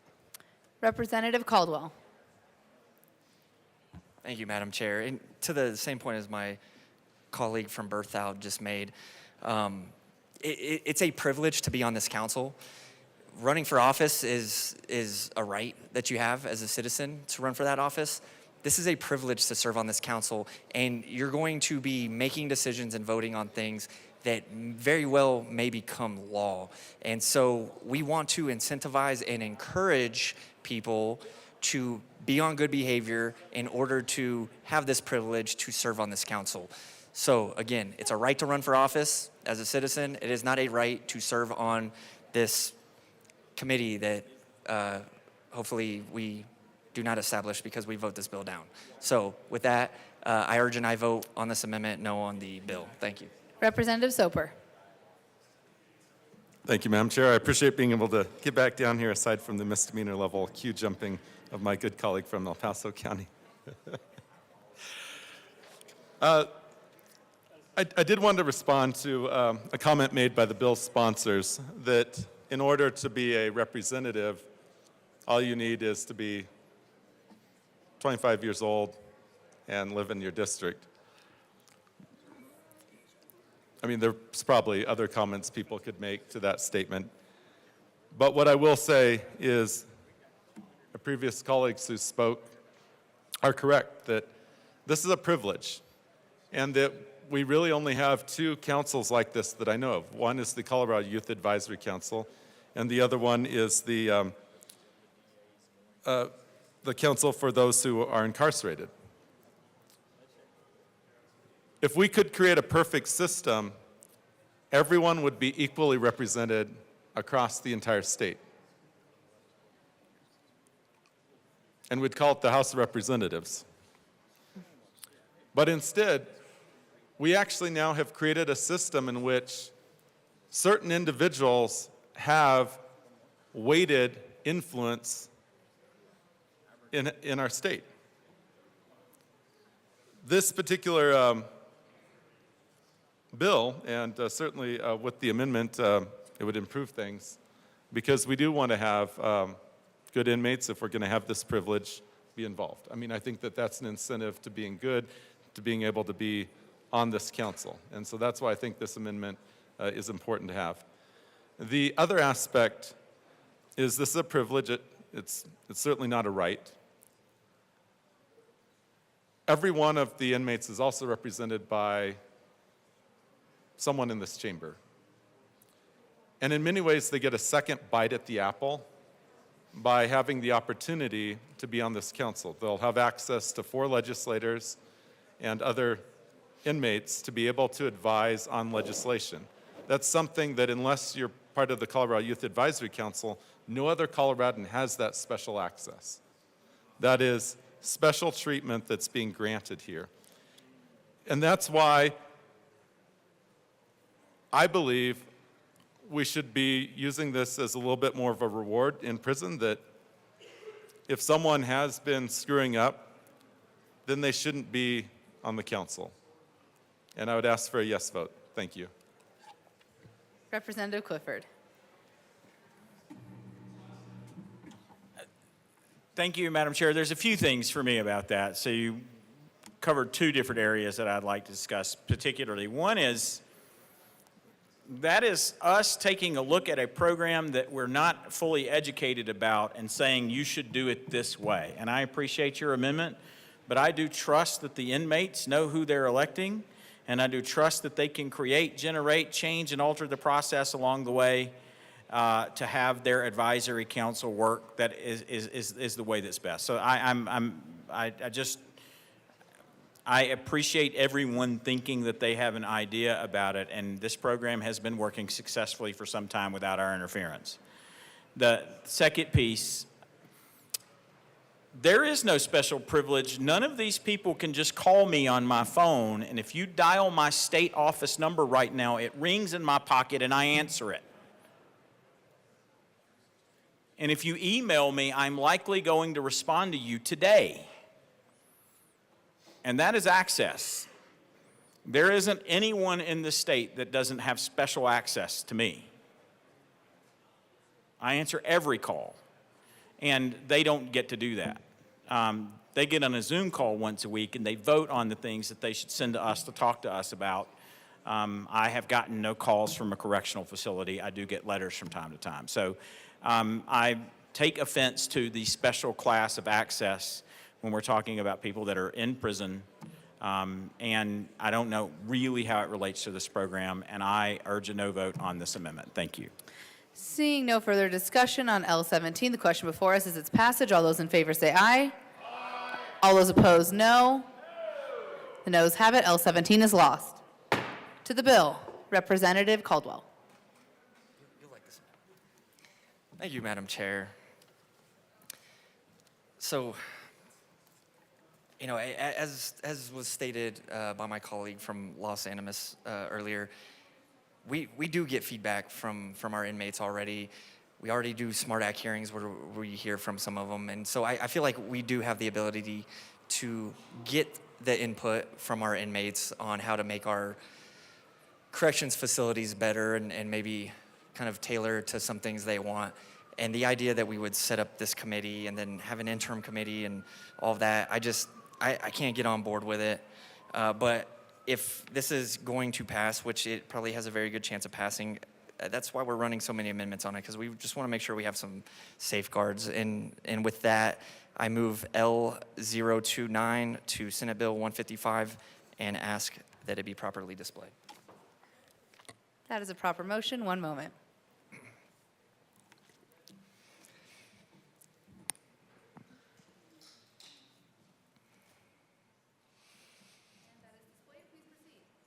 Thank you, Madam Chair. So what this amendment does is going to the colleague from Delta before me, talking about this is a privilege to serve on this committee, and we want people to be incentivized to have good conduct in order to receive this privilege to serve on this committee, because this is a very big deal. You're not that we're big deals, but you're working with 4 legislators on potential legislation that will go into law and be a thing from now on, because bills rarely ever get overturned or repealed. So this is going to be a thing that's in law going forward from now on. So we really want to put these safeguards on there. And what the amendment does is it says if you have this committee, if 10 or more people, but once it gets to 10, get this Class 1 Code of Penal Discipline, then the reviser of statutes is notified, and then essentially this committee is disbanded. And so I think that's a good safeguard, because if we're going to have this committee of 40 people and they're going to be making these decisions, if it's proven, I mean, this is an experiment in a sense, if it is proven that maybe this wasn't the best idea, and what we run into is a lot of people who are on this and have this privilege are getting these Class 1 violations.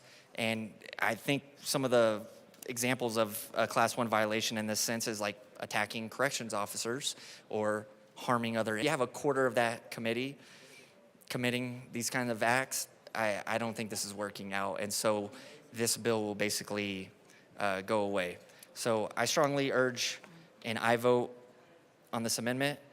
Again, it's a safeguard if this thing is going to be law and be going forward, and legislation is going to potentially come from it, then we need to have some checks and balances on it. So I urge an aye vote. Representative Soper. Thank you, Madam Chair. And I rise in support of this amendment. There's a really important point that's behind this amendment. If you think about it, these inmates who are going to be serving on the advisory council, presumably they're interested in rejoining civil society. And the best way to show that you're interested in rejoining civil society is to show that you're a rules-minded person and can follow the rules. So by being able to show that you're rules-minded and can follow rules, it's that a large group of the advisory council, 10 or more members, has demonstrated that they are following rules. But if they don't, then this section shouldn't apply anymore, and we really shouldn't be having this council at all. That we should be encouraging those who are on the advisory council to be obeying the rules within the prison. And that's why I'm in full support of this amendment as well. Thank you. Seeing no further discussion on L29, the question before us is its passage. All those in favor say aye. All those opposed, no. Noes have it. L29 is lost. To the bill, Representative Richardson. All righty. Thank you, Madam Chair. Since we've established, at least upon the discussion with the sponsor, that we're not actually making incarcerated legislators who can draft and promote legislation, I want to look at a different aspect of the bill, which on the re-engrossed version, page 7, a lot of words, but essentially it directs that we contract with a nonprofit to provide support to this council. And further, we give that nonprofit the authority to solicit and accept monetary and in-kind gifts, grants, and donations to further the council's duties and responsibilities.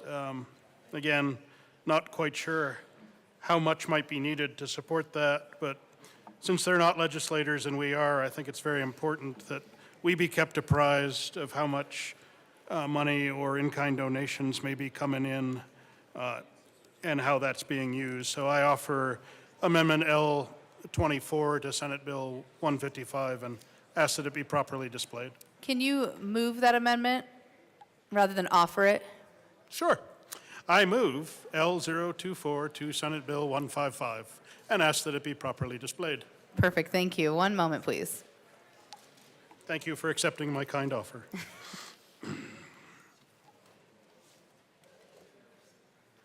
Offer accepted, and that is displayed. Please proceed. Yeah, thank you very much. As I said earlier, this just, since we've given authority to a as yet uncontracted nonprofit to solicit and accept monetary and in-kind gifts for use to further the council's duties and responsibilities, I think it's only right that we get periodic reporting and that information be available as to how much money is coming in or what type of gifts and how they're being used. And I ask that this amendment receive a yes vote. Is there any further discussion on L24? Seeing none, the question before us is its passage. All those in favor say aye. All those opposed, no. The noes have it. L24 is lost. To the bill, Representative Armagost. Thank you. So I think getting down to the members of this council, I think it's appropriate to kind of split this up. For non-voting members, I think there's an importance of having some employees involved with what is happening and what is being discussed, decided on, things like that. Therefore, I move L21 and ask to be properly displayed. That is a proper motion. One moment, please.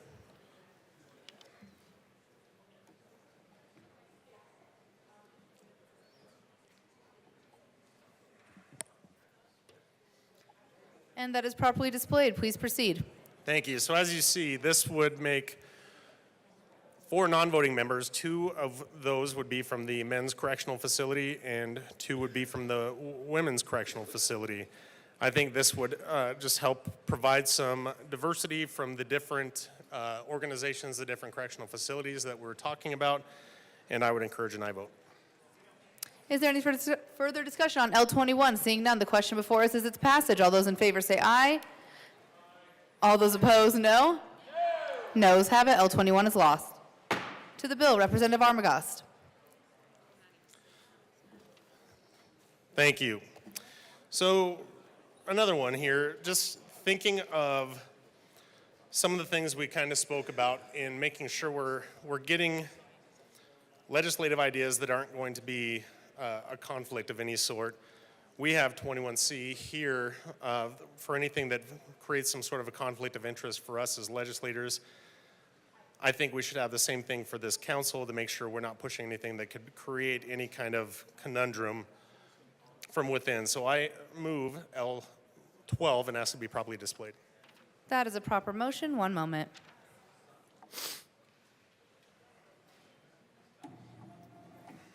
And that is properly displayed. Please proceed. Thank you. So with this amendment, this would make sure that we are not making any recommendations from this council. This council is not going to be able to make any recommendations that would make legal an action that is a criminal or petty offense, reduce or eliminate penalties associated with a criminal or petty offense, or change eligibility regarding release in advance of the person's imposed sentence, probation, or parole. This is something that helps prevent any kind of conflict, any kind of, misrepresentation of ideas that are coming from this, and the malintent, as we already have discussed, that will be added to the Ledge Deck to make sure our intent is documented. This makes sure that we don't go against any of that, so I encourage an aye vote. Seeing no further discussion, the question before us is the passage of Amendment L12. All those in favor say aye. All those opposed, no. The noes have it. L12 is lost. To the bill. Is there any further discussion on Senate Bill 155? Seeing none, the question before us is its passage. All those in favor say aye. All those opposed, no. The ayes have it. Senate Bill 155 passes. Mr. Schiebel. Okay. Mr. Schiebel, please read the title, Senate Bill 307. Senate Bill 307 by Senators Mobley and Bridges, also Representatives Sirota and Byrd, concerning the Decarbonization Tax Credits Administration Cash Fund and in connection therewith, requiring the money credited to the fund not exceed the net revenue from the collection of oil and gas severance tax, transferring $2,500,000 from the Energy and Carbon Management Cash Fund to the fund, and transferring $2,500,000 from the fund to the Energy and Carbon Management Cash Fund. Representative Byrd. Thank you, Madam Chair. I move Senate Bill 307. To the bill. Representative Byrd. Thank you, Madam Chair. Members, this bill makes some accounting changes to put caps on amounts of funds that are credited to the Decarbonization Tax Credit Administration Fund, and also makes fund transfers and limits other transfers to make sure we don't create additional general fund liabilities. We ask for a yes vote. Is there any further discussion on Senate Bill 307? Seeing none, the question before us is its passage. All those in favor say aye. Aye. All those opposed, no. The ayes have it. Senate Bill 307 passes. Mr. Schiebel, please read the title to Senate Bill 278. Senate Bill 278 by Senator Mullick, also Representative Stewart R., concerning the administration of emergency use epinephrine in a school setting. Representative Stewart. Thank you, Madam Chair. I move Senate Bill 278 and the appropriations report. To the committee report. We ask for an aye vote. Is there any further discussion on the committee report? Seeing none, the question before us is the adoption of the Appropriations Committee report. All those in favor say aye. Aye. All those opposed, no. The ayes have it. The Appropriations report passes. To the bill. Representative Stewart. Thank you, Madam Chair. This is a incredibly important bill, actually. We are changing the statutory definition of epinephrine to ensure that new forms of epinephrine, like nasal spray, can actually be utilized in schools by school nurses. Currently, it is defined as an injectable in statute, and so new forms of this medication that is better for kids cannot actually be used. So this is a really important statutory cleanup bill, and I would ask for an aye vote. Representative Bradley. Thank you, Madam Chair, and thank you so much to my co-prime. 1 in 17 children have food allergies. My child is one of those. He has anaphylaxis to avocado. I don't know if many of you know that, but when he was 2, had a life-altering traumatic event that scared me half to death. 5 to 8% of children in the U.S. suffer from this. Children bring avocado to his classroom all the time, just not remembering or not knowing. So to have this as a backup is going to help save a lot of children from something that they should not die from. So I urge and I vote. Thank you. Representative Garcia Sander. Thank you, Madam Chair. I rise in support of this bill. This is a really good bill. As somebody who's been a delegated person to administer EpiPens, epinephrine, in schools, this would make life a lot easier for those teachers and others who delegate on field trips and out on the playground. This could be very life-saving and very helpful, so I really appreciate that it's being brought forward for all of the people who do recess duty and field trips. Is there Representative Carter? Thank you, Madam Chair. As I've indicated to some who know this, my other day job is I am a school board vice president, and I rise in complete favor of this bill. As both primes have indicated, it is about saving lives, and the fact we already do this. There are some jurisdictions that already do this. And so we know that this works. It's about taking care of those kids in those jurisdictions who just don't have it. And so I'm very happy that you guys got out of, despite the fiscal note, I'm very happy that you got this bill to the floor. And I am going to be an excited and very enthusiastic yes. Is there any further discussion? Seeing none, the question before us is the adoption of Senate Bill 278. All those in favor say aye. All those opposed, no. The ayes have it. Senate Bill 278 passes. Mr. Schiebel, please read the title to Senate Bill 282.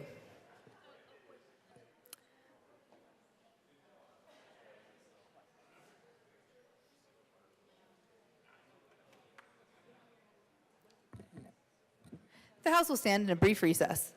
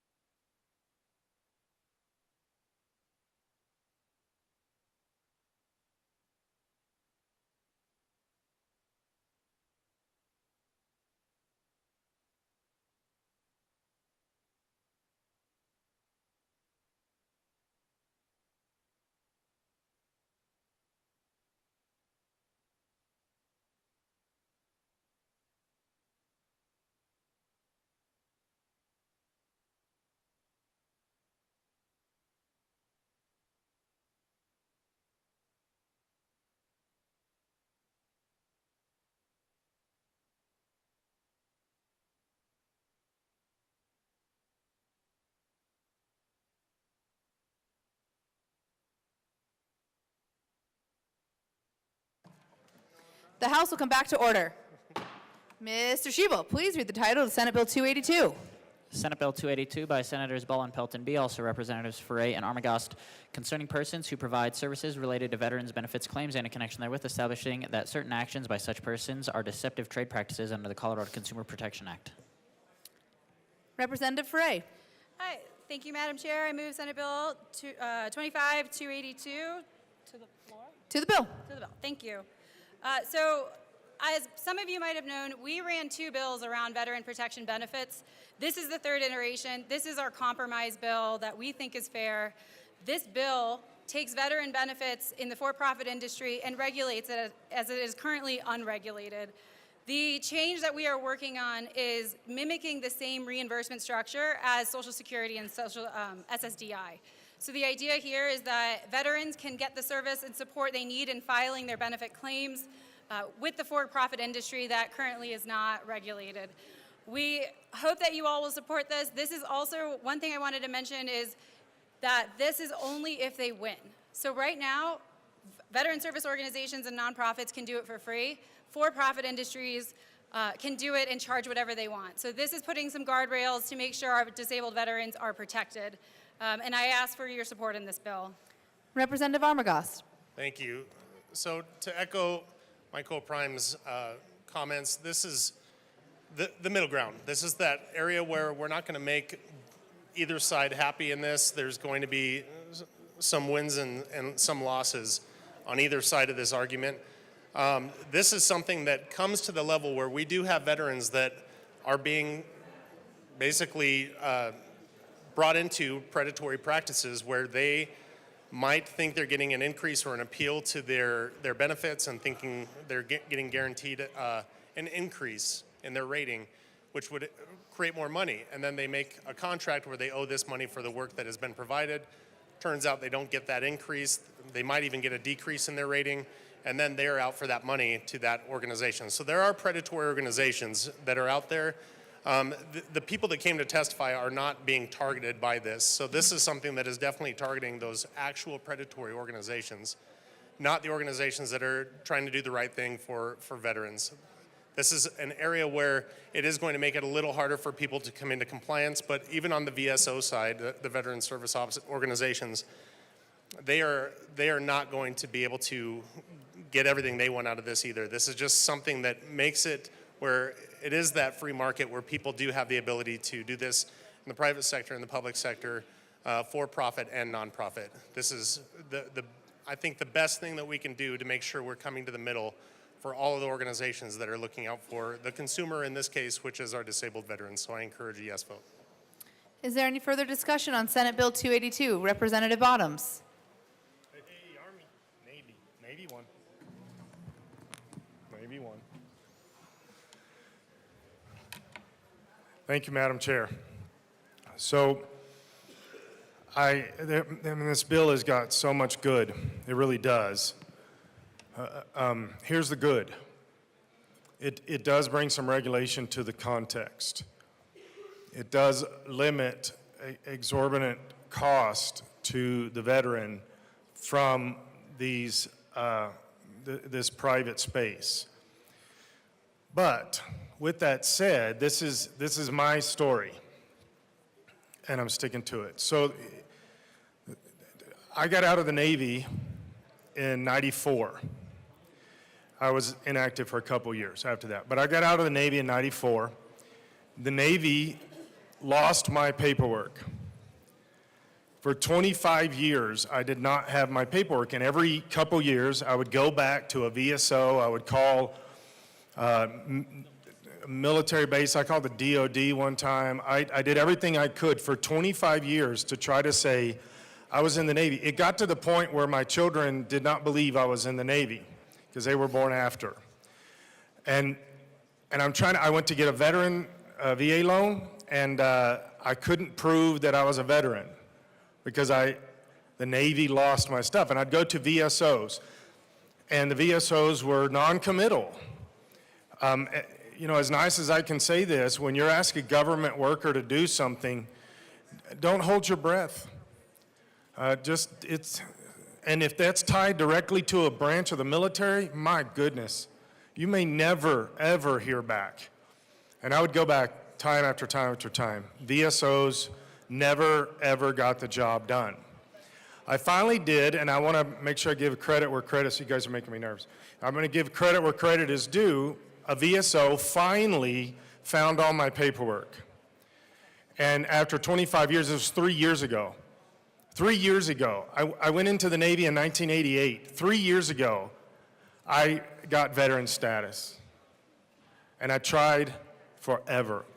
And it was because a VSO really did the job, worked hard for me, and finally the paperwork just started coming through, all my records, boom, boom, boom, coming through.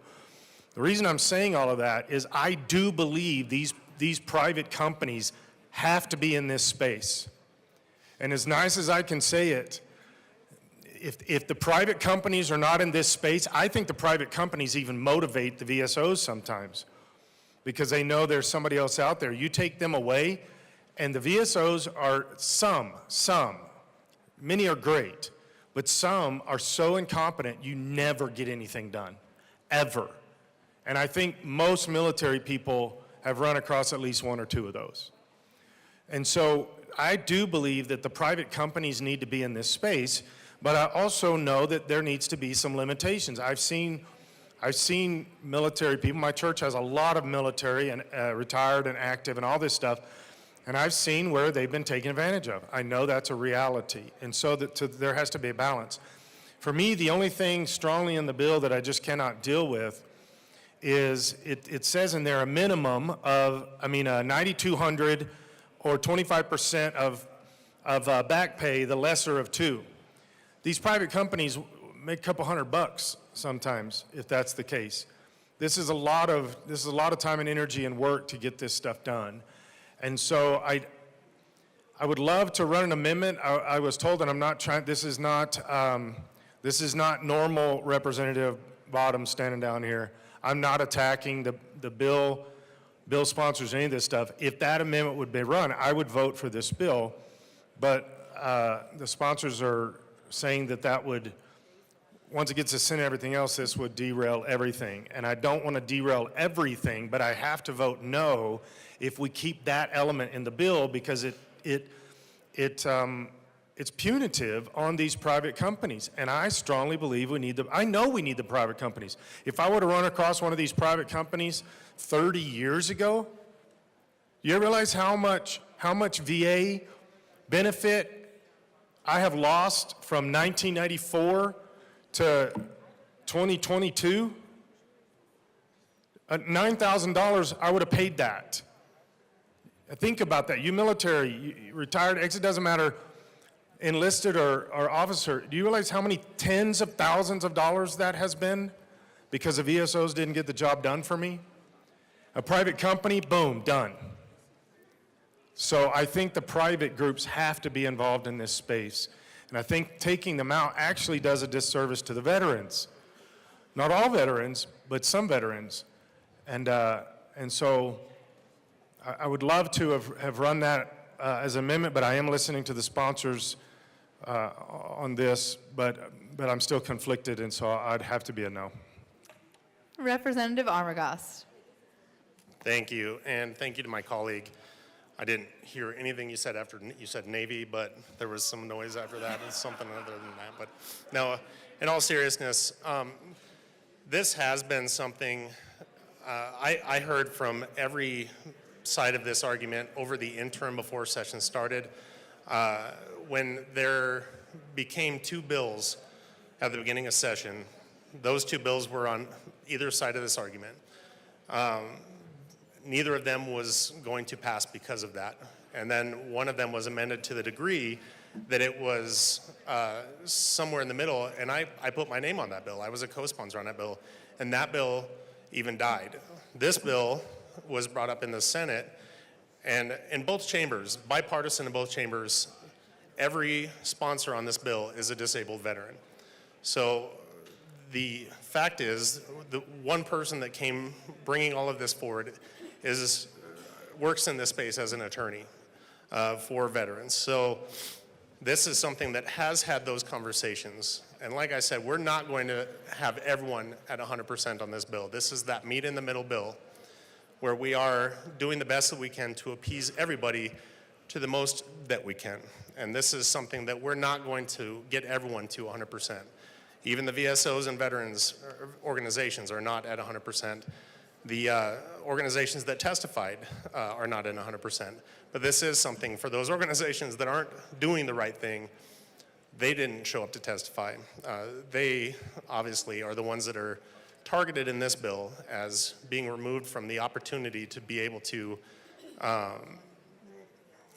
treat veterans poorly by gouging them with prices for services they're not fulfilling or providing, and otherwise overcharging veterans for fraudulent services. So the organizations that are involved, I think, like we've heard and like we're going to continue to hear, they are, and even on the record last night, they said they are 90% in support of this bill. There's just this small percentage that they're not. So I think that it is something we need to recognize and realize. We do have people understanding that this is going to help veterans in Colorado.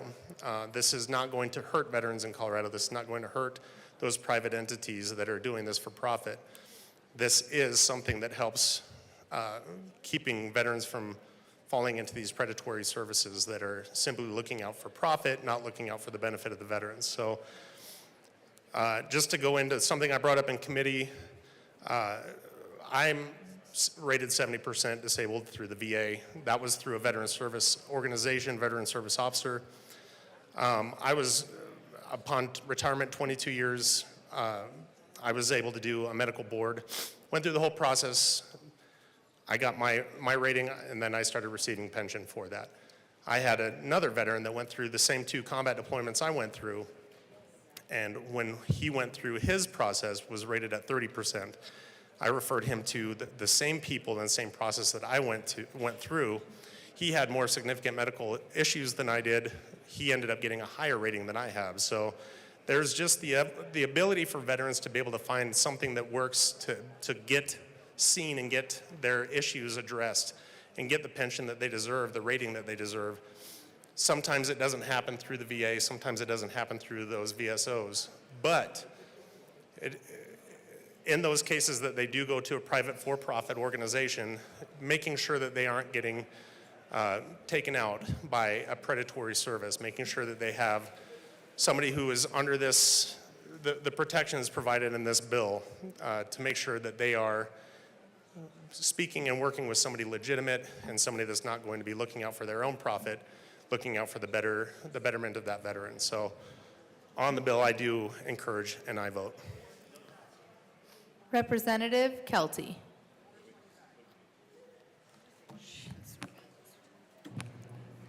Thank you, Madam Chair. I have a question for the original bill sponsor.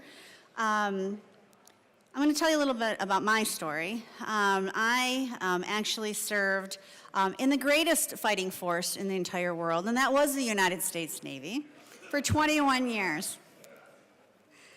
And after my time there, I went through almost 20 years trying to get compensated for an injury that I will have for the rest of my life.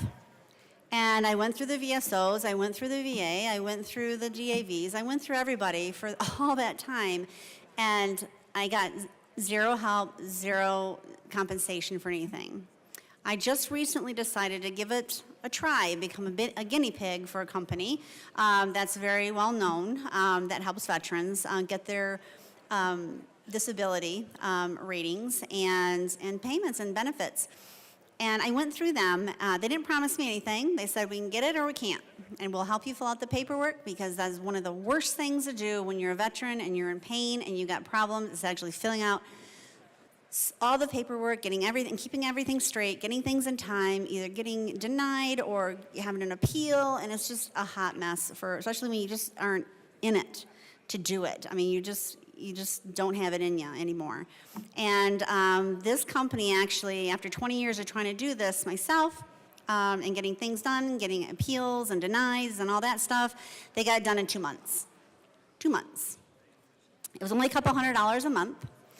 But for me, that with the contract that I signed as a veteran, grown up and a veteran. I chose to sign the contract because for me, they ask for 5 months of whatever that increase is, and that's it. So for me, it'd be $1,000, $200 times 5, right? $1,000. For me, it is well worth it because I'll get that for the rest of my life.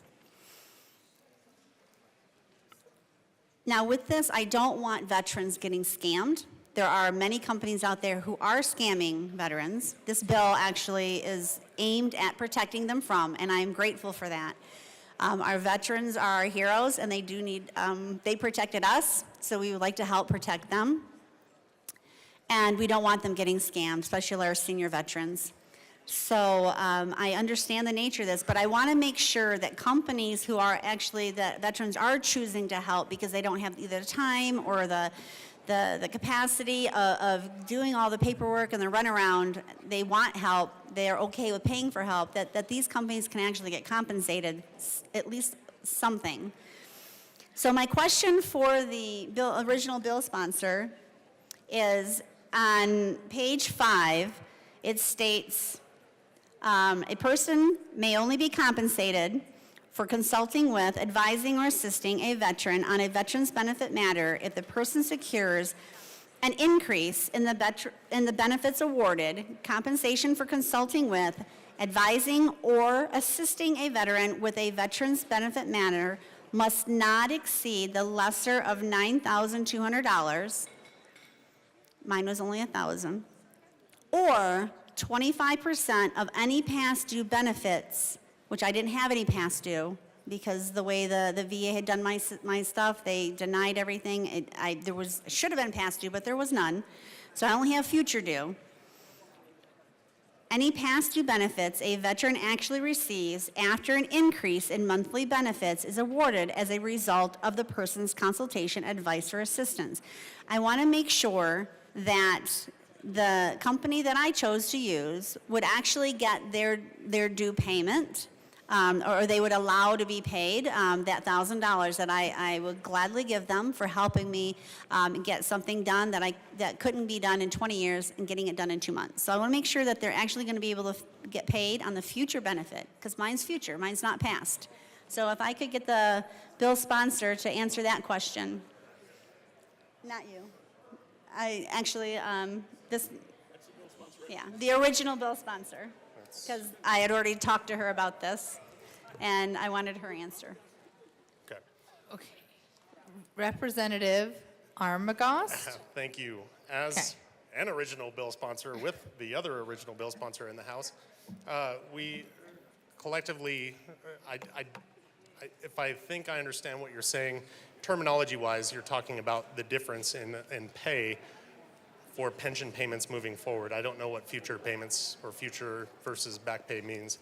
Back pay is what is collected from the time of reporting to the time of payout. But there's different entities of what that can amount to, but if there is a difference in pension moving forward, there's that percentage of the pension they can take from forward payments of that. You want to speak to that? Yes, thank you. Representative Ferre.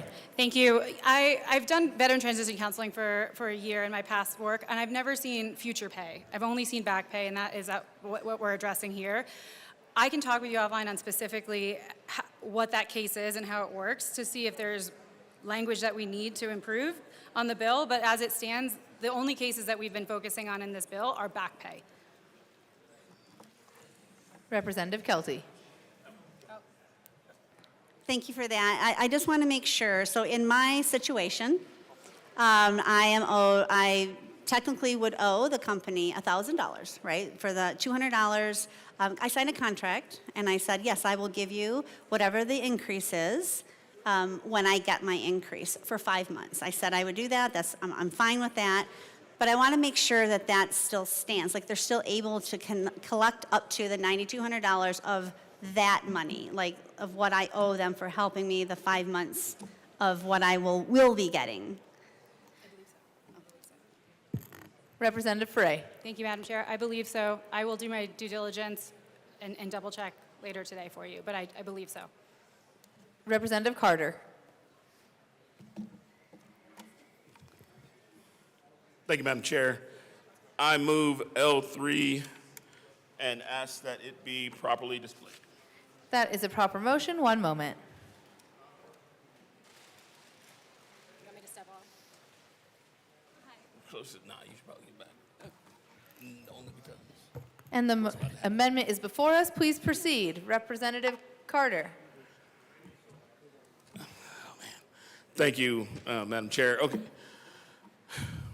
So the arguments that have been going back and forth is this is the third time that this has been brought forth. Between myself, Representative Richardson, Representative Kelty, Representative Armagas, and Representative Ferre, I don't remember Representative Camacho being there, but this is the third time we brought this bill back. And what has to be understood is that this is about us trying to help veterans. There is a fee structure in place wherein which individuals who have a disability and have rights to those funds are having an incredible problem getting their disability ratings. And I want to be clear, this was never an attack on the VA or the VSOs. This was an attempt by myself to make sure veterans were taken care of. That was it. The fact that in 3 different iterations, we had 3 separate bipartisan panels to bring this together. Now, what happened is there are, for lack of a better word, companies that will help these veterans. Because of the backlog, these individuals can actually get your benefits, or at least the process, and help those veterans with that process. What the original language in the bill does is exclude those individuals from actually helping these veterans. My bill, my amendment, is a strike that allows these parties to actually still help the veterans. However, and I think you have to understand the fact that I'm on this bill has to mean something. However, they are not doing it for free. They are competent, they are doing their job, and they're helping veterans get their benefits. And so I ask at this point, I move or ask for an aye vote on L3. Is there any further discussion on the amendment? Representative Bradley. Thank you, Madam Chair. No, you're not seeing things. I stand in support of this amendment as well. We heard this late last night. It feels, I know we've heard it twice, but the business community was begging to just take out this section of the bill. They agreed with 99.9% of this bill except for this. And when a conservative starts legislating the private sector, I have a problem with that. This is going to, these unaccredited people or non-accredited people file their claims quickly. 85 days when the national average is about 100 days. So they process them quickly so they don't collect back pay. So when you don't do that and then you force them to collect 25% of any past due benefits, they're going to lose money. They're going to be forced into bankruptcy. That is going to be a problem. So if we lose these non-accredited businesses and we're only focused on the accredited model, that is going to put veterans into a problematic situation. There's going to be less people to file these claims and get them ready than there is right now. And so I ask you, the only thing the business community was asking for was just to strike this out. They were fine with the lesser of $9,200. They were fine with the transparency about appeals. They were fine with everything else in this bill, except this 25% of any past due benefits, because they're not making any money off of that. They begged us. They said, this is going to be a make or break situation. This is the private sector. We should not be forcing or legislating on the private sector business model. So I'm asking you, for the veterans who use these businesses, to vote yes on this amendment. Let's make this bill right, and let's let it go through and help our veterans. Thank you. Representative Bottoms.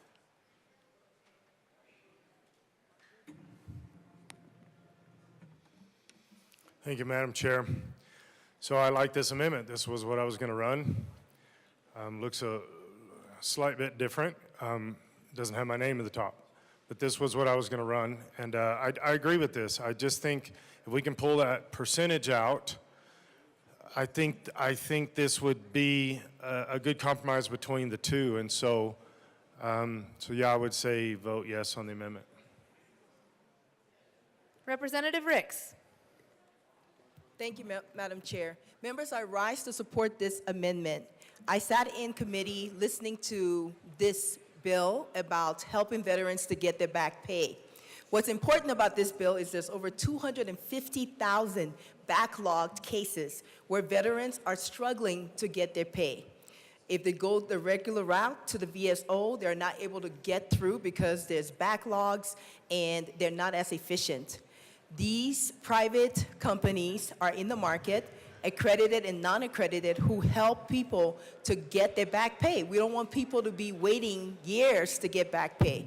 And this model that is currently in this version of the bill does not work, okay? Because some people are doing the service for these veterans quicker, and the back pay model doesn't work. So what we're doing in this amendment is to take out the 25% of back pay and having one fee that is capped.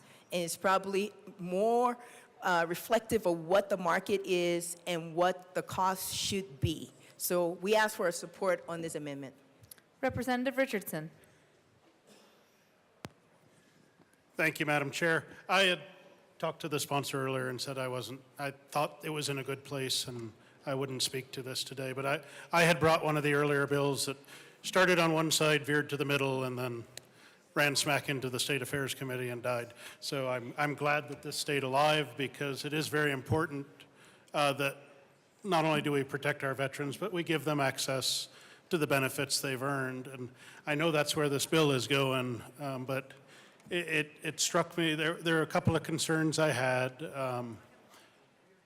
One just being, if there's a hard cap in legislation, eventually inflation's going to override it, so we know we're going to have to come back. But that was probably more than we needed to try to deal with amendments on the floor. But the other was what looks like in plain language that you're only recovering money from back pay. And when the good representative from El Paso came up and walked through her numbers, there's no back pay involved. She worked with a private firm that, after availing herself to all the private or public and free services that were available for 20 years, accomplished nothing. They've recovered for her going forward $200 a month, $2,400 a year. She'll, net $1,400 in the first 12 months after that going forward, with whatever the inflation factor, et cetera. She'll continue to benefit from that. But the way this is written, it does seem that the recovery is only from back pay. So the work that they did for this individual, this fine former sailor, would bring that company nothing. And I don't think that's the intent of the sponsors. But it puts me in mind of one of the first bills we heard in business earlier this year, which was the whole backflow prevention thing, where we tried to do something good and we risked killing an industry. If we pass this in its current form today without this amendment, I believe firmly that these private firms will leave Colorado. We may be able to fix this and lure them back in future years, but I think the risk-reward piece here is clear. I think if we accept this amendment, firms that are doing good things for veterans can continue to operate in Colorado, and throughout the interim or next year, if there's some tightening up we need to do, an additional guardrail, I think that's good. But getting this bill through, allowing folks to operate and eliminating the perception of a gray area and whether any of these businesses are operating legally, I think is incredibly important. So, though I doubt the sponsors will accept it, I would urge a no vote on this.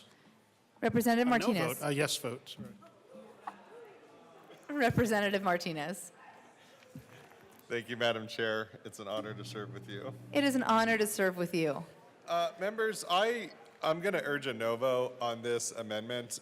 This is where some concerns come up for me. So I worked with veterans prior to my time here in the legislature and helping get some of the benefits on the educational side. But here's where my concern comes in with the flat fee that we have on here, is that when you're going through the benefits process and you may put in a ton of stuff that you may want to be able to claim and file, but I've seen in some cases where veterans have fought and maybe gotten at a 10% rating or less. And worst case scenario, I guess best case scenario, sometimes you can get a 0% rating, which does not equate to any compensation that's in there. But then maximum, say they get 10% rating, that dollar amount isn't really all that high. And so while I understand talking with some members that this may be a maximum amount that can be levied on behalf of the veteran, I just have concerns that this may get abused in trying to trying to receive the full amount of the $9,200 for any of those claims that they may be helping with. And again, if you're only at a 10% rating or a 0% rating, I have concerns about that being able to pay for that future compensation. So I'd urge a no vote. Any further discussion? Representative Armagost. Thank you. And just to reiterate, the Senate sponsors have made the compromises and accommodations that they were able to make. It was a lot of give and take that's already come. This is a Senate bill. This has already been through one chamber, multiple hearings, multiple readings. So this is something where we are here with the product that we have in front of us. All of the accommodations have been made. The compromises have been made. So we do encourage a no vote on this amendment. Thank you. Seeing no further discussion on L003, the question before us is its passage. All those in favor say aye. Aye. All those opposed, no. The noes have it. L3 is lost. To the bill, is there any further discussion on Senate Bill 282? Representative Carter.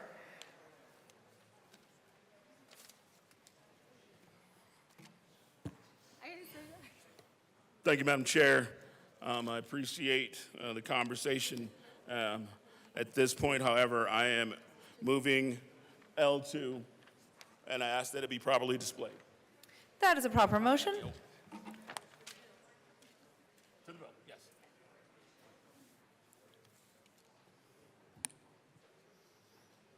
And that is properly displayed. Rep. Carter, please proceed. Thank you, Madam Chair, not to belabor my original argument. What this one does specifically is there's a 25% cap on what an individual can take from a veteran if they do the veteran's claim. This takes it from 25% down to 20%. 25%. It takes it from 25% down to 20%. That $9,000 is still in there. The company will take the lesser of the two. I ask for an aye vote. Representative Frey. Thank you, Madam Chair. I appreciate the sentiment of this. Social Security does 20% to 25%. We offered 25%, which is the higher amount for the businesses to be supportive of them making money. The business industry will not support this, and I don't think it's fair to reduce that amount. So I would request a no vote out of respect for the business industry that is actually doing this work for our veterans. Thank you. Is there any further discussion on L002? Seeing none, the question before us is its passage. A division has been requested. The House will stand in a brief recess.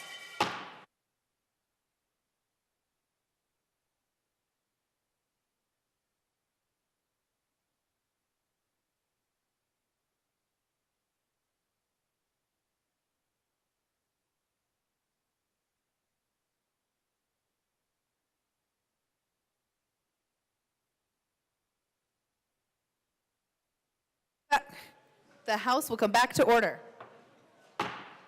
The question before us is the adoption of Amendment L002 to Senate Bill 282. A division has been requested. All those in the chamber not entitled to vote, please sit and remain seated.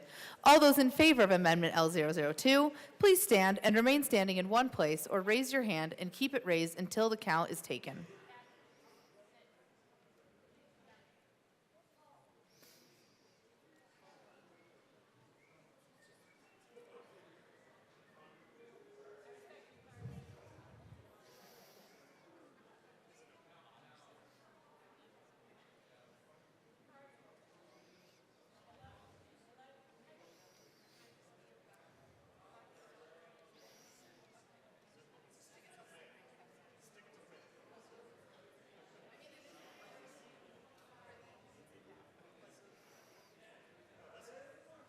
You may be seated. All those opposed, please stand and remain standing in one place or raise your hand and keep it raised until the count is taken.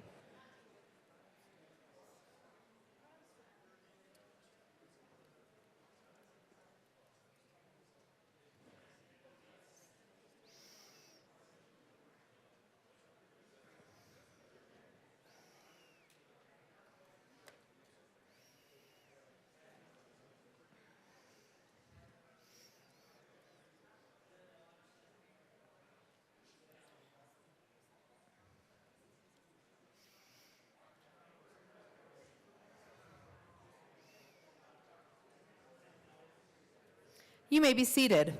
L002 is lost. To the bill, is there any further discussion on Senate Bill 282? Seeing Representative Luck. Thank you, Madam Chair. So this bill was in committee yesterday, and I am having an amendment drafted as relates to this whole conversation around the compensation. So the bill in large part is a disclosure bill. It's a bill that says you need to make sure that the folks who you are serving know your limitations and that you're not committing fraud against them and that you are, sorry, I have a different bill in front of me. I was working on that one, but that you don't steal their data. Oh, okay, those things are all right. With respect to the compensation piece, though, the issue that I have is what we've been talking about. And the reality is that with this bill being in committee yesterday and us trying to amend it on the floor today, we're losing some of the forest for the trees. We're not actually creating policy that is sound, right? We're throwing ideas out there to address an issue that was put forward and creating additional confusion. What does that look like? So you can charge up to $9,200 if you strike out the 25%, but maybe it's not worth that much money. And trying to figure out all those pieces in order to align with what the committee discussed last night and the fact that many of them objected to this piece and said, we are moving this on to the floor with the expectation that this part of the conversation will continue and that the issues raised here, these particular problems, will be addressed. And so in honoring of that, in light of the votes that were just taken, I'm hopeful to have an amendment that, once moved, would just strike the compensation part out. Section 2, just strike it out so that we can have these added protections for disclosure, for information, without getting into the nitty-gritty of these folks' business model. Thank you to the good representative from Castle Rock for that. Therefore, I move Amendment L007 and ask that it be displayed. That is a proper motion.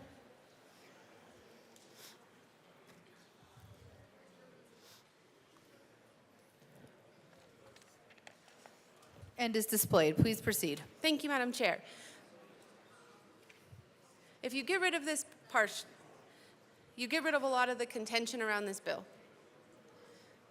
Is it something that everybody likes? No. In fact, I don't think that the private companies want to be regulated at all. The VSOs want more than what we have. It's still a compromise bill. But what this then signifies is that we give the veterans information and we treat them as adults and we tell them, these are the limitations that this particular business has. These are the limitations that would apply related to your service throughout the entire duration of this in the event that there's appeals. Here is the notice. And we allow them to decide whether it's worth it. We give them the ability to be an adult and decide, should I actually take this risk? And some of them may say, I would rather spend more than other people might consider reasonable in order to have a quicker adjudication of this matter and get something than to be in the backlog of 250,000 veterans, because that's what we were told, 250,000 person backlog, and may never actually receive anything. They might be willing to pay for that. the market, the free market, will bear what is reasonable in that space.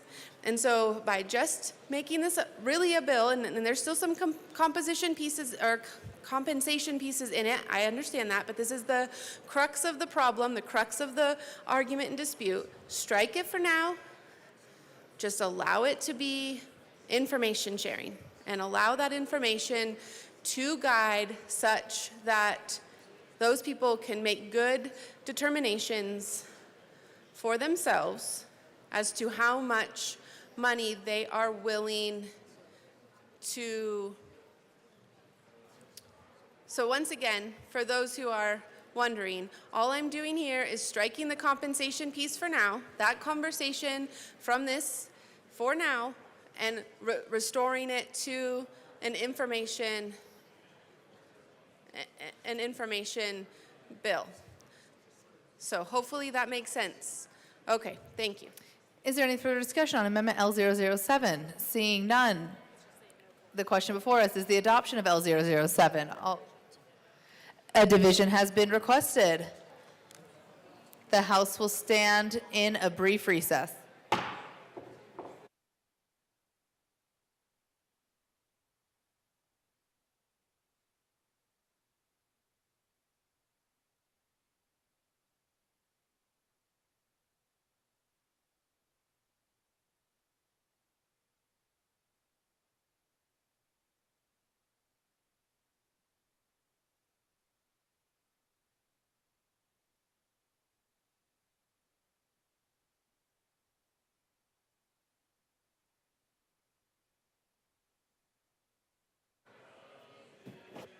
The House will come back to order.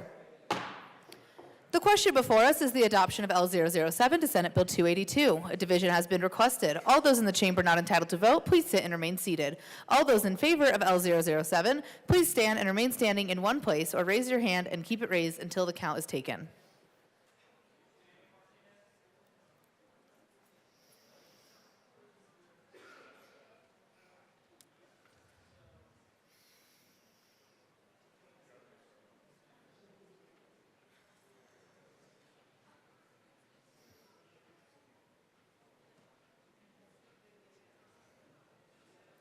You may be seated.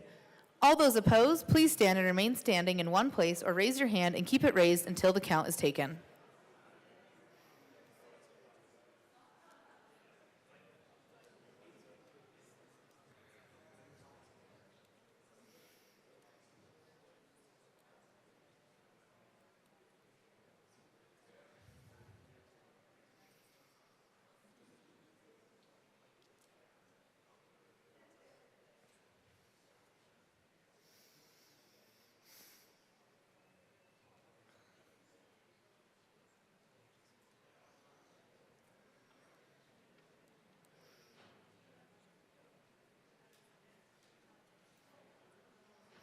You may be seated. L007 is lost. To the bill, is there any further discussion on Senate Bill 282? Seeing none, the question before us is the passage of Senate Bill 282. All those in favor say aye. All those opposed, no. The ayes have it. Senate Bill 282 passes. Madam Majority Leader. Thank you, Madam Chair. I'd like to move Senate Bill 61 until after Senate Bill 158. Senate Bill 61 will be moved to after Senate Bill 158. Mr. Schiebel, please read the title to Senate Bill 303. Senate Bill 303 by Senators Amabile and Bridges, also Representatives Taggart and Byrd, concerning the repeal of the Natural Disaster Grant Fund.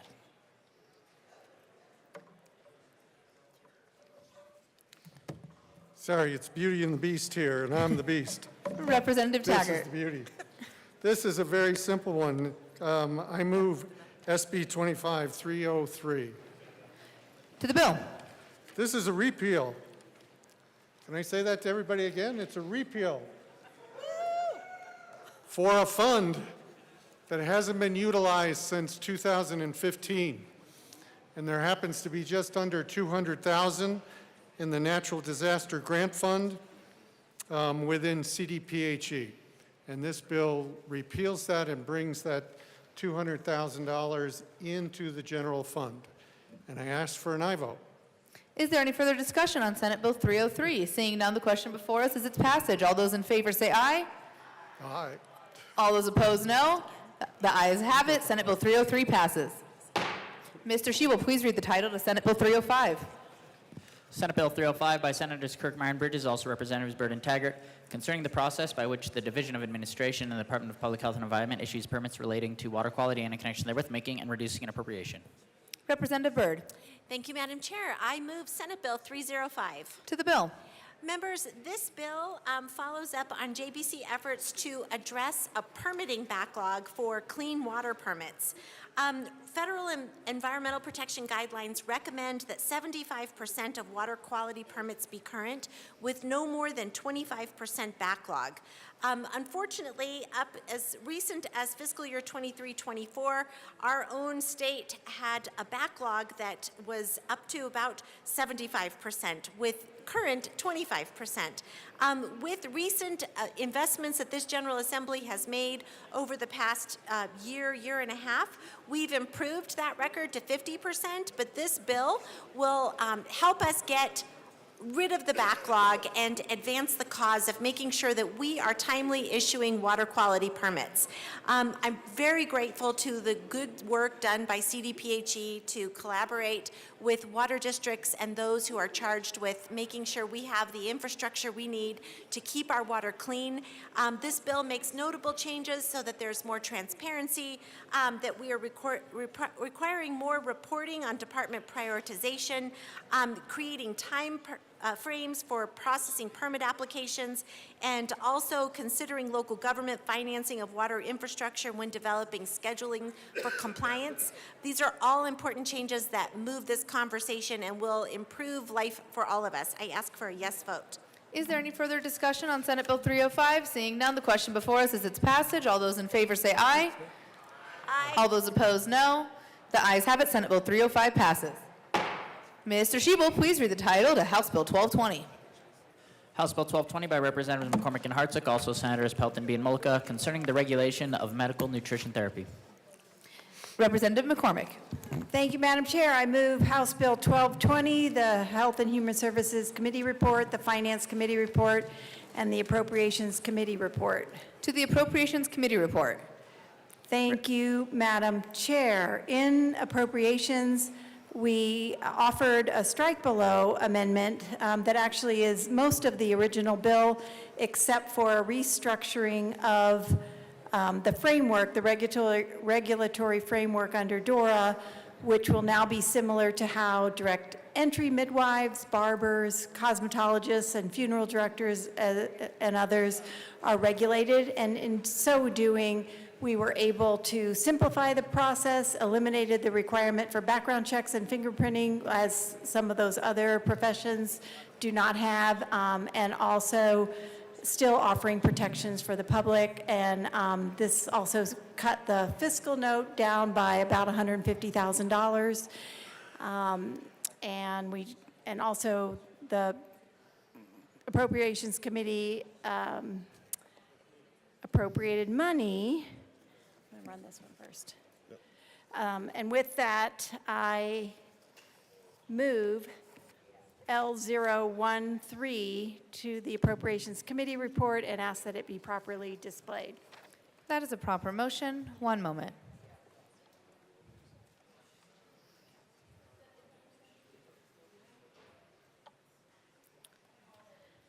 And that is displayed. Please proceed, Representative McCormick. Thank you, Madam Chair. This amendment was caught by our wonderful JBC staffer, and it's a technical correction on the amount, and it's actually lower, which is always good.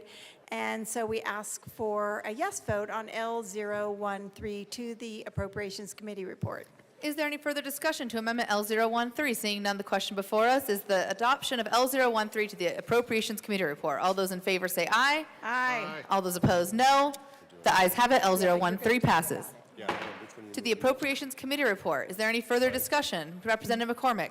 Thank you, Madam Chair. I move L009 to the Appropriation Committee report and ask that it be displayed. That is a proper motion. One moment.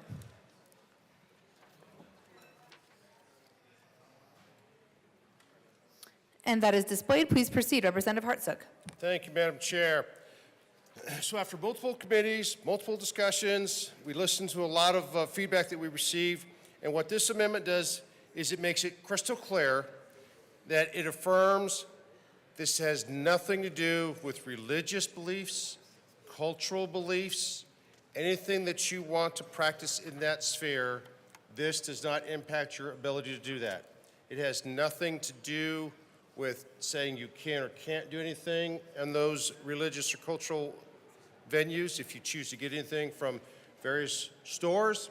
And we'll get into those later on the other amendments, but this is that religious freedom that we're putting out there, and we would ask for an aye vote. Representative McCormick. Thank you, Madam Chair. I also wanted to add that this amendment specifically adds 2 more exemptions. There's a list of 11 things that are exempted under the bill. This adds 2 more, the one that my colleague just described, and also it adds language that says it does not restrict individuals from sharing general information about the human body's physiological structure or from encouraging healthy lifestyle choices, whether it's in a school, a community health event, all kinds of places where we're talking about nutrition, healthy living, public outreach, all those things, to make it crystal clear that those are absolutely still allowed, and we ask for an aye vote on L009. Is there any further discussion on L009? Seeing none, the question before us is its passage. All those in favor say aye. Aye. All those opposed, no. The ayes have it. L009 to the Appropriations Committee report passes. To the Appropriations Committee report, Representative McCormick. Thank you, Madam Chair. I move L011 to the Appropriations Committee report and ask that it be properly displayed. That is a proper motion. And that is displayed. Representative Hartsook. Thank you, Madam Chair. So here on Amendment 11, one of the key takeaways from this is we heard extensively, I heard as recently as Saturday night, many of us go shopping. You can go shopping in grocery stores and you can see vitamins, you can see herbs, you can see tinctures, you can see all kinds of things. And there's also various stores that specialize in that. You can go in, you can talk to people in there that will tell you about different things that are on the shelves. Just like when you go into a lumber store and ask them about lumber, you can go in and ask the same thing about vitamins or herbs and different things that you want to help yourself with. What this amendment does is says you can continue to do that, and they can continue to help you. It does nothing to stop that ability between you as a consumer going in and taking anything, talking to people in those stores, asking for their advice and recommendations. The only category that you're looking at says no one's holding themselves out to treat a specific ailment that is a medically diagnosed. But everything else, your holistic treatment, your way of life, everything that you want to do from a holistic perspective in a variety of these grocery stores is clearly delineated as saying it's okay. And we would ask for an aye vote. Is there any further discussion on the amendment? Representative Bradley. Thank you. So my question, does this change, I think this might satisfy the people that were frustrated with this, because I see that it says you define nutrition care services over and over and you go through it, but then on page 18, you say an individual from providing individualized nutrition assessments and interventions, and then it says the services do not constitute medical nutrition therapy. So it's like, now the people that do certified nutritional therapists can't do any of those things. So does this now allow these people back in? Because it seems like they're going to be taken out of the ability to practice in the state of Colorado. Okay. Representative McCormick. Thank you, Madam Chair, and thank you, Representative. Actually, the amendments that we're bringing are in specific response to the requests from those folks that were concerned about their ability to continue offering nutrition, advice, counseling. The amendment language specifically is to make it very clear that the practice of the intent to direct your therapies towards the cure or treatment of a specific illness, as in like the practice of medicine. So it's making that delineation there. So all of the practices and nutrition and dietitians that are doing all of those other things will absolutely be able to continue doing that. It's the specific medical nutrition therapy that is defined at the federal level and for the purposes of Medicaid billing that we are narrowly defining that nutrition therapy, that medical nutrition therapy in response to a physician's order that these folks are going to be doing. Those are the only people that need to be licensed, but it doesn't eliminate the practice of all of those other people continuing to do what they have been doing historically.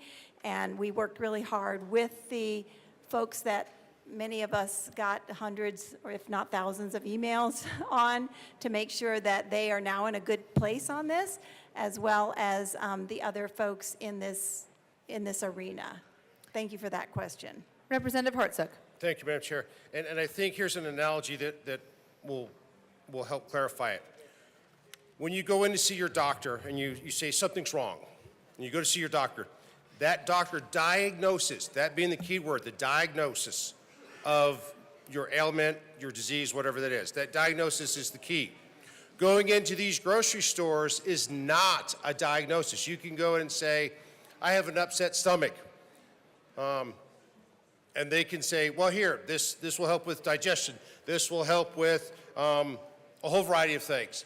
But they are not diagnosing you as having a disease, having an ailment. They're simply saying, these treatments, these vitamins, these supplements, these herbs will help with these kinds of conditions, but they are not making a medical diagnosis of your condition.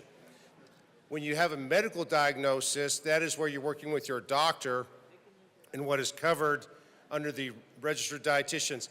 And the categories that you will see that in is when you're looking at folks that are going in most often for treatment for cancers, diabetes, dialysis, those kinds of things where they need to be on a very specific diet. That diet is in conjunction with that diagnosis from the doctor that says you need to follow this regime, this treatment. That treatment is implemented by the registered dietitian in conjunction with that doctor on that diagnosis. Has nothing to do with the average person, all of us that want to go into the grocery stores that are selling these herbs and vitamins and tinctures that can go say, hey, I just have an upset stomach, or I'm not feeling the greatest, can I get something that might help? And that is what this amendment is taking care of, is saying you can absolutely keep doing that. You can absolutely go into those stores and talk to people to help you with that. And that's what we made crystal clear in Amendment 11, and we would ask for an aye vote. Is there any further discussion on the amendment? Seeing none, the question before us is the adoption of L11 to the Appropriations Committee report. All those in favor say aye. Aye. All those opposed, no. The ayes have it. L11 is adopted. To the Appropriations Committee report. Is there any further discussion on the Appropriations Committee report? Seeing none, the question before us is its passage. All those in favor say aye. All those opposed, no. The ayes have it. The Appropriation Committee report passes. To the bill. Representative McCormick. Thank you, Madam Chair. At this bill, we have today an opportunity to recognize some healthcare providers here in Colorado that are critical to providing a very specific medically directed care that is typically ordered by a physician to a patient for a specific illness or condition. And registered dietitians and nutritionists, they're trained in this very specific entity called medical nutrition therapy that has a very defined definition at the federal level and also through Medicaid. And they use this in a variety of settings, but currently don't have a licensure structure. And the reason that's problematic is they are unable, we're the last of 4 states nationwide, 46 states have already done this. They are unable to bill Medicaid directly. So there's a real problem with the ability for us to serve patients, for them to be able to bill Medicaid, and for the system to work efficiently. This is a individualized nutrition care that is used specifically for managing diseases and medical conditions. And I try to tell people, think of it as a part of an overall treatment plan for a patient, similar to how your doctor may order surgery or chemotherapy or a particular prescription or physical therapy, whatever it is your doctor is kind of ordering you to do. This falls into that category. Medical nutrition therapy is medical care. It's not wellness advice. So it's really on the other side of that line, and that's why these professions are requesting to be regulated to help them with this process of billing, and also to make sure that when a doctor orders medical nutrition therapy, they're going to the person that has been trained to do that. It doesn't eliminate all the other folks that are in the dietitian and nutrition realm to continue to do what they're doing. These folks, which are, I think there's around 2,500 in our state, really are asking to be regulated for this reason in particular. I already told you we're the last of 4 states. It'll also increase the ability for the hospitals, their workforce flexibility and their efficiency to deliver the needed care to patients. Right now we have a system that has almost too many blocks in it. And we're here to make that system work a little more efficiently, not only for the patients, but the doctors and the folks that deliver medical nutrition therapy. So removing these barriers is really critical for that. I'm going to let my co-prime speak a little bit more about some of the other great things that the bill does. And we do urge your support on this bill. It is really important that we move forward and join the other 46 states on in this process. Representative Hartsook. Thank you, Madam Chair, and thank you to my co-prime. Process is key when you're in the healthcare and insurance system. Providers want to get paid. They need to get paid. Hospitals need to get paid. When you have various experts, if you've ever gone in for any kind of surgery, any kind of procedure, you see a variety of experts when you go in. If you have had to stay in a hospital for a couple of days, you are usually put on a specific diet. If you go in for some kind of cardiac surgery, you have very specific diet so it doesn't put stress on the heart. If you go in for abdominal surgery, they tend to put you on a liquid diet.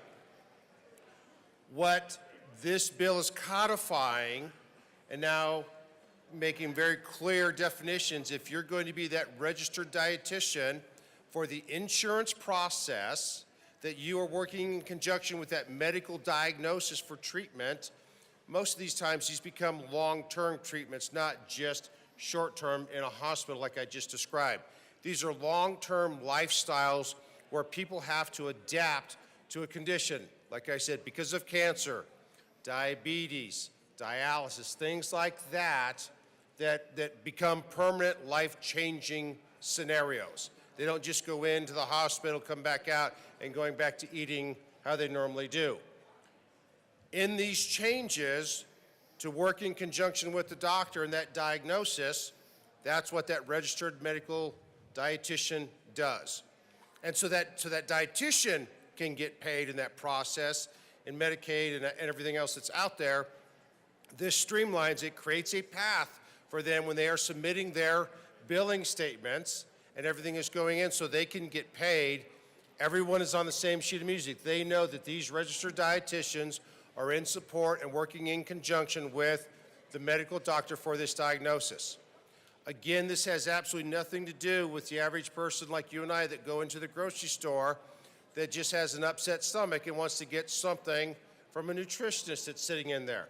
That is not what this bill is about, because you're going to pay for that out of your pocket. That's not going to be submitted through insurance.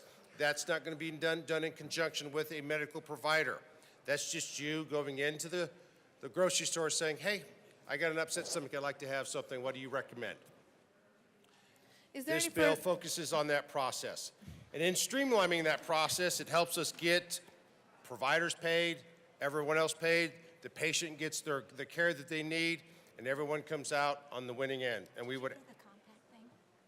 And as my co-prime just whispered in my ear, not only that does that, it helps us with the compact. So from a business perspective, if you're moving in and out of state, and you are now a registered dietitian in Nebraska, Kansas, Texas, or anywhere else, and you come here, guess what? You get to go straight to work, and vice versa.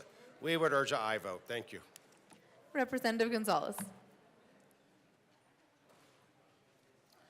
Thank you, Madam Chair. I heard this bill in Finance Committee, and I was a yes vote on that bill. I also want to reiterate why I will be a yes vote for this bill.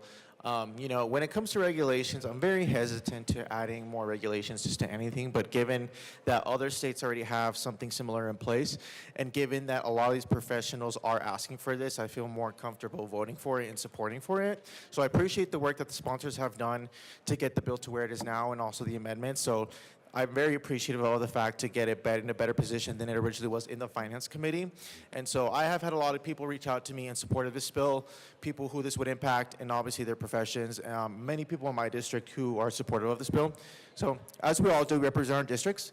And if my district supports it, then I will support it. And so I encourage an aye vote. Thank you. Is there any further discussion on House Bill 1220? Seeing none, the question before us is its passage. All those in favor say aye. All those opposed, no. The ayes have it. House Bill 1220 passes. Madam Majority Leader. Thank you, Madam Chair. I'd like to move Senate Bill 61 before Senate Bill 158. Senate Bill 61 will be moved to before Senate Bill 158. Mr. Shebel, please read the title of Senate Bill 61. Senate Bill 61 by Senator Simpson, also Representatives Weinberg and Joseph, concerning construction of laws regarding federally recognized tribes in Colorado. Representative Joseph. Thank you, Madam Chair. I move Senate Bill 61 and the State Civic and Military and Veterans Affairs Committee report. To the committee report. Thank you, Madam Chair. In the committee, what we did, as many of you know, this bill came from the American Indian Affairs Interim Study Committee this session. Actually, we talked about this bill, but we didn't bring it through the committee. But this bill has been stakeholdered since the summertime, and we have the Southern Ute in the bill, but not the Ute Mountain Ute. So what we did with this particular amendment is to add the Ute Mountain Ute into the bill. So there is some mirroring language for both tribes in the bill once we pass this particular amendment. And what the amendment does, it ensures that bill passes by this legislature doesn't apply to the Ute Mountain Ute in the absence of clear expression. And we ask for a yes vote on this particular amendment. On the committee report? Okay. Is there any further discussion on the committee report? Representative Luck. Thank you, Madam Chair. I move Amendment L007 to the committee report and ask that it be displayed. That is a proper motion. One moment.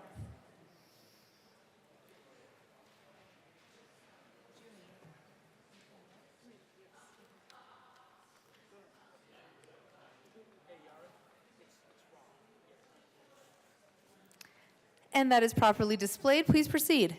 Thank you, Madam Chair. So this is an amendment that was prepared in consultation with the bill sponsors here and in the Senate, as well as with the tribes, to clarify an issue that was raised in committee related to the jurisdictional boundaries. It just redefines to provide clarity the tribal lands definition, and then also restates the rules of construction, such as to avoid any confusion about whether or not this applies to land that the tribe buys that is outside of their external reservational boundaries. I ask for an aye vote. Representative Weinberg. Thank you, Madam Chair. And fellow colleagues, I do rise in support of this amendment. We found a technical loophole, and we're happy that Representative Luck was able to step up and clear the gap. So we would urge an aye vote. Is there any further discussion on the amendment? Seeing none, the question before us is the adoption of L007 to the committee report. All those in favor say aye. All those opposed, no. The ayes have it. L007 passes. To the committee report, is there any further discussion? Seeing none, the question before us is the adoption of the State Civic, Military, and Veterans Committee report. All those in favor say aye. Aye. All those opposed, no. The ayes have it. The committee report passes. To the bill, Representative Weinberg. Thank you, Madam Chair. Fellow colleagues, I rise today in support of Senate Bill 61, a bill that brings much-needed clarity to how Colorado law is applied to the Southern Ute Indian tribe. This bill ensures unless a law explicitly states it applies to the tribe or its lands, it won't. That respects tribal sovereignty and avoids unnecessary legal conflicts. 61 doesn't limit cooperation, it empowers it. The tribe can still choose to participate in state laws and programs, especially those that improve infrastructure, healthcare, and education. This is about mutual respect, clear communication, and honoring our commitments to sovereign tribal nations in the state of Colorado. And I would urge an aye vote. Representative Joseph.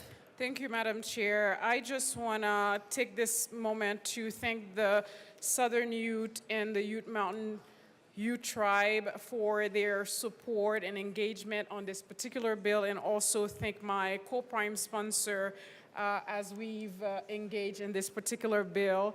I'm deeply grateful to have had this opportunity, and we ask for a yes vote. But before we move to the yes vote on this bill, Representative Luck, or shall I say the good representative from Fremont, Chaffee, Custer, Pueblo, and Teller, found some technical issues in the bill during committee, and we're very grateful for her support in drafting this particular amendment, and we'd ask for a yes vote on it, but she's going to come up to explain the amendment further. Thank you, Madam Chair. Representative Luck.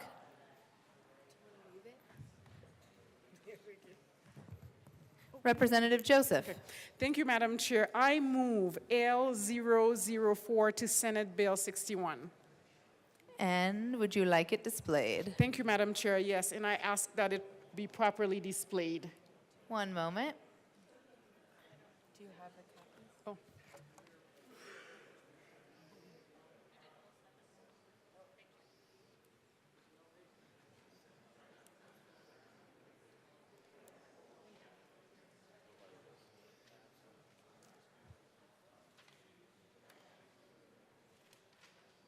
L004 is displayed. Representative Luck. Thank you, Madam Chair. As the bill sponsor noted in the opening comments, this bill is a mirroring bill. There's Part 5 and Part 6. Part 5 applies to the Southern Ute, and Part 6 applies to the Mountain Ute tribes. Basically, it mirrors itself. This amendment could not be made part of the last amendment because that was to the committee report, which created Part 6. So this clears up that conformity such that this is the same definition of tribal lands that was just approved. I ask for an aye vote. Is there any further discussion on L004? Seeing none, the question before us is the adoption of L004. All those in favor say aye. Aye. All those opposed, no. The ayes have it. L04 passes. To the bill, is there any further discussion on Senate Bill 61? Seeing none, the question before us is the adoption of Senate Bill 61. All those in favor say aye. All those opposed, no. The ayes have it. Senate Bill 61 passes. Mr. Schiebel, please read the title to Senate Bill 158. Senate Bill 158 by Senators Sullivan and Gonzalez, also Representatives Froelich and Brown, concerning creating state procurement policies for state agencies in the treatment of certain items related to weapons. Representative Brown. Thank you, Madam Chair. We move Senate Bill 158 and the State and Civic and Military and Veterans Affairs report. To the committee report. In the State, Civic, Military, and Veterans Affairs Committee, we added a modified version of a petition clause that fixes some of the dates that were in the original bill, and we ask for an aye vote. Seeing no further discussion on the committee report, the question before us is the adoption of the State, Civic, Military, and Veterans Committee report. All those in favor say aye. Aye. All those opposed, no. The ayes have it. The committee report passes. To the bill, Representative Froelich. Thank you, Madam Chair. Senate Bill 158 seeks to make sure that our state dollars, which are quite sizable when they go to purchase firearms, are purchased from folks who are doing the right thing, which for the record is the vast majority of folks selling firearms in our state, and there are just a handful of bad actors, and we feel like our state dollars should not be going in that direction, and we ask for an aye vote. Is there any further discussion on Senate Bill 158? Seeing none, the question, Representative Bradley. It's a gun bill, come on now. Thank you, Madam Chair. Anytime there's a gun bill, there's plenty to talk about. There's no other law like this in any other state.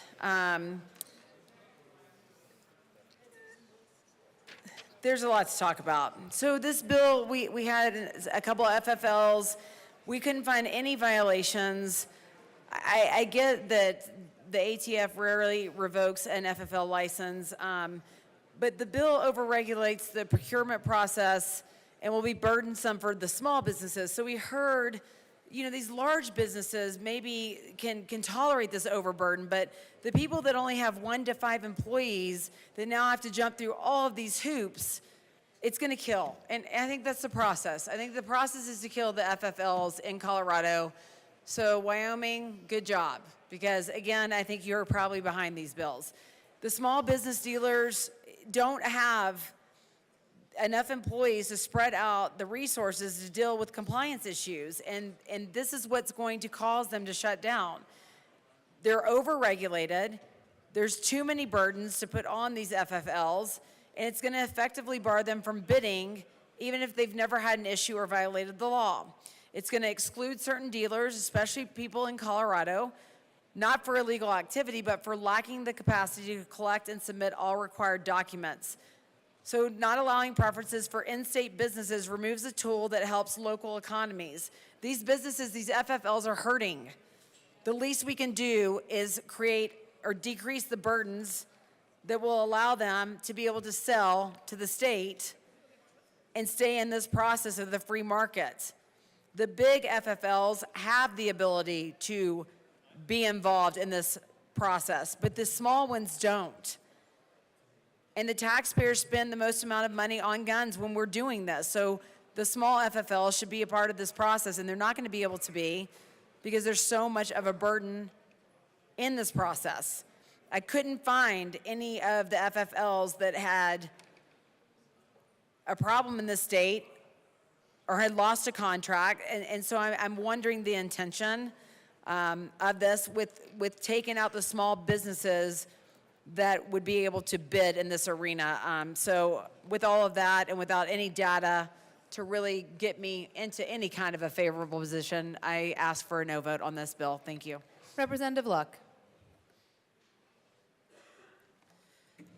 Thank you, Madam Chair. I think that's the most quiet it's been all day. Let's just revel in the silence for a minute. Just for you. Yeah, I'm sure. So, interesting bill. Your standard procurement process would want to get the best price for the goods, right? That's generally what is considered when dealing with procurement. This bill adds additional qualifications and regulations under the guise that the state does not want to do business with particular actors.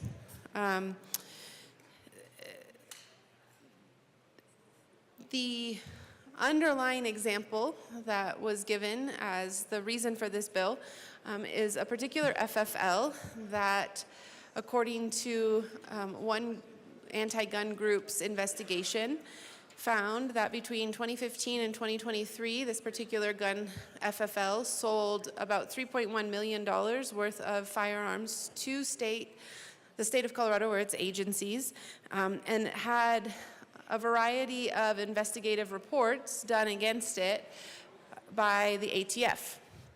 Now, we were told in committee that that FFL was not shut down by the ATF, not because it shouldn't have been shut down, but because the ATF doesn't tend to shut down, which is curious because under the last administration, there was a zero tolerance policy, and at least 3 of those years that were part of this review, the last administration was administering the ATF, and so presumably if there were the egregious types of issues that were pointed to, which include not filing proper paperwork, that they would have shut down that FFL. But in any case, that is the impetus for this bill as stated. And so these particular requirements suggest that the state wants, before entering into a contract, for proof to be given related to a host of things, including whether or not this particular FFL, whichever one the state might contract with or engage in a bidding war with, would commit to not doing contractual contractual arrangements with other parties to sell things that under Colorado law are not permitted, but maybe under other states' laws would be permitted. And so one might say that this bill, especially if adopted by other states that are opposed to a strict reading of the Second Amendment, would encourage national FFLs to adopt the gun control standards of states like Colorado in order to do business with states like Colorado.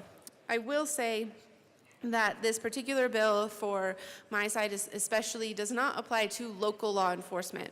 This is a bill that is focused on the state and its agencies. So it's not looking at directing the local governments as to their procurement standards. This is only for the state.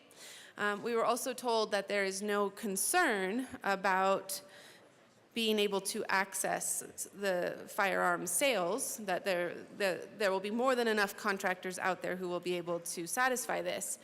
Now, I myself have doubts about that because of just the overall regulation in this space and pushing more and more FFLs out of the state. I'm not so sure that there will be state-specific vendors available in the very near term.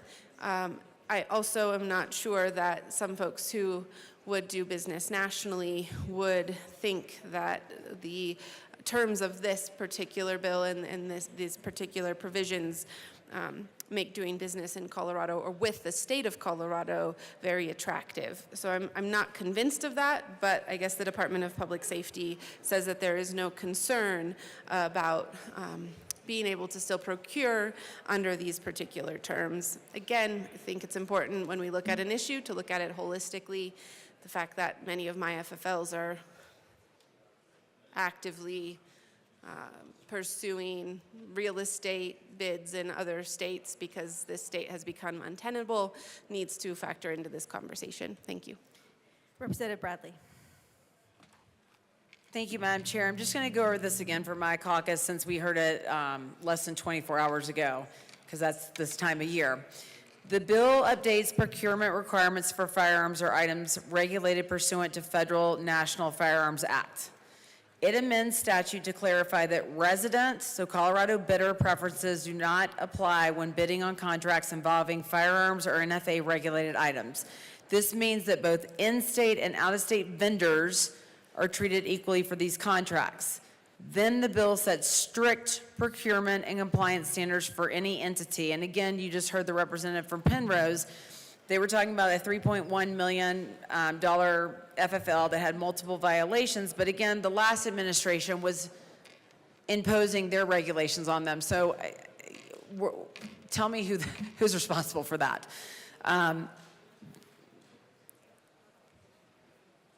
This includes any stage of the procurement process, including new contracts, amendments, renewals, or extensions. So this is what a firearm contractor or bidder must now do.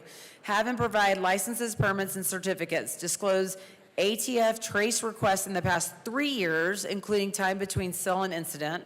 Report thefts or losses of firearms in the past 3 years. Provide inspection reports from state, local agencies, and federal entities, including documentation of any violations and corrective actions.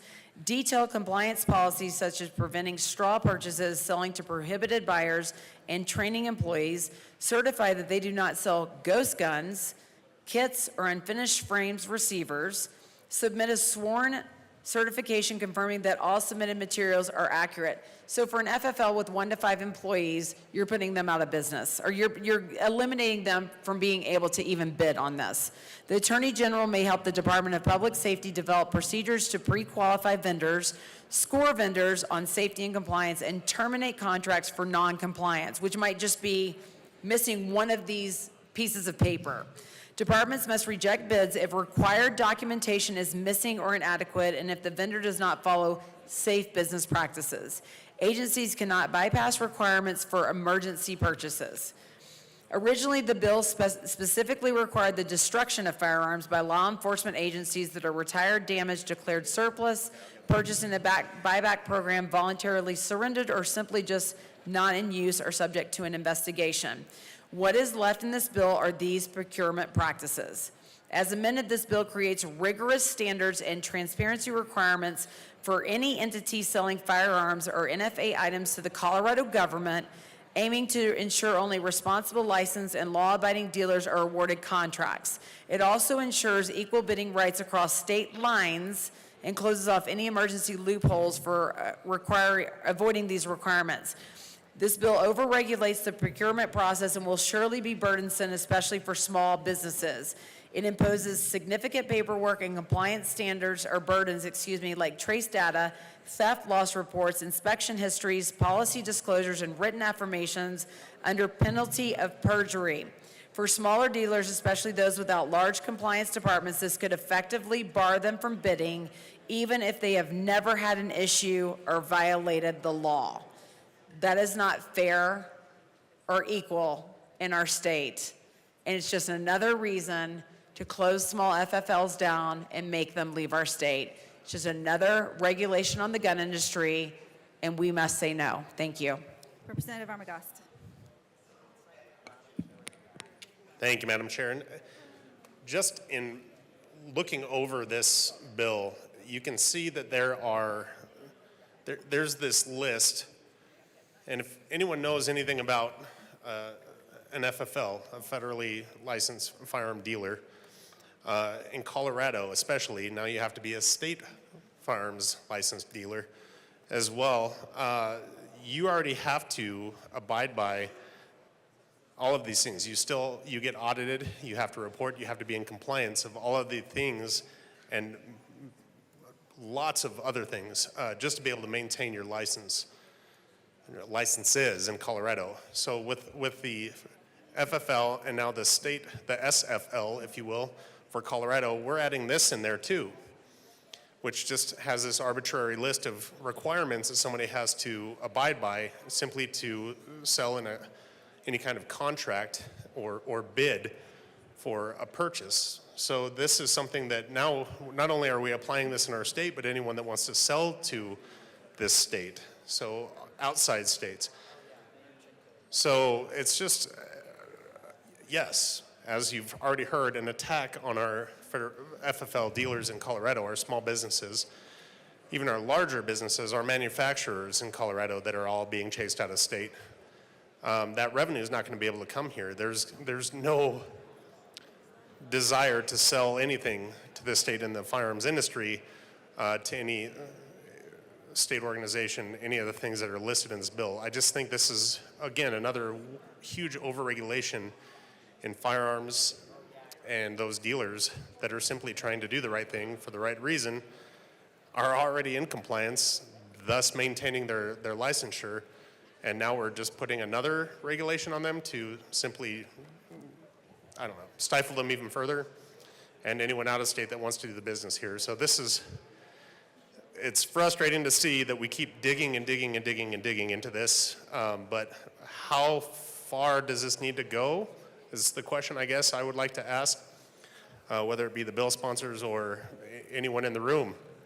This is, talk about a bridge too far. We're just taking it beyond the level of reasonable approach here when we're just talking about actual dealers and licensed dealers of firearms and the arbitrary regulations that we keep just slapping on them and piling up. It's, I mean, ridiculous is an understatement. I think we need to really just take a break from our small businesses and our firearms dealers in Colorado and maybe address our focus in some better places and legislature for our state. But this is, to me, just, I mean, arbitrary. I can't think of anything, just the arbitrary things that we keep doing to our small businesses, these regulations and over-regulations that we keep doing to our small businesses and our firearms dealers, it's beyond out of control. And obviously, I would encourage you to vote no on this, but we really need to reevaluate what we're doing in this building. Vote no. Is there any further discussion on the bill? Assistant Minority Leader Winter. Thank you, Madam Chair. I'm seeing more FFLs move out of my district. I've had one just recently leave Walsh and go to Goodland, Kansas. And all this is doing is restricting most of these individuals, especially gunsmiths that run their own gun shop, who may make these products for other states. right across the hill from me in New Mexico, they actually developed the Gatling gun that goes on the Black Hawk helicopter. And there was a lot of parts built in Colorado for that. So basically what that's saying is if you want to be able to have the ability to provide any of these items to any type of bid coming from any agency within the state, that you have to run under this certain business model, if I'm reading it right. And that's what makes it hard for me, is because you have gun owners or gun producers in this state and gunsmiths in this state that are going to be taking orders from other states and be shipping these orders to other states, and now they're going to be taken out of this. You may not be able to buy an 80% lower in Colorado, but why should that stop production of it and sent to another state where it is legal? So I think this is totally just one more cut of the death of the thousand cuts, trying to make it impossible for the industry to be in line. So, I mean, first we hit oil and gas on the head with a big stick. Now we're going to finish it off with guns. And it's just unfortunate because, I mean, you know, there's more people in the state than just the handful that live in this area. Is there any further discussion on the bill? Seeing none, the question before us. Representative Weinberg.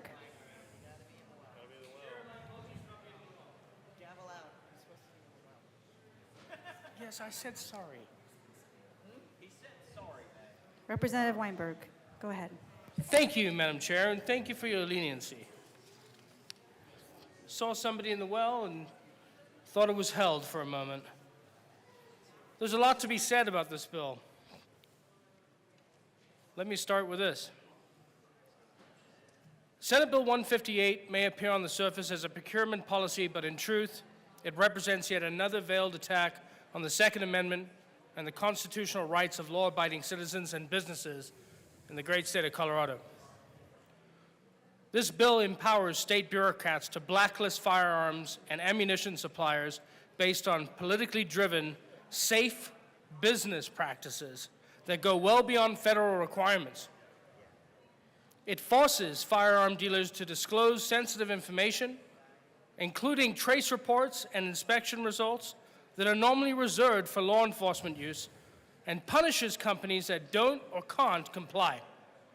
The criteria are vague, subjective, and designed to intimidate legitimate businesses into silence or closure. In the city of Loveland, I have had 3 businesses close. Most recently, Foundation Firearms. And if you've seen anything on my social feeds, I had a grown adult that had been in my city for 40 years, owned a business for 13 of which, cry his way out of the state of Colorado and move now to Texas. Not because of this bill, but because of the 7 others that have passed in the most recent years.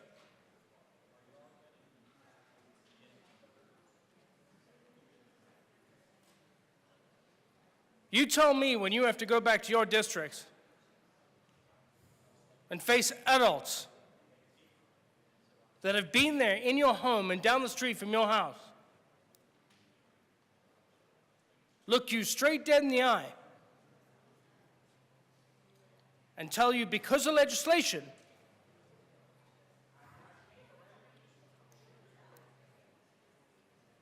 this is the reason he is shutting down.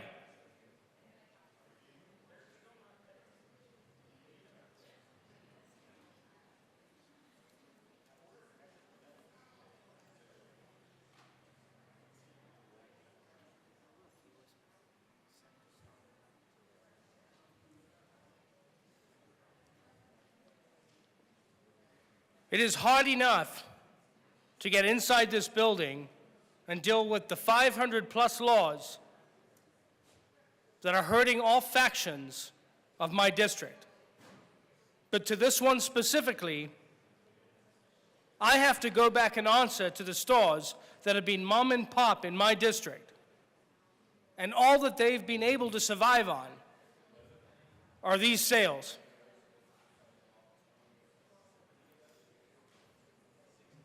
Representative Clifford, can you take it off the floor, please? Representative Weinberg. do? We can take a short I recess. can't hear anything. Moment.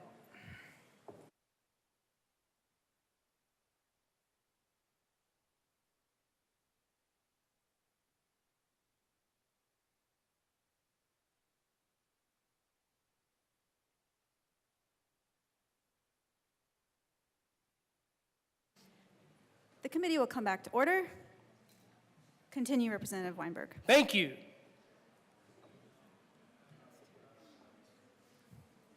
Let me make clear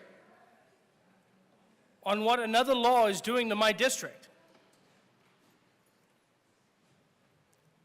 This bill mandates the destruction of legally owned functional firearms by law enforcement, even if those firearms could be relocated to reduce taxpayer spending or support training.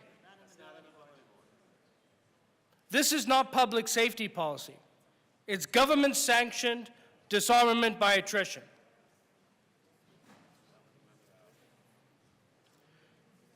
This bill uses the state procurements process to discriminate against firearm manufacturers and dealers who comply with federal law but don't meet political motivated safe business practices.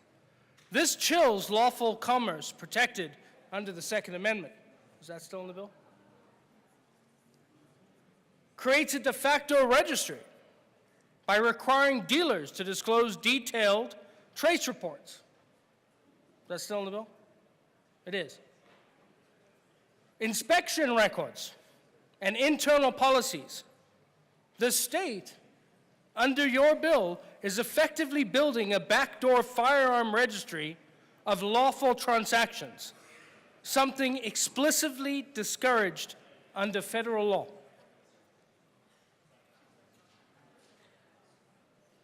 Punishing law-abiding businesses.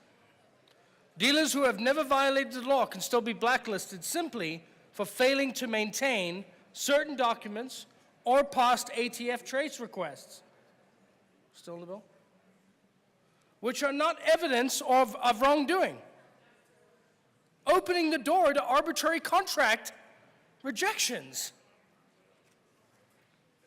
Still in the bill.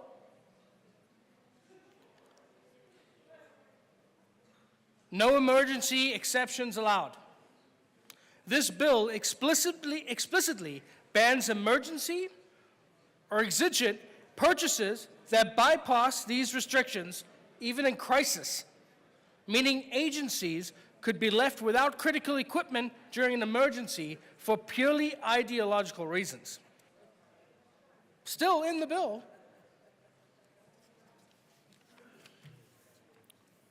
Sweeping power to the Attorney General's office. We have an election coming up next year.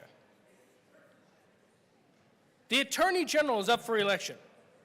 How about we hold for a second, see who the new Attorney General is, and see if they endorse or not endorse this sweeping law.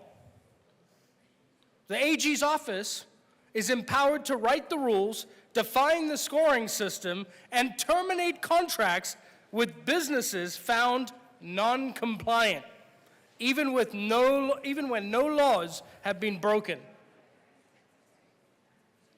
This centralizes political control over the state's entire firearm supply chain.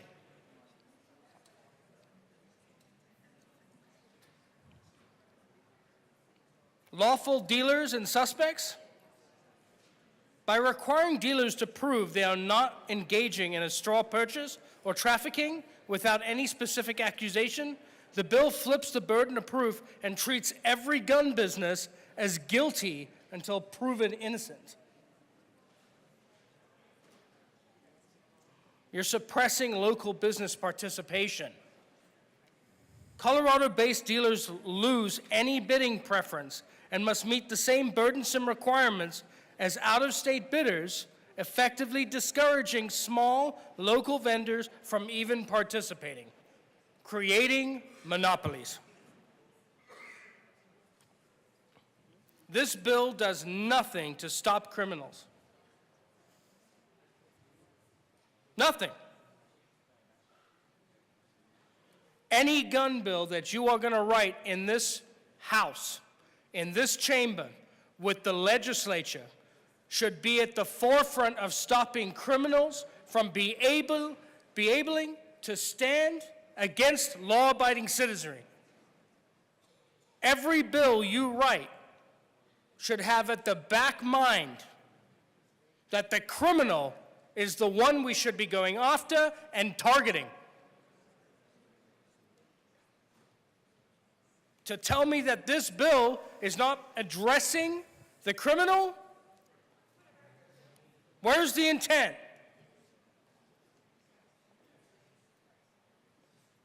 The right to keep and bear arms includes not just individual possession, but also the right to legally buy, sell, and manufacture. We are undermining the Second Amendment with this bill again in this building. When the state uses economic pressure to choke off the lawful supply of firearms, it is eroding that constitutional right by indirect and dangerous means.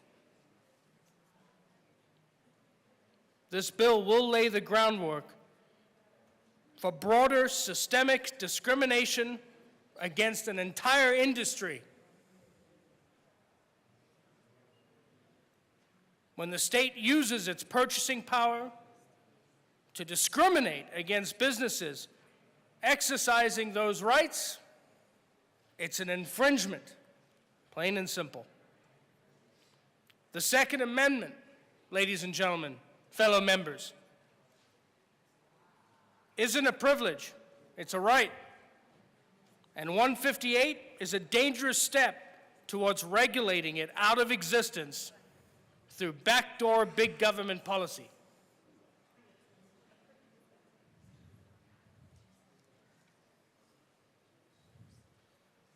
I would urge today that you look inward with 7 days, thank God, 7 days left. And I would urge a no vote. Listen to your constituents, listen to your districts. This is not right. Another bill not right, infringing on the Second Amendment in the state of Colorado. And I predict that within the next 5 years, you will see major detriment to the state of Colorado. Representative Bradley. Thank you, Madam Chair. So my question, I think the reason my side of the caucus is so passionate is that the state of Colorado procures a wide variety of goods and services to support government operations. So I think the reason that we get a little heated is, you know, are there the same procurement regulations for all the other goods, or is it just these goods? For instance, you know, we procure, I just looked it up, office supplies, vehicles, medical and laboratory supplies, IT hardware and software, which I would say is public safety, construction materials, construction and engineering services, so roads, buildings and infrastructure, professional services, janitorial maintenance, healthcare and mental health services, transportation and logistics.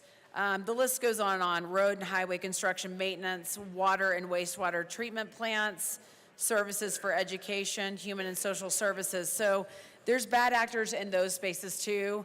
And so when we add specific, what I would say burdensome compliance issues, when I feel like the former administration had the ability to revoke an FFL for somebody that, what you guys are saying, had multiple violations, then why aren't we making other businesses kind of jump through the same hoops? Why does it feel like an attack or an assault on Second Amendment once again? So thank you. Sir, Representative Froelich. Thank you very much, Madam Chair. First of all, on some of the original, the first times you spoke, the reason that we have to, by statute, equate out-of-state purchases with in-state purchases is because of commerce clauses. So we can't give preference. We've tried before, actually, to give preference to Colorado businesses or other things. And we do have in-state procurement all kinds of prescriptive language. So some of them you might not agree with, but we have prescriptions for greener products in construction. We have prescriptions for recycled paper, things like that. So it is common practice to align our procurement with our previously existing laws. Representative Richardson. Thank you, Madam Chair. As we've heard, a lot of this bill, probably the most egregious portions of it, was amended out. And what's left really sounds like if you're a firearms dealer in good standing, we should be able to do business with you.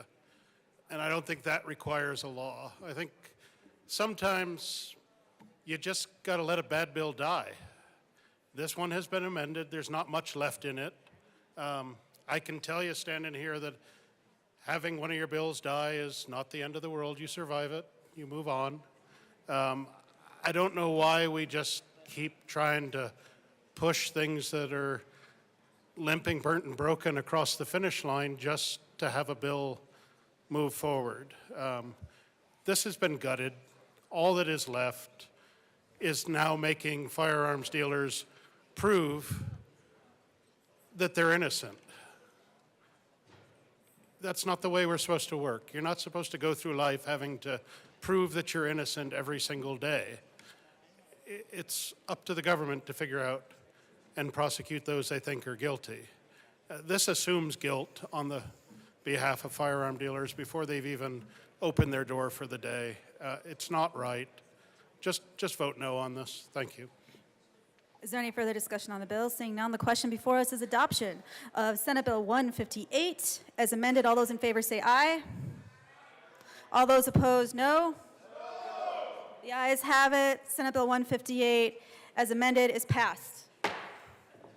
Mr. Schiebel, please read the title of Senate Bill 185. Senate Bill 185 by Senators Rodriguez and Pelton B., also Representatives Bacon and Soper, concerning the inapplicability of the economic loss rule to certain claims brought by a residential property owner against a construction professional. Representative Bacon, Assistant Majority Leader Bacon, pardon me. Thank you, Madam Chair. I move Senate Bill 185. And there are no committee reports. All right, to the bill. All Who right, wants it? members, aren't we excited to be on the last bill on the calendar today? Today we're going to talk about the fun subject of construction defects. I'm sorry, I just wanted to loosen us up a little bit. Okay. So members, Senate Bill 185 is very short, but it seems to have a lot of conversations, and I want to be able to share with you about the fun times we had at House Judiciary to talk through the bill and what it means. So members, we have been talking about in our state for quite some time about how to get more homes built.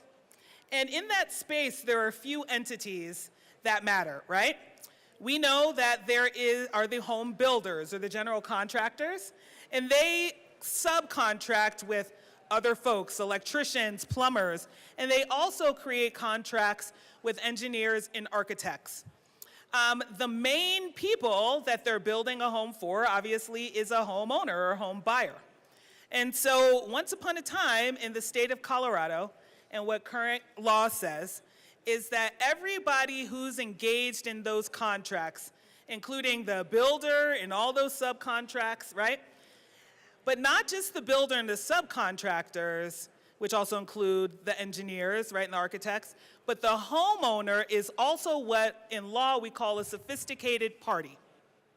And what that means is the court says because everybody's a sophisticated party, and the legal premise of that is people can sit down and work out the terms of their contracts, because everyone's a sophisticated party, the only type of lawsuit you can bring is a breach of contract.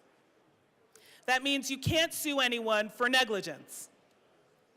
I'm doing my teacher. Make sense so far? Okay, just for us. Okay. And so what we are proposing today, the bill again is 3 lines. It says, notwithstanding any provision of law to the contrary, a construction professional owes an independent tort duty to an original residential home purchaser.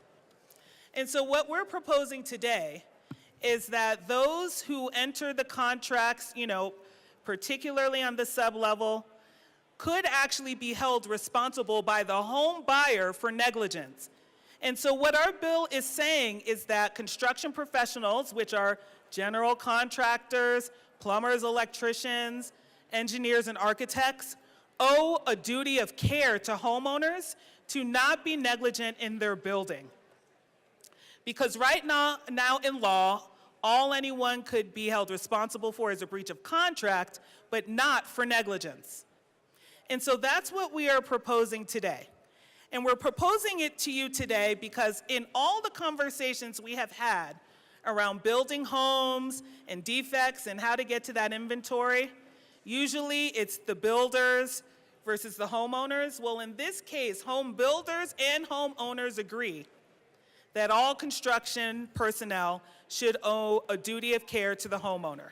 And that is because homeowners are not actually sophisticated parties. They are not negotiating the terms around the plumber's contracts, and they don't actually have the skill and knowledge to enter those contracts the way a professional would. The other reason we're saying that they are owed a duty of care is because everybody else who buys the home later gets that duty. Right now, the law says only the primary or the first homeowner does not get that duty of care. So that would technically mean if the second homeowner, the house had latent defects and they sued, they would be owed a duty of care, which means the negligence was there the whole time. But the only people who could recover for the negligence are everyone but the primary homeowner. And so members, you may have heard from folks who we would call construction professionals who are subcontractors. The truth of the matter is, right now they have the power to contract the level of damages they would pay.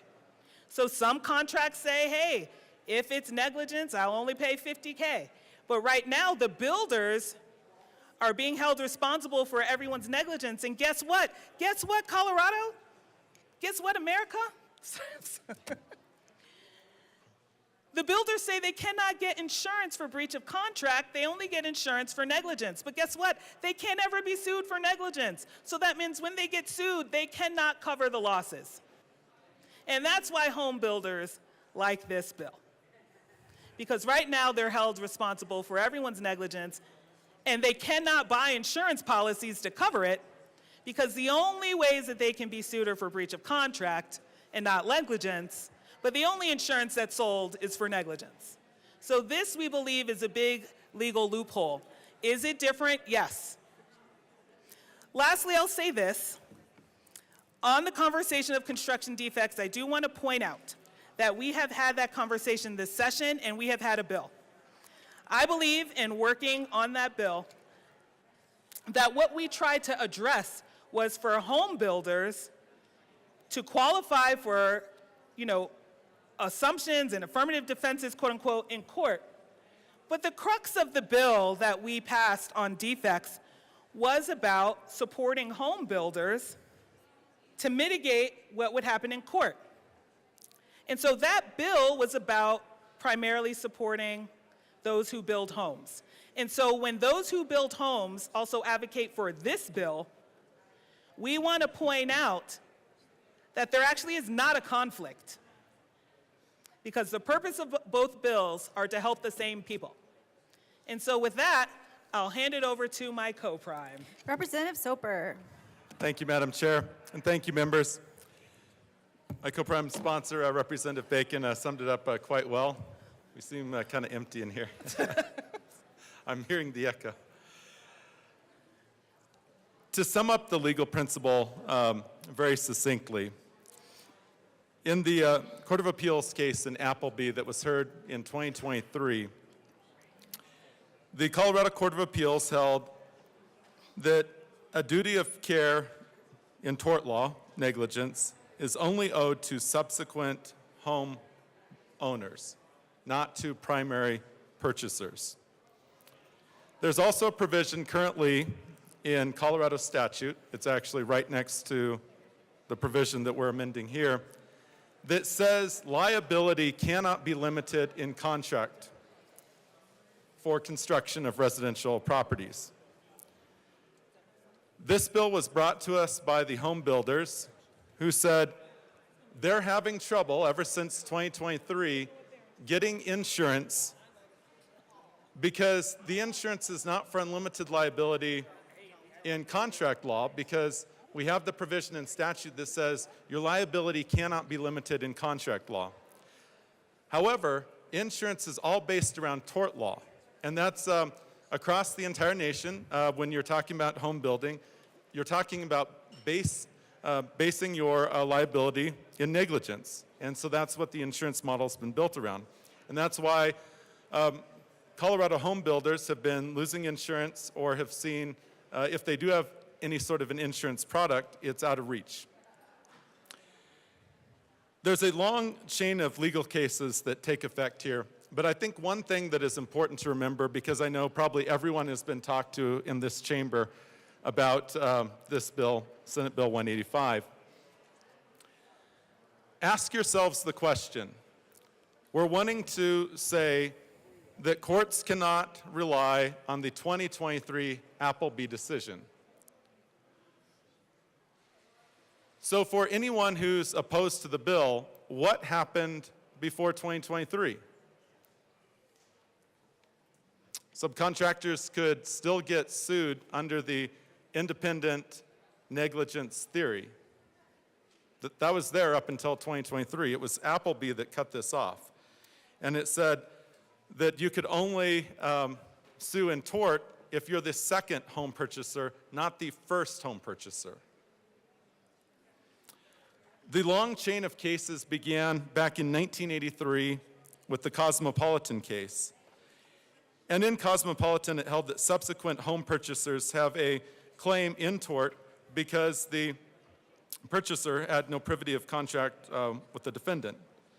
Then in 2000, the court solidified the economic loss rule. It's the idea that sophisticated parties are negotiating these bundles of contracts, and that I, as a home buyer, am a sophisticated party when I'm buying a custom-built home for myself, and that I'm going to know every provision in there, and that when I'm signing a stack of papers, I know exactly what I'm doing, because everyone who's ever built a home does not build a home without a team of lawyers from the very best law firm in the state. That's a little bit of tongue-in-cheek. But I would hire at least one member in the chamber, and you know who you are. But then in 2000, there was the Alma case, which, as I was starting to say, solidified the economic loss rule to maintain the boundaries between contract and tort law, holding that a party suffering purely economic loss from a contract breach may not bring a tort claim unless there is an independent duty, meaning an independent duty in tort law or negligence. In 2005, in Yacht Club 2, the court recognized construction professionals owe an independent duty of care to construct homes without negligence. This ruling affirmed that claims for negligent construction could proceed despite the economic loss rule. This was because the duty is owed to the homeowner is independent of contractual obligations. From 2005, we go to 2003, in which the Court of Appeals held in Appleby that the independent duty of care is only owed to subsequent homeowners. As my co-prime sponsor of this bill illustrated, if there's a negligence and the second homeowner can sue, why shouldn't the first homeowner be able to have that same ability? You may have heard the argument, you'd rather sue under contract than tort law. I would too. If I have a contractual claim, I would rather bring that than a tort law claim.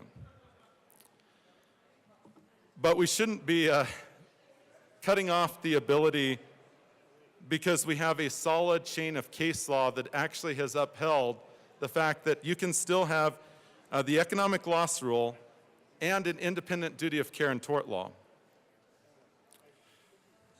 I would end the introduction of the bill here by going back to where we began. And by the Appleby case,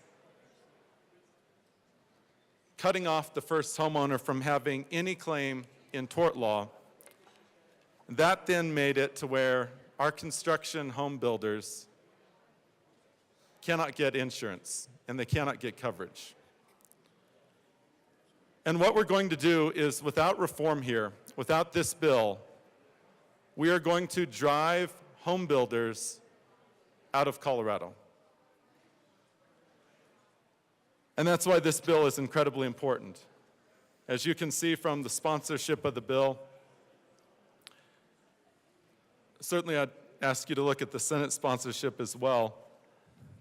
This is literally all four corners of the state: Eastern Plains, Western Slope, Denver metro area, and I'm not real sure where our fourth member exactly is from. But it shows that Republicans, Democrats, rural Colorado, Eastern Plains, urban Colorado, suburban Colorado, rural Colorado understand that we cannot drive home builders out of Colorado. And that's why, members, I would ask for a yes vote on this bill. Thank you. Representative Gonzalez.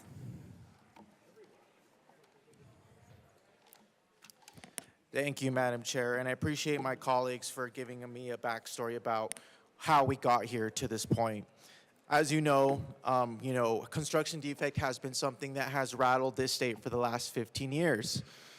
There was policies around 2009 or so that drove insurers out of Colorado, which in turn have kept housing supply down, because if you don't have insurance, you don't have coverage, which obviously then the home builders bear the risk and the parties involved. That being said, I understand the concern about the home builders not wanting to share all the burden and therefore giving it to other parties respective. I can tell you I have had concerns brought to my attention of engineers and architects who feel that this is not a level playing field and that it would bear the risk to them on issues and matters that otherwise would not have been their fault and aren't their fault, but still they have to bear the blame. I can tell you that insurance, when it comes to risk, risk is something that's very, very important when it comes to home building and affordable housing. Now, you may have also heard the argument that 1272 and 185 kind of go hand in hand. However, I tend to disagree with that notion. I do respect my colleagues for their work done on this bill and that they want to make sure that it opens up the opportunity to continue to have home builders here in the state. I do believe, however, that this bill will not keep home builders here alone. I feel there are other alternatives and solutions that we can bring when it comes to construction defect. I feel that this, in part, goes against of what 1272 aims to do. 185 would permit home builders to ignore contract terms they agreed with other construction professionals. It would also deny architects and engineers the opportunity to hold our home builder client accountable for their obligations under our contract and under their contracts. 185 would let home builders evade responsibility for defects caused by companies they're supposed to oversee, manage, and coordinate. 185 would also let home builders force homeowners to file suits against parties that the home builder should have an obligation to file themselves. It would also force architects and engineers to face lawsuits without knowledge of how home builder clients have responded to a defect notification.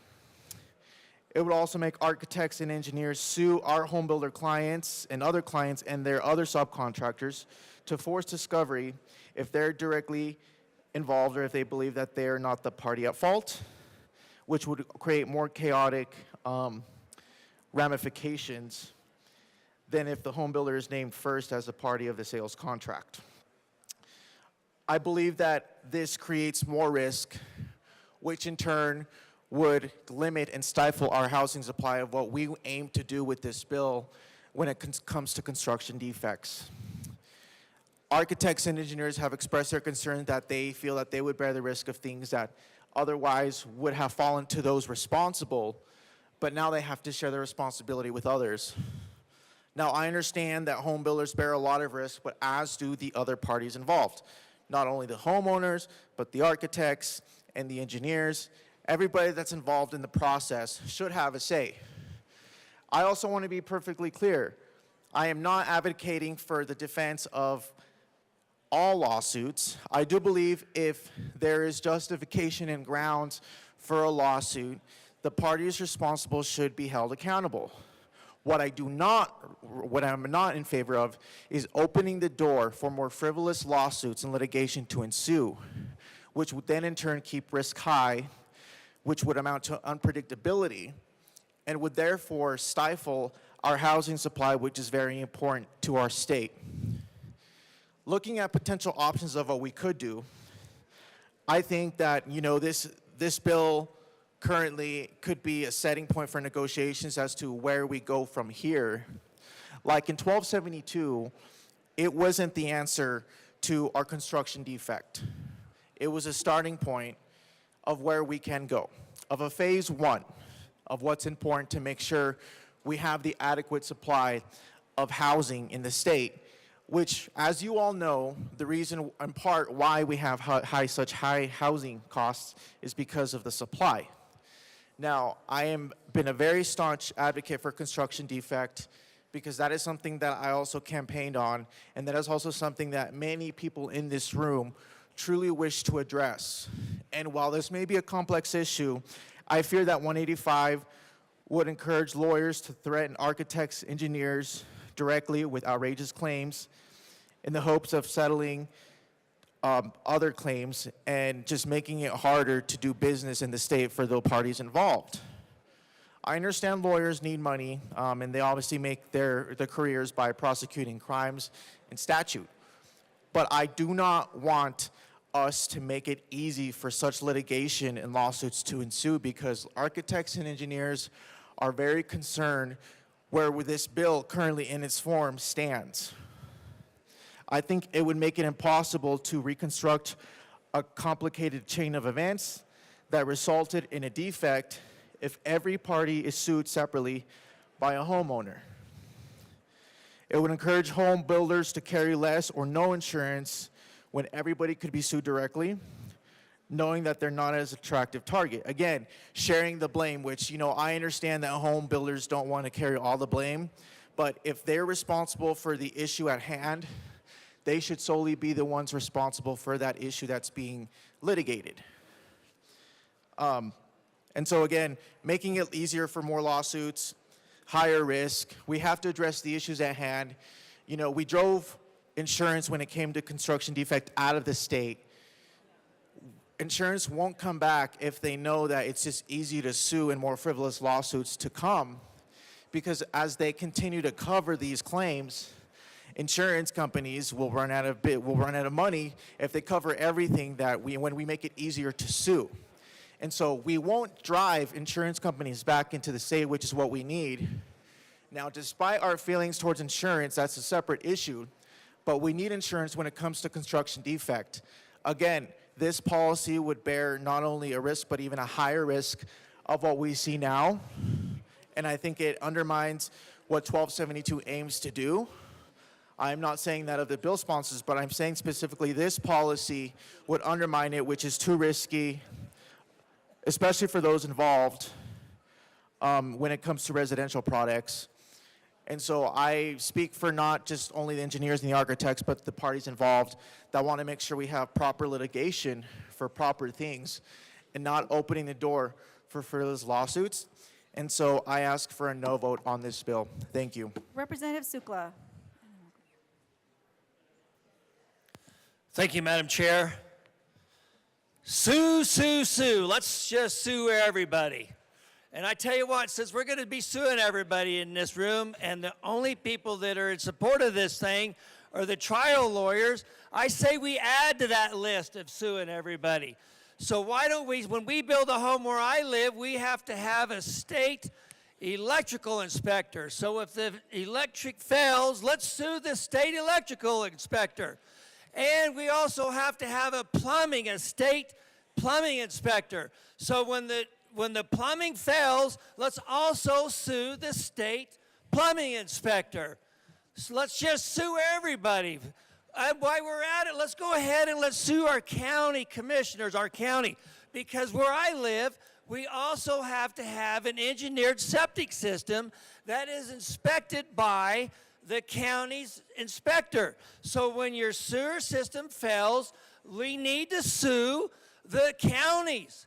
Let's just sue everybody. I say this is an awful bill. Thank you. Representative Soper.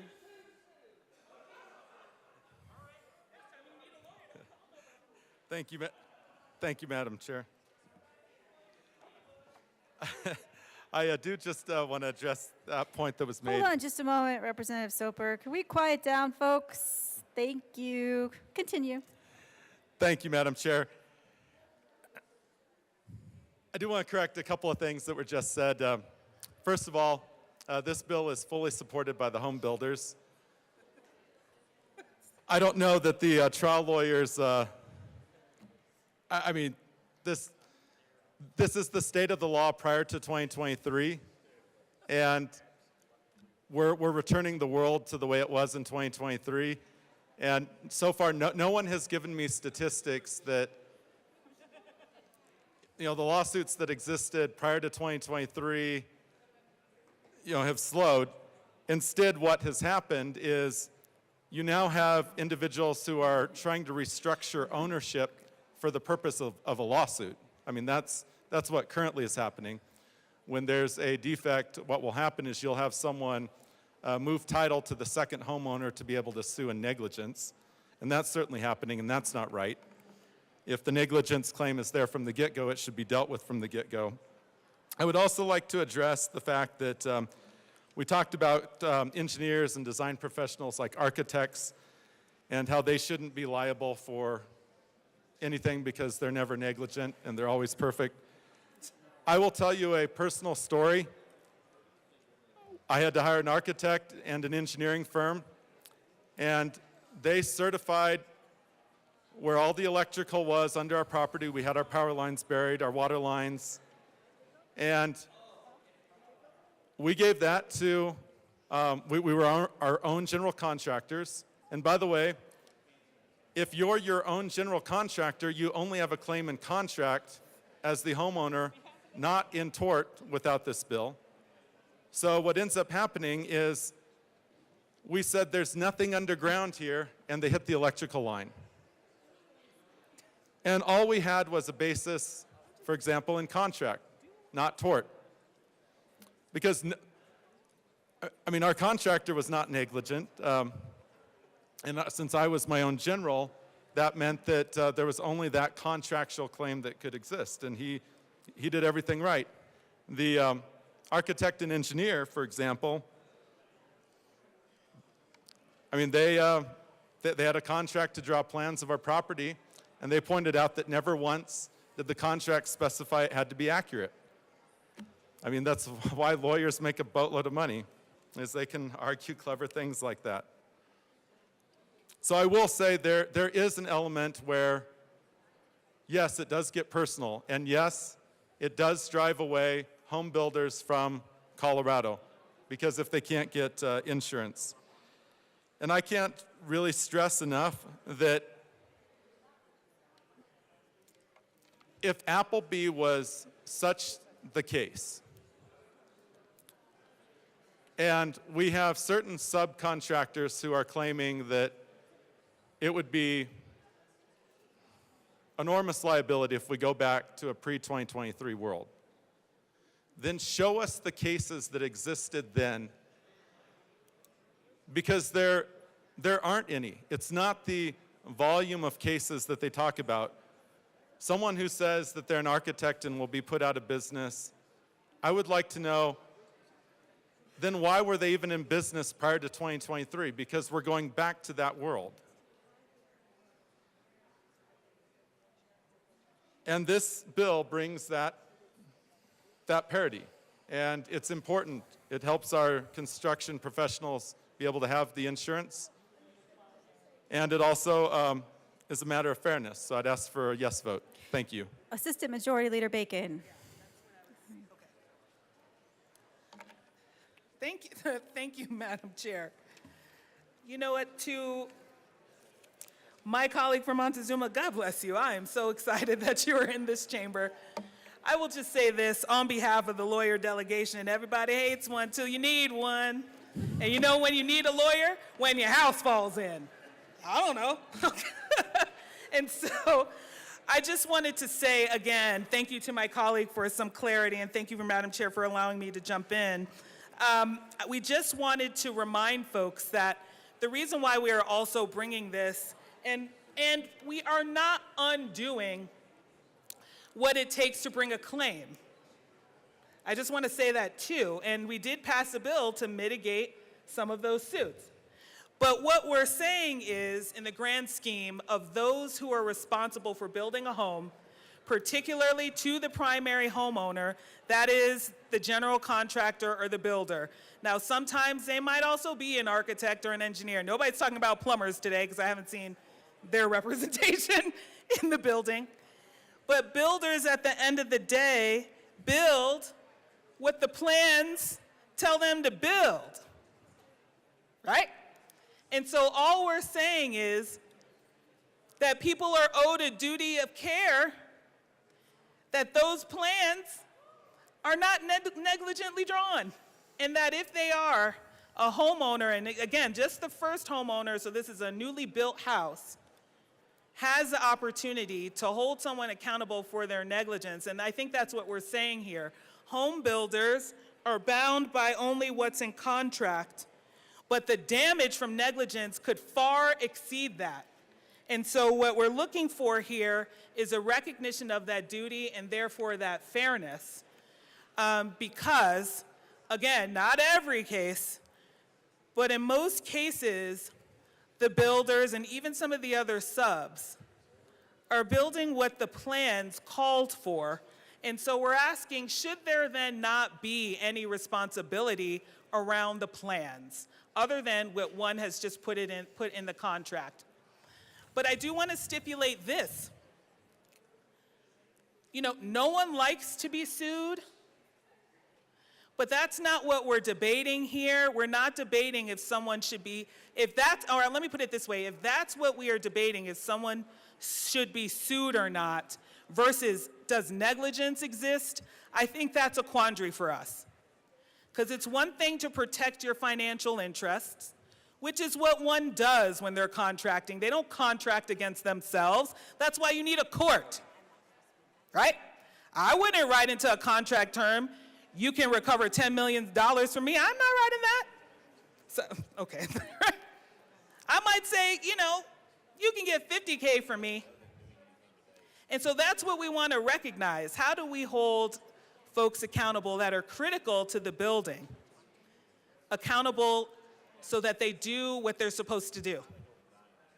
And so again, looking forward to the debate. Thank you, guys. Representative Richardson.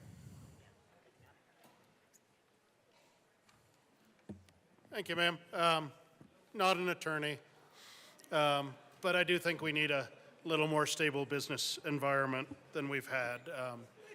We talked quite a bit over the past year, or many years, certainly before I got here, about the damage that construction defect laws had done to our construction industry and the ability for young couples to actually enter the housing market because there just was nobody building that product because of the cost of litigation, the cost of insurance should litigation happen, and builders just moved away from building those entry-level condos and moved to where things were a little bit safer, large single-family dwellings that were at the upper end of the spectrum that very few people could afford. So we need just a little stability. We passed a bill earlier this year, 1272, that took care of some of the construction defect pieces, that was really welcomed by those that build homes because they want to be able to provide what the market needs. There just was too much risk involved in providing that market need until 1172 came along. And I'm not even going to pretend to say, I listened, I don't quite understand the legal matters that are here, but what I do see is it seems like we've just squeezed a balloon. We've cut off one area where litigation can happen and where insurance costs were driven up tremendously to expand another area where now it may be easier to go to court over something.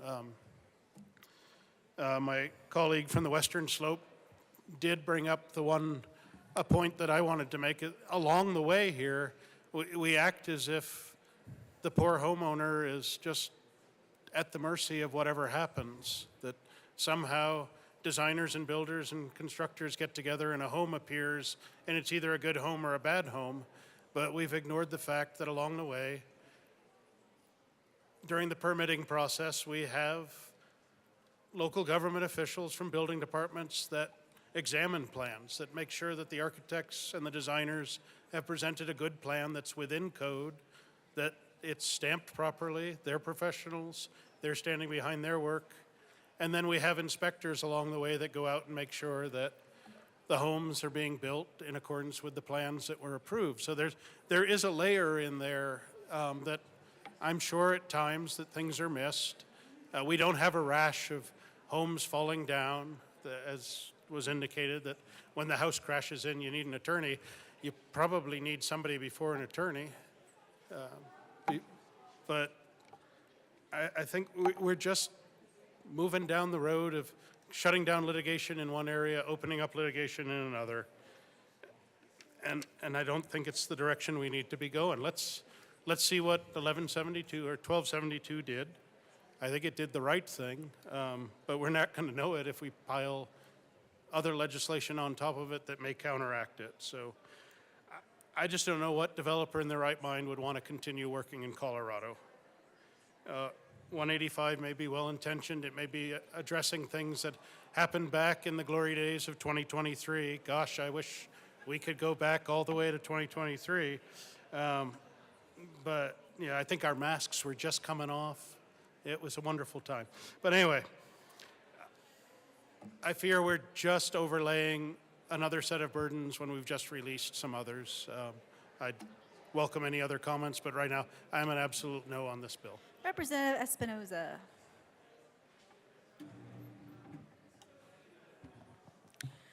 Thank you, Madam Chair. Thank you, colleagues. This was one of the strangest bills that I've heard in committee, with one of the strangest votes that I've heard in committee. And I'm in the Judiciary Committee, and so we've heard and had substantial debates. But the vote in this committee was split.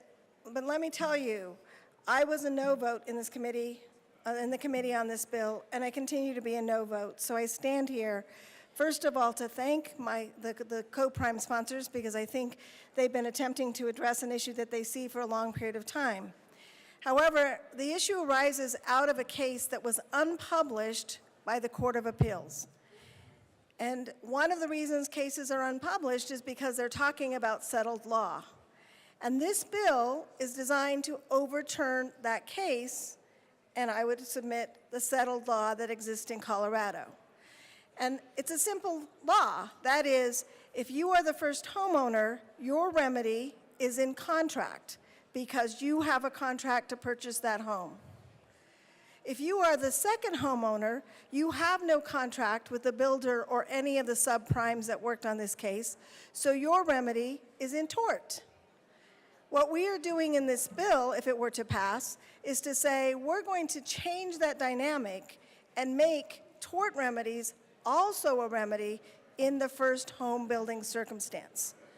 And I don't believe that we have a need to do that, in part because what the former speakers have talked about, but more importantly, because there is still a remedy. And even as to the subprimes that we've talked about, should there be actual damages that they cause to the first homeowner, the warranty and contract capacity driven by the homeowner against the builder, who's the only person they know, allows the builder then to go after the subprimes should there be other issues.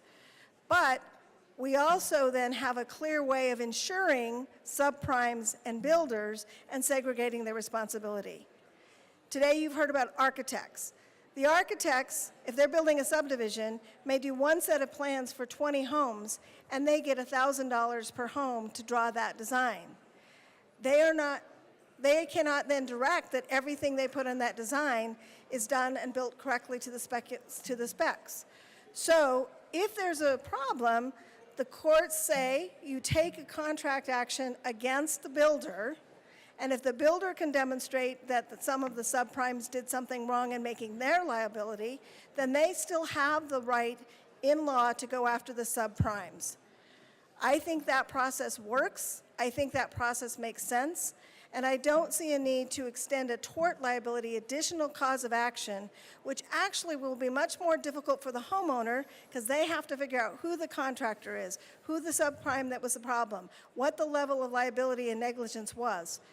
As Appleby said in regard to the second lawsuit, usually that's for instances that were unknown or unknowable at the time of the building, and therefore that's why the economic loss rule and remedy exist as to the second homeowner. So for those reasons, I encourage you to join me in voting no against this bill. Representative Gonzalez. Thank you, Madam Chair. I normally don't come here for 2 times, but I just wanted to correct something that was said here. So with all due respect to one of the sponsors, I never said that the engineers and architects were perfect, and I never said that the architects and engineers shouldn't be sued. What they shouldn't be sued for are small things that open the door for frivolous lawsuits. If there is a mistake that is severe, then yes, they should be sued.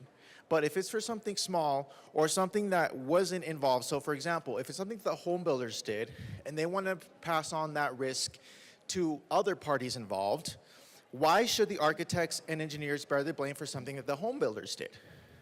So I can see why the home builders are supportive of this bill, because it kind of gives them some leverage to push some of that risk off to architects and engineers and other parties.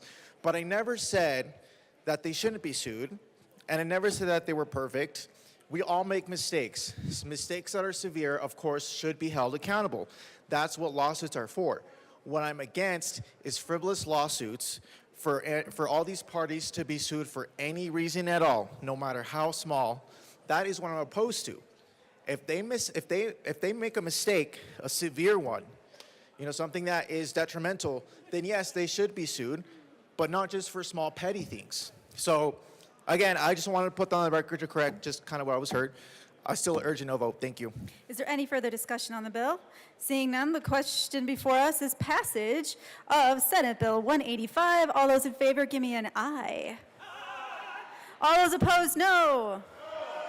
The ayes have it, and Senate Bill 185 passes. Madam Majority Leader. Thank you, Madam Chair. I move the committee rise and report. All right, the committee will rise and report.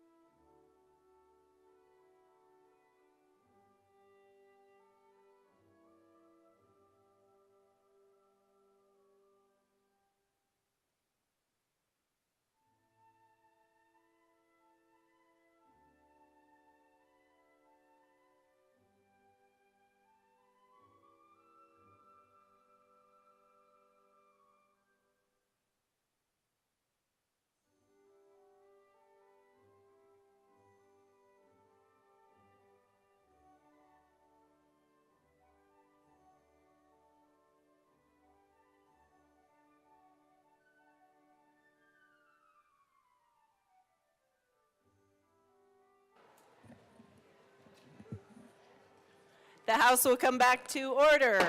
Mr. Shebel, please read the report of the Committee of the Whole. Madam Speaker, your Committee of the Whole begs the report is under consideration of the following attached bills, being the second reading thereof and making the following recommendations thereon. House Bill 1220 is amended, passed on second reading, ordered and gross placed on the calendar for third and final passage.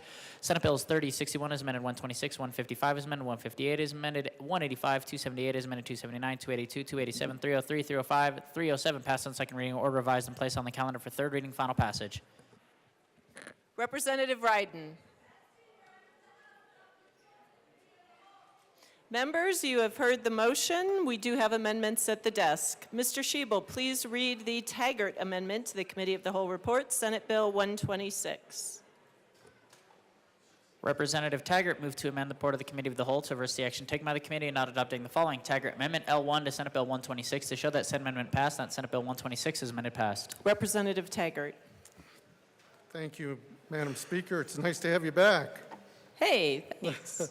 I move the Taggart Amendment to the report of the Committee of the Whole. And I ask that it be properly. It is properly displayed. Please proceed. I ran this amendment during seconds, and the comment that was made to me was that it's all covered in the bill. The bill is very specific to particular documents having to do with confidentiality, and this is a broad-based statement of confidentiality that covers federal statutes, and in particular, the last sentence, and any other applicable federal statutory or regulatory confidentiality requirements for such filings. That's a broad phrase, an umbrella phrase that needs to be in this bill. If you read the bill, you will see that the other confidential statements that are in here are specific to particular types of documents. It needs this umbrella statement. And I ask for an aye on this. Representative Espinoza. Thank you, Madam Speaker. I request a no vote on this amendment. As was indicated, this is a Uniform Law Commission bill. The bill does have several confidentiality provisions that I do believe covers this. The documents in question are only those that are consistent with the Scott Hart-Rodino federal legislation, and therefore adding any additional confidentiality would be unnecessary. We've added additional protections of CORA protections, and we've added the protections that any release of documentation would have to be by court order. Therefore, I ask for a no. Representative Taggart, this is your second time to speak. Thank you, Madam Chair. I heard throughout this the discussion that this was a uniform state law. This law has been brought to, in addition to Colorado, 5 states. One of those 5 states, the state of Washington, has approved this bill. 4 states have rejected it. 4. So 4 out of the 5, 80%. Those are the states of Nevada, Utah, Hawaii, and West Virginia. So to make the statement that this needs to be in here because of universal state laws, uniform state laws, excuse me, when only 1 state has approved it, the least we could do is set a precedence here of having the right phraseology in the bill. So please don't wave that uniform state law in front of us when in fact only 1 state has approved this. Seeing no further discussion, the motion before us is the Taggart Amendment to the Committee of the Whole report. Mr. Shebel, please open the machine and members proceed to vote.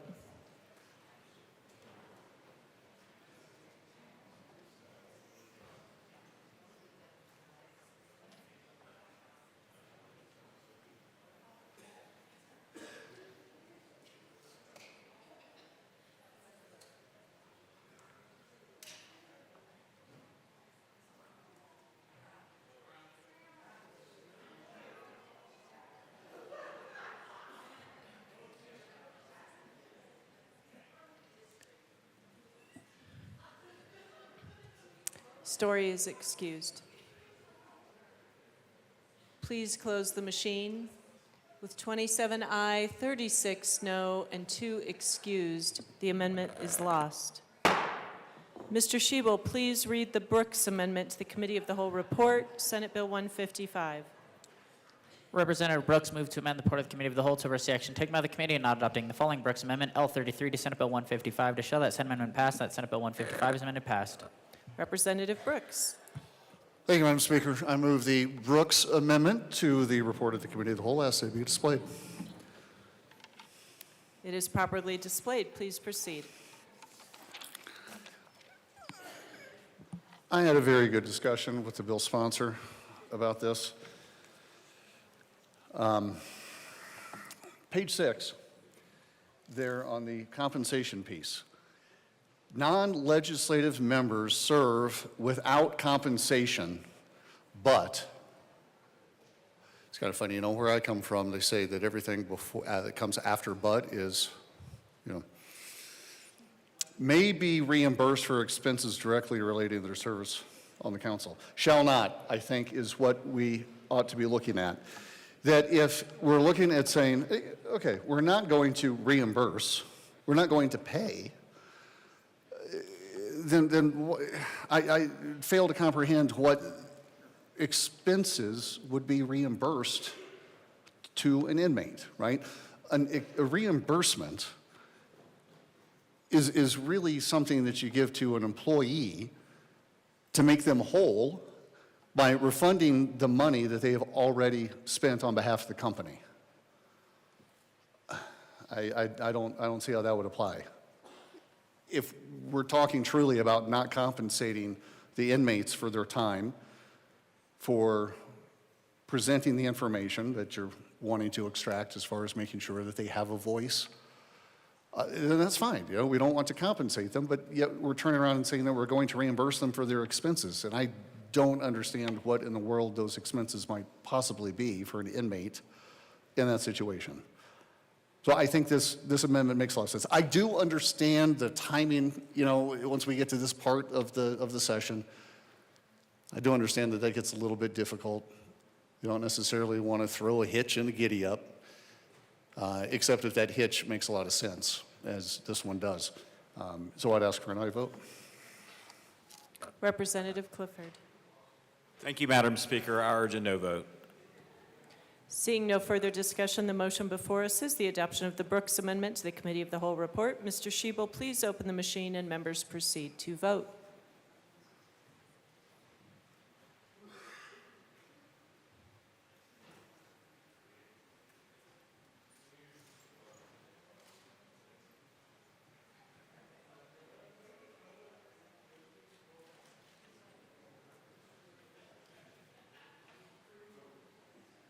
Please close the machine. With 23 aye, 40 no, and 2 excused, the amendment is lost. Mr. Shebel, please read the Richardson Amendment to the Committee of the Whole report, Senate Bill 155. Representative Richardson moved to amend the report of the Committee of the Whole to reverse the action taken by the committee and not adopting the following Armagost Amendment, L24 to Senate Bill 155, to show that said amendment passed, that Senate Bill 155 is amended passed. Representative Richardson. Thank you, Madam Speaker. I move the Richardson Amendment to the report of the Committee of the Whole and ask that it be properly displayed. And there it is. Please proceed. Thank you. If you'd like to follow along, I'm in the re-engrossed or the engrossered version. If we pass this amendment, it would be the engrossered.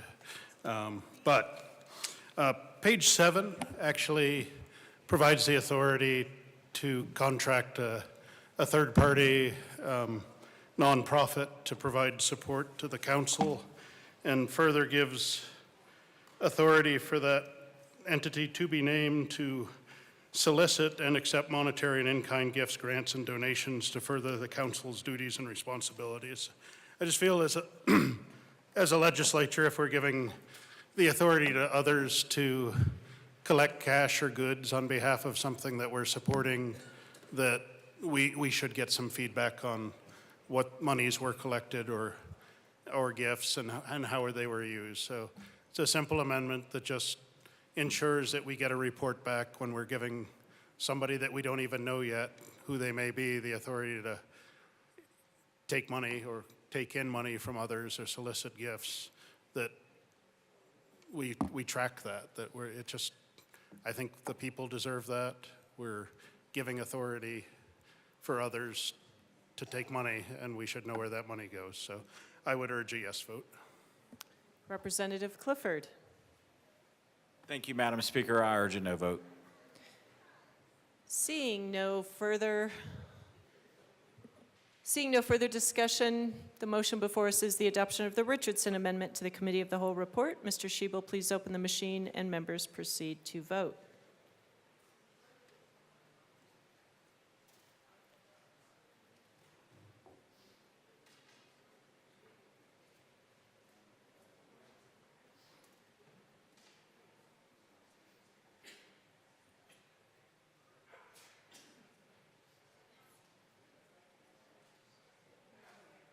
Garcia. Please close the machine. With 22 aye, 41 no, and 2 excused, the amendment is lost. The motion before us is the adoption of the Committee of the Whole report. Mr. Schiebel, please open the machine and members proceed to vote.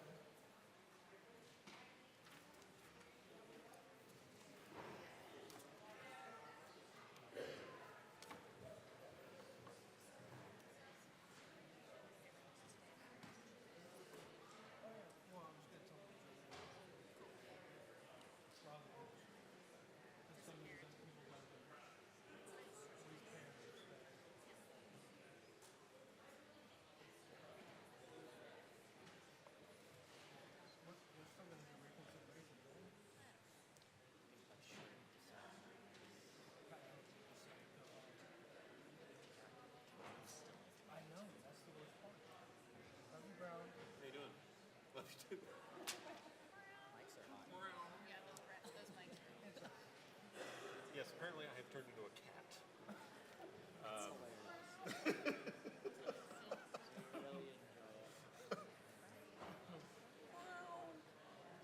My whole life, no one.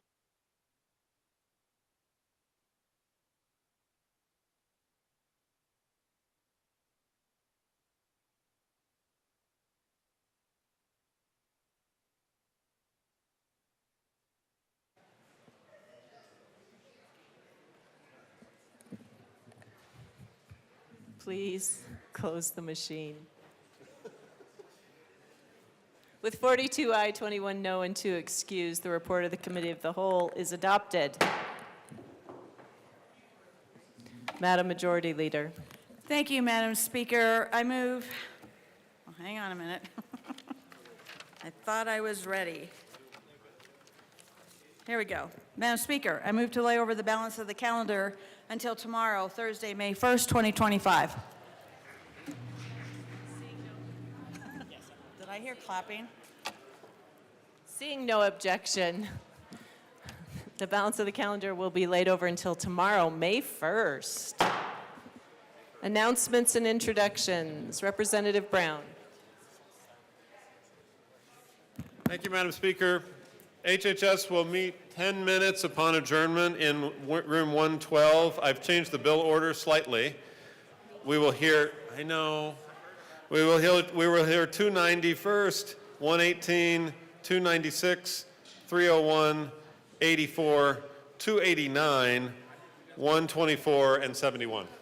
See you there. Representative Mabry. Thank you, Madam Speaker. Judiciary Committee members, we will meet at 5:15 in room 107. We're going to hear Senate Bill 298, Senate Bill 273, Senate Bill 75, Senate Bill 189, Senate Bill 300, and House Bill 1206. Again, 5:15 in room 107. Representative Clifford. Thank you, Madam Speaker. Senator Danielson and I are starting a capital food drive for the Food Bank of the Rockies. I'm going to put a jar so that people can drop some cash if you're willing to do that, or scan the QR code on the back. Please, if you're willing to donate, you can do that. I don't know about food, but maybe if you want to do that, we can do that. Thanks. Members, we are going to introduce bills at this time, and then we will be making an announcement about appropriations. Mr. Schiebel, introduction of bills. Senate Bill 7 by Senators Cutter and Marchman, also Representatives Velasco and Weinberg, concerning support to increase prescribed burns. Senate Bill 7 will be assigned to the Committee on Energy and Environment. Senate Bill 17 by Senators Cutter and Judah, also Representatives Joseph and Zokai, concerning measures to support early childhood health by integrating early childhood health care systems into communities. Senate Bill 17 will be assigned to the Committee on Health and Human Services. Senate Bill 48 by Senators Michelson, Janae, and Mullica, also Representatives Brown and Mabry, concerning the Diabetes Prevention and Obesity Treatment Act. Senate Bill 48 will be assigned to the Committee on Health and Human Services. Senate Bill 163 by Senators Cutter and Ball, also Representatives Brown and Stewart, are concerning the establishment of battery stewardship programs for the disposal of certain batteries. Senate Bill 163 will be assigned to the Committee on Finance. Senate Bill 165 by Senators Pelton B. and Doherty, also Representatives Lindstedt and Boog, concerning electrical work regulated in the state. Senate Bill 165 will be assigned to the Committee on Finance. Senate Bill 272 by Senators Winter F. and Catlin, also Representatives Velasco and Froelich, concerning a sales and use tax exemption for construction materials used in creating housing for a regional transportation authority staff. Senate Bill 272 will be assigned to the Committee on Finance. Senate Bill 281 by Senators Carson and Snyder, also Representatives Espinoza and Armagost, concerning careless driving resulting in serious bodily injury. Senate Bill 281 will be assigned to the Committee on Judiciary. Senate Bill 286 by Senators Hendrickson and Snyder, also Representative Byrd, concerning money collected by the state in relation to petroleum products. Senate Bill 286 will be assigned to the Committee on Finance. Senate Bill 297 by Senator Ball, also Representative Foray, concerning the implementation of Colorado's Natural Medicine Initiative and in connection therewith requiring the Department of Public Health and Environment to collect data and information related to the health effects and other impacts of the use of natural medicine and natural medicine products and making and reducing an appropriation. Senate Bill 297 will be assigned to the Committee on Finance. Senate Bill 302 by Senators Kipp and Simpson, also Representatives Garcia and Zokai, concerning extending the Achieving a Better Life Experience state income tax deduction.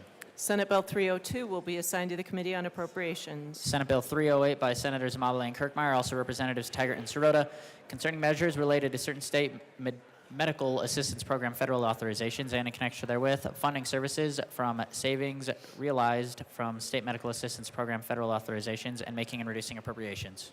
Senate Bill 308 will be assigned to the Committee on Appropriations. Senate Bill 310 by Senators Kirkmeyer and Bridges, also Representatives Byrd and Taggart, concerning the implementation of Proposition 130 and in connection therewith making an appropriation. Senate Bill 310 will be assigned to the Committee on Appropriations. Senate Bill 311 by Senators Amabile and Kirkmeyer, also Representatives Byrd and Taggart, concerning the balances of inactive cash funds. Senate Bill 311 will be assigned to the Committee on Appropriations. Senate Bill 312 by Senators Amabile and Kirkmeyer, also Representatives Byrd and Sirota, concerning the use of money received from the Federal Coronavirus State Fiscal Recovery Fund and in connection therewith transferring the unspent state money that refinanced the money received from the Federal Coronavirus State Fiscal Recovery Fund, repealing the requirement for recruitment of healthcare professionals funded with refinanced money and making and reducing appropriations. Senate Bill 312 will be assigned to the Committee on Appropriations. Senate Bill 313 by Senators Amabile and Bridges, also Representatives Byrd and Sirota, concerning the permissible uses of state income tax revenue raised in connection with Proposition 123. Senate Bill 313 will be assigned to the Committee on Appropriations. Senate Bill 314 by Senators Kirkmeyer and Bridges, also Representatives Byrd and Sirota, concerning changes to the Recovery Audit Contractor Program and in connection therewith making and reducing an appropriation. Senate Bill 314 will be assigned to the Committee on Appropriations. Senate Bill 315 by Senators Bridges and Kirkmeyer, also Representatives Byrd and Sirota, concerning measures to reinvent post-secondary and workforce readiness programs and in connection therewith making and reducing appropriation. Senate Bill 315 will be assigned to the Committee on Appropriations. Senate Bill 317 by Senators Kirkmeyer and Bridges, also Representatives Byrd and Taggart, concerning the transfer of interest and income derived from the deposit investment of money in certain cash funds into the general fund. Senate Bill 317 will be assigned to the Committee on Appropriations. Representative Sirota. Thank you, Madam Speaker. Members, tomorrow morning, May 1st, at 8 a.m. in the Old State Library, House Appropriations will meet to hear Senate Bills 26, 40, 161, 162, 167, 186, 283, 285, House Bill 1335, as well as Senate Bill 50 and Senate Bills 308, 310, 311, 312, 313, 314, 315, 317, and any others that may be referred to as House Appropriations. And also appropriations members, your second packet should be available to you pretty shortly if you want to stick around and wait for it. Mr. Shebel, message from the Senate. Madam Speaker, Message from the passed. Senate will be printed in the journal. Message from the reviser. We herewith transmit. Message from the reviser will be printed in the journal. Madam Majority Leader. Madam Speaker, I move that the House stand in adjournment until Thursday, May 1st at 9 a.m. The House is adjourned until tomorrow, May 1st at 9 a.m.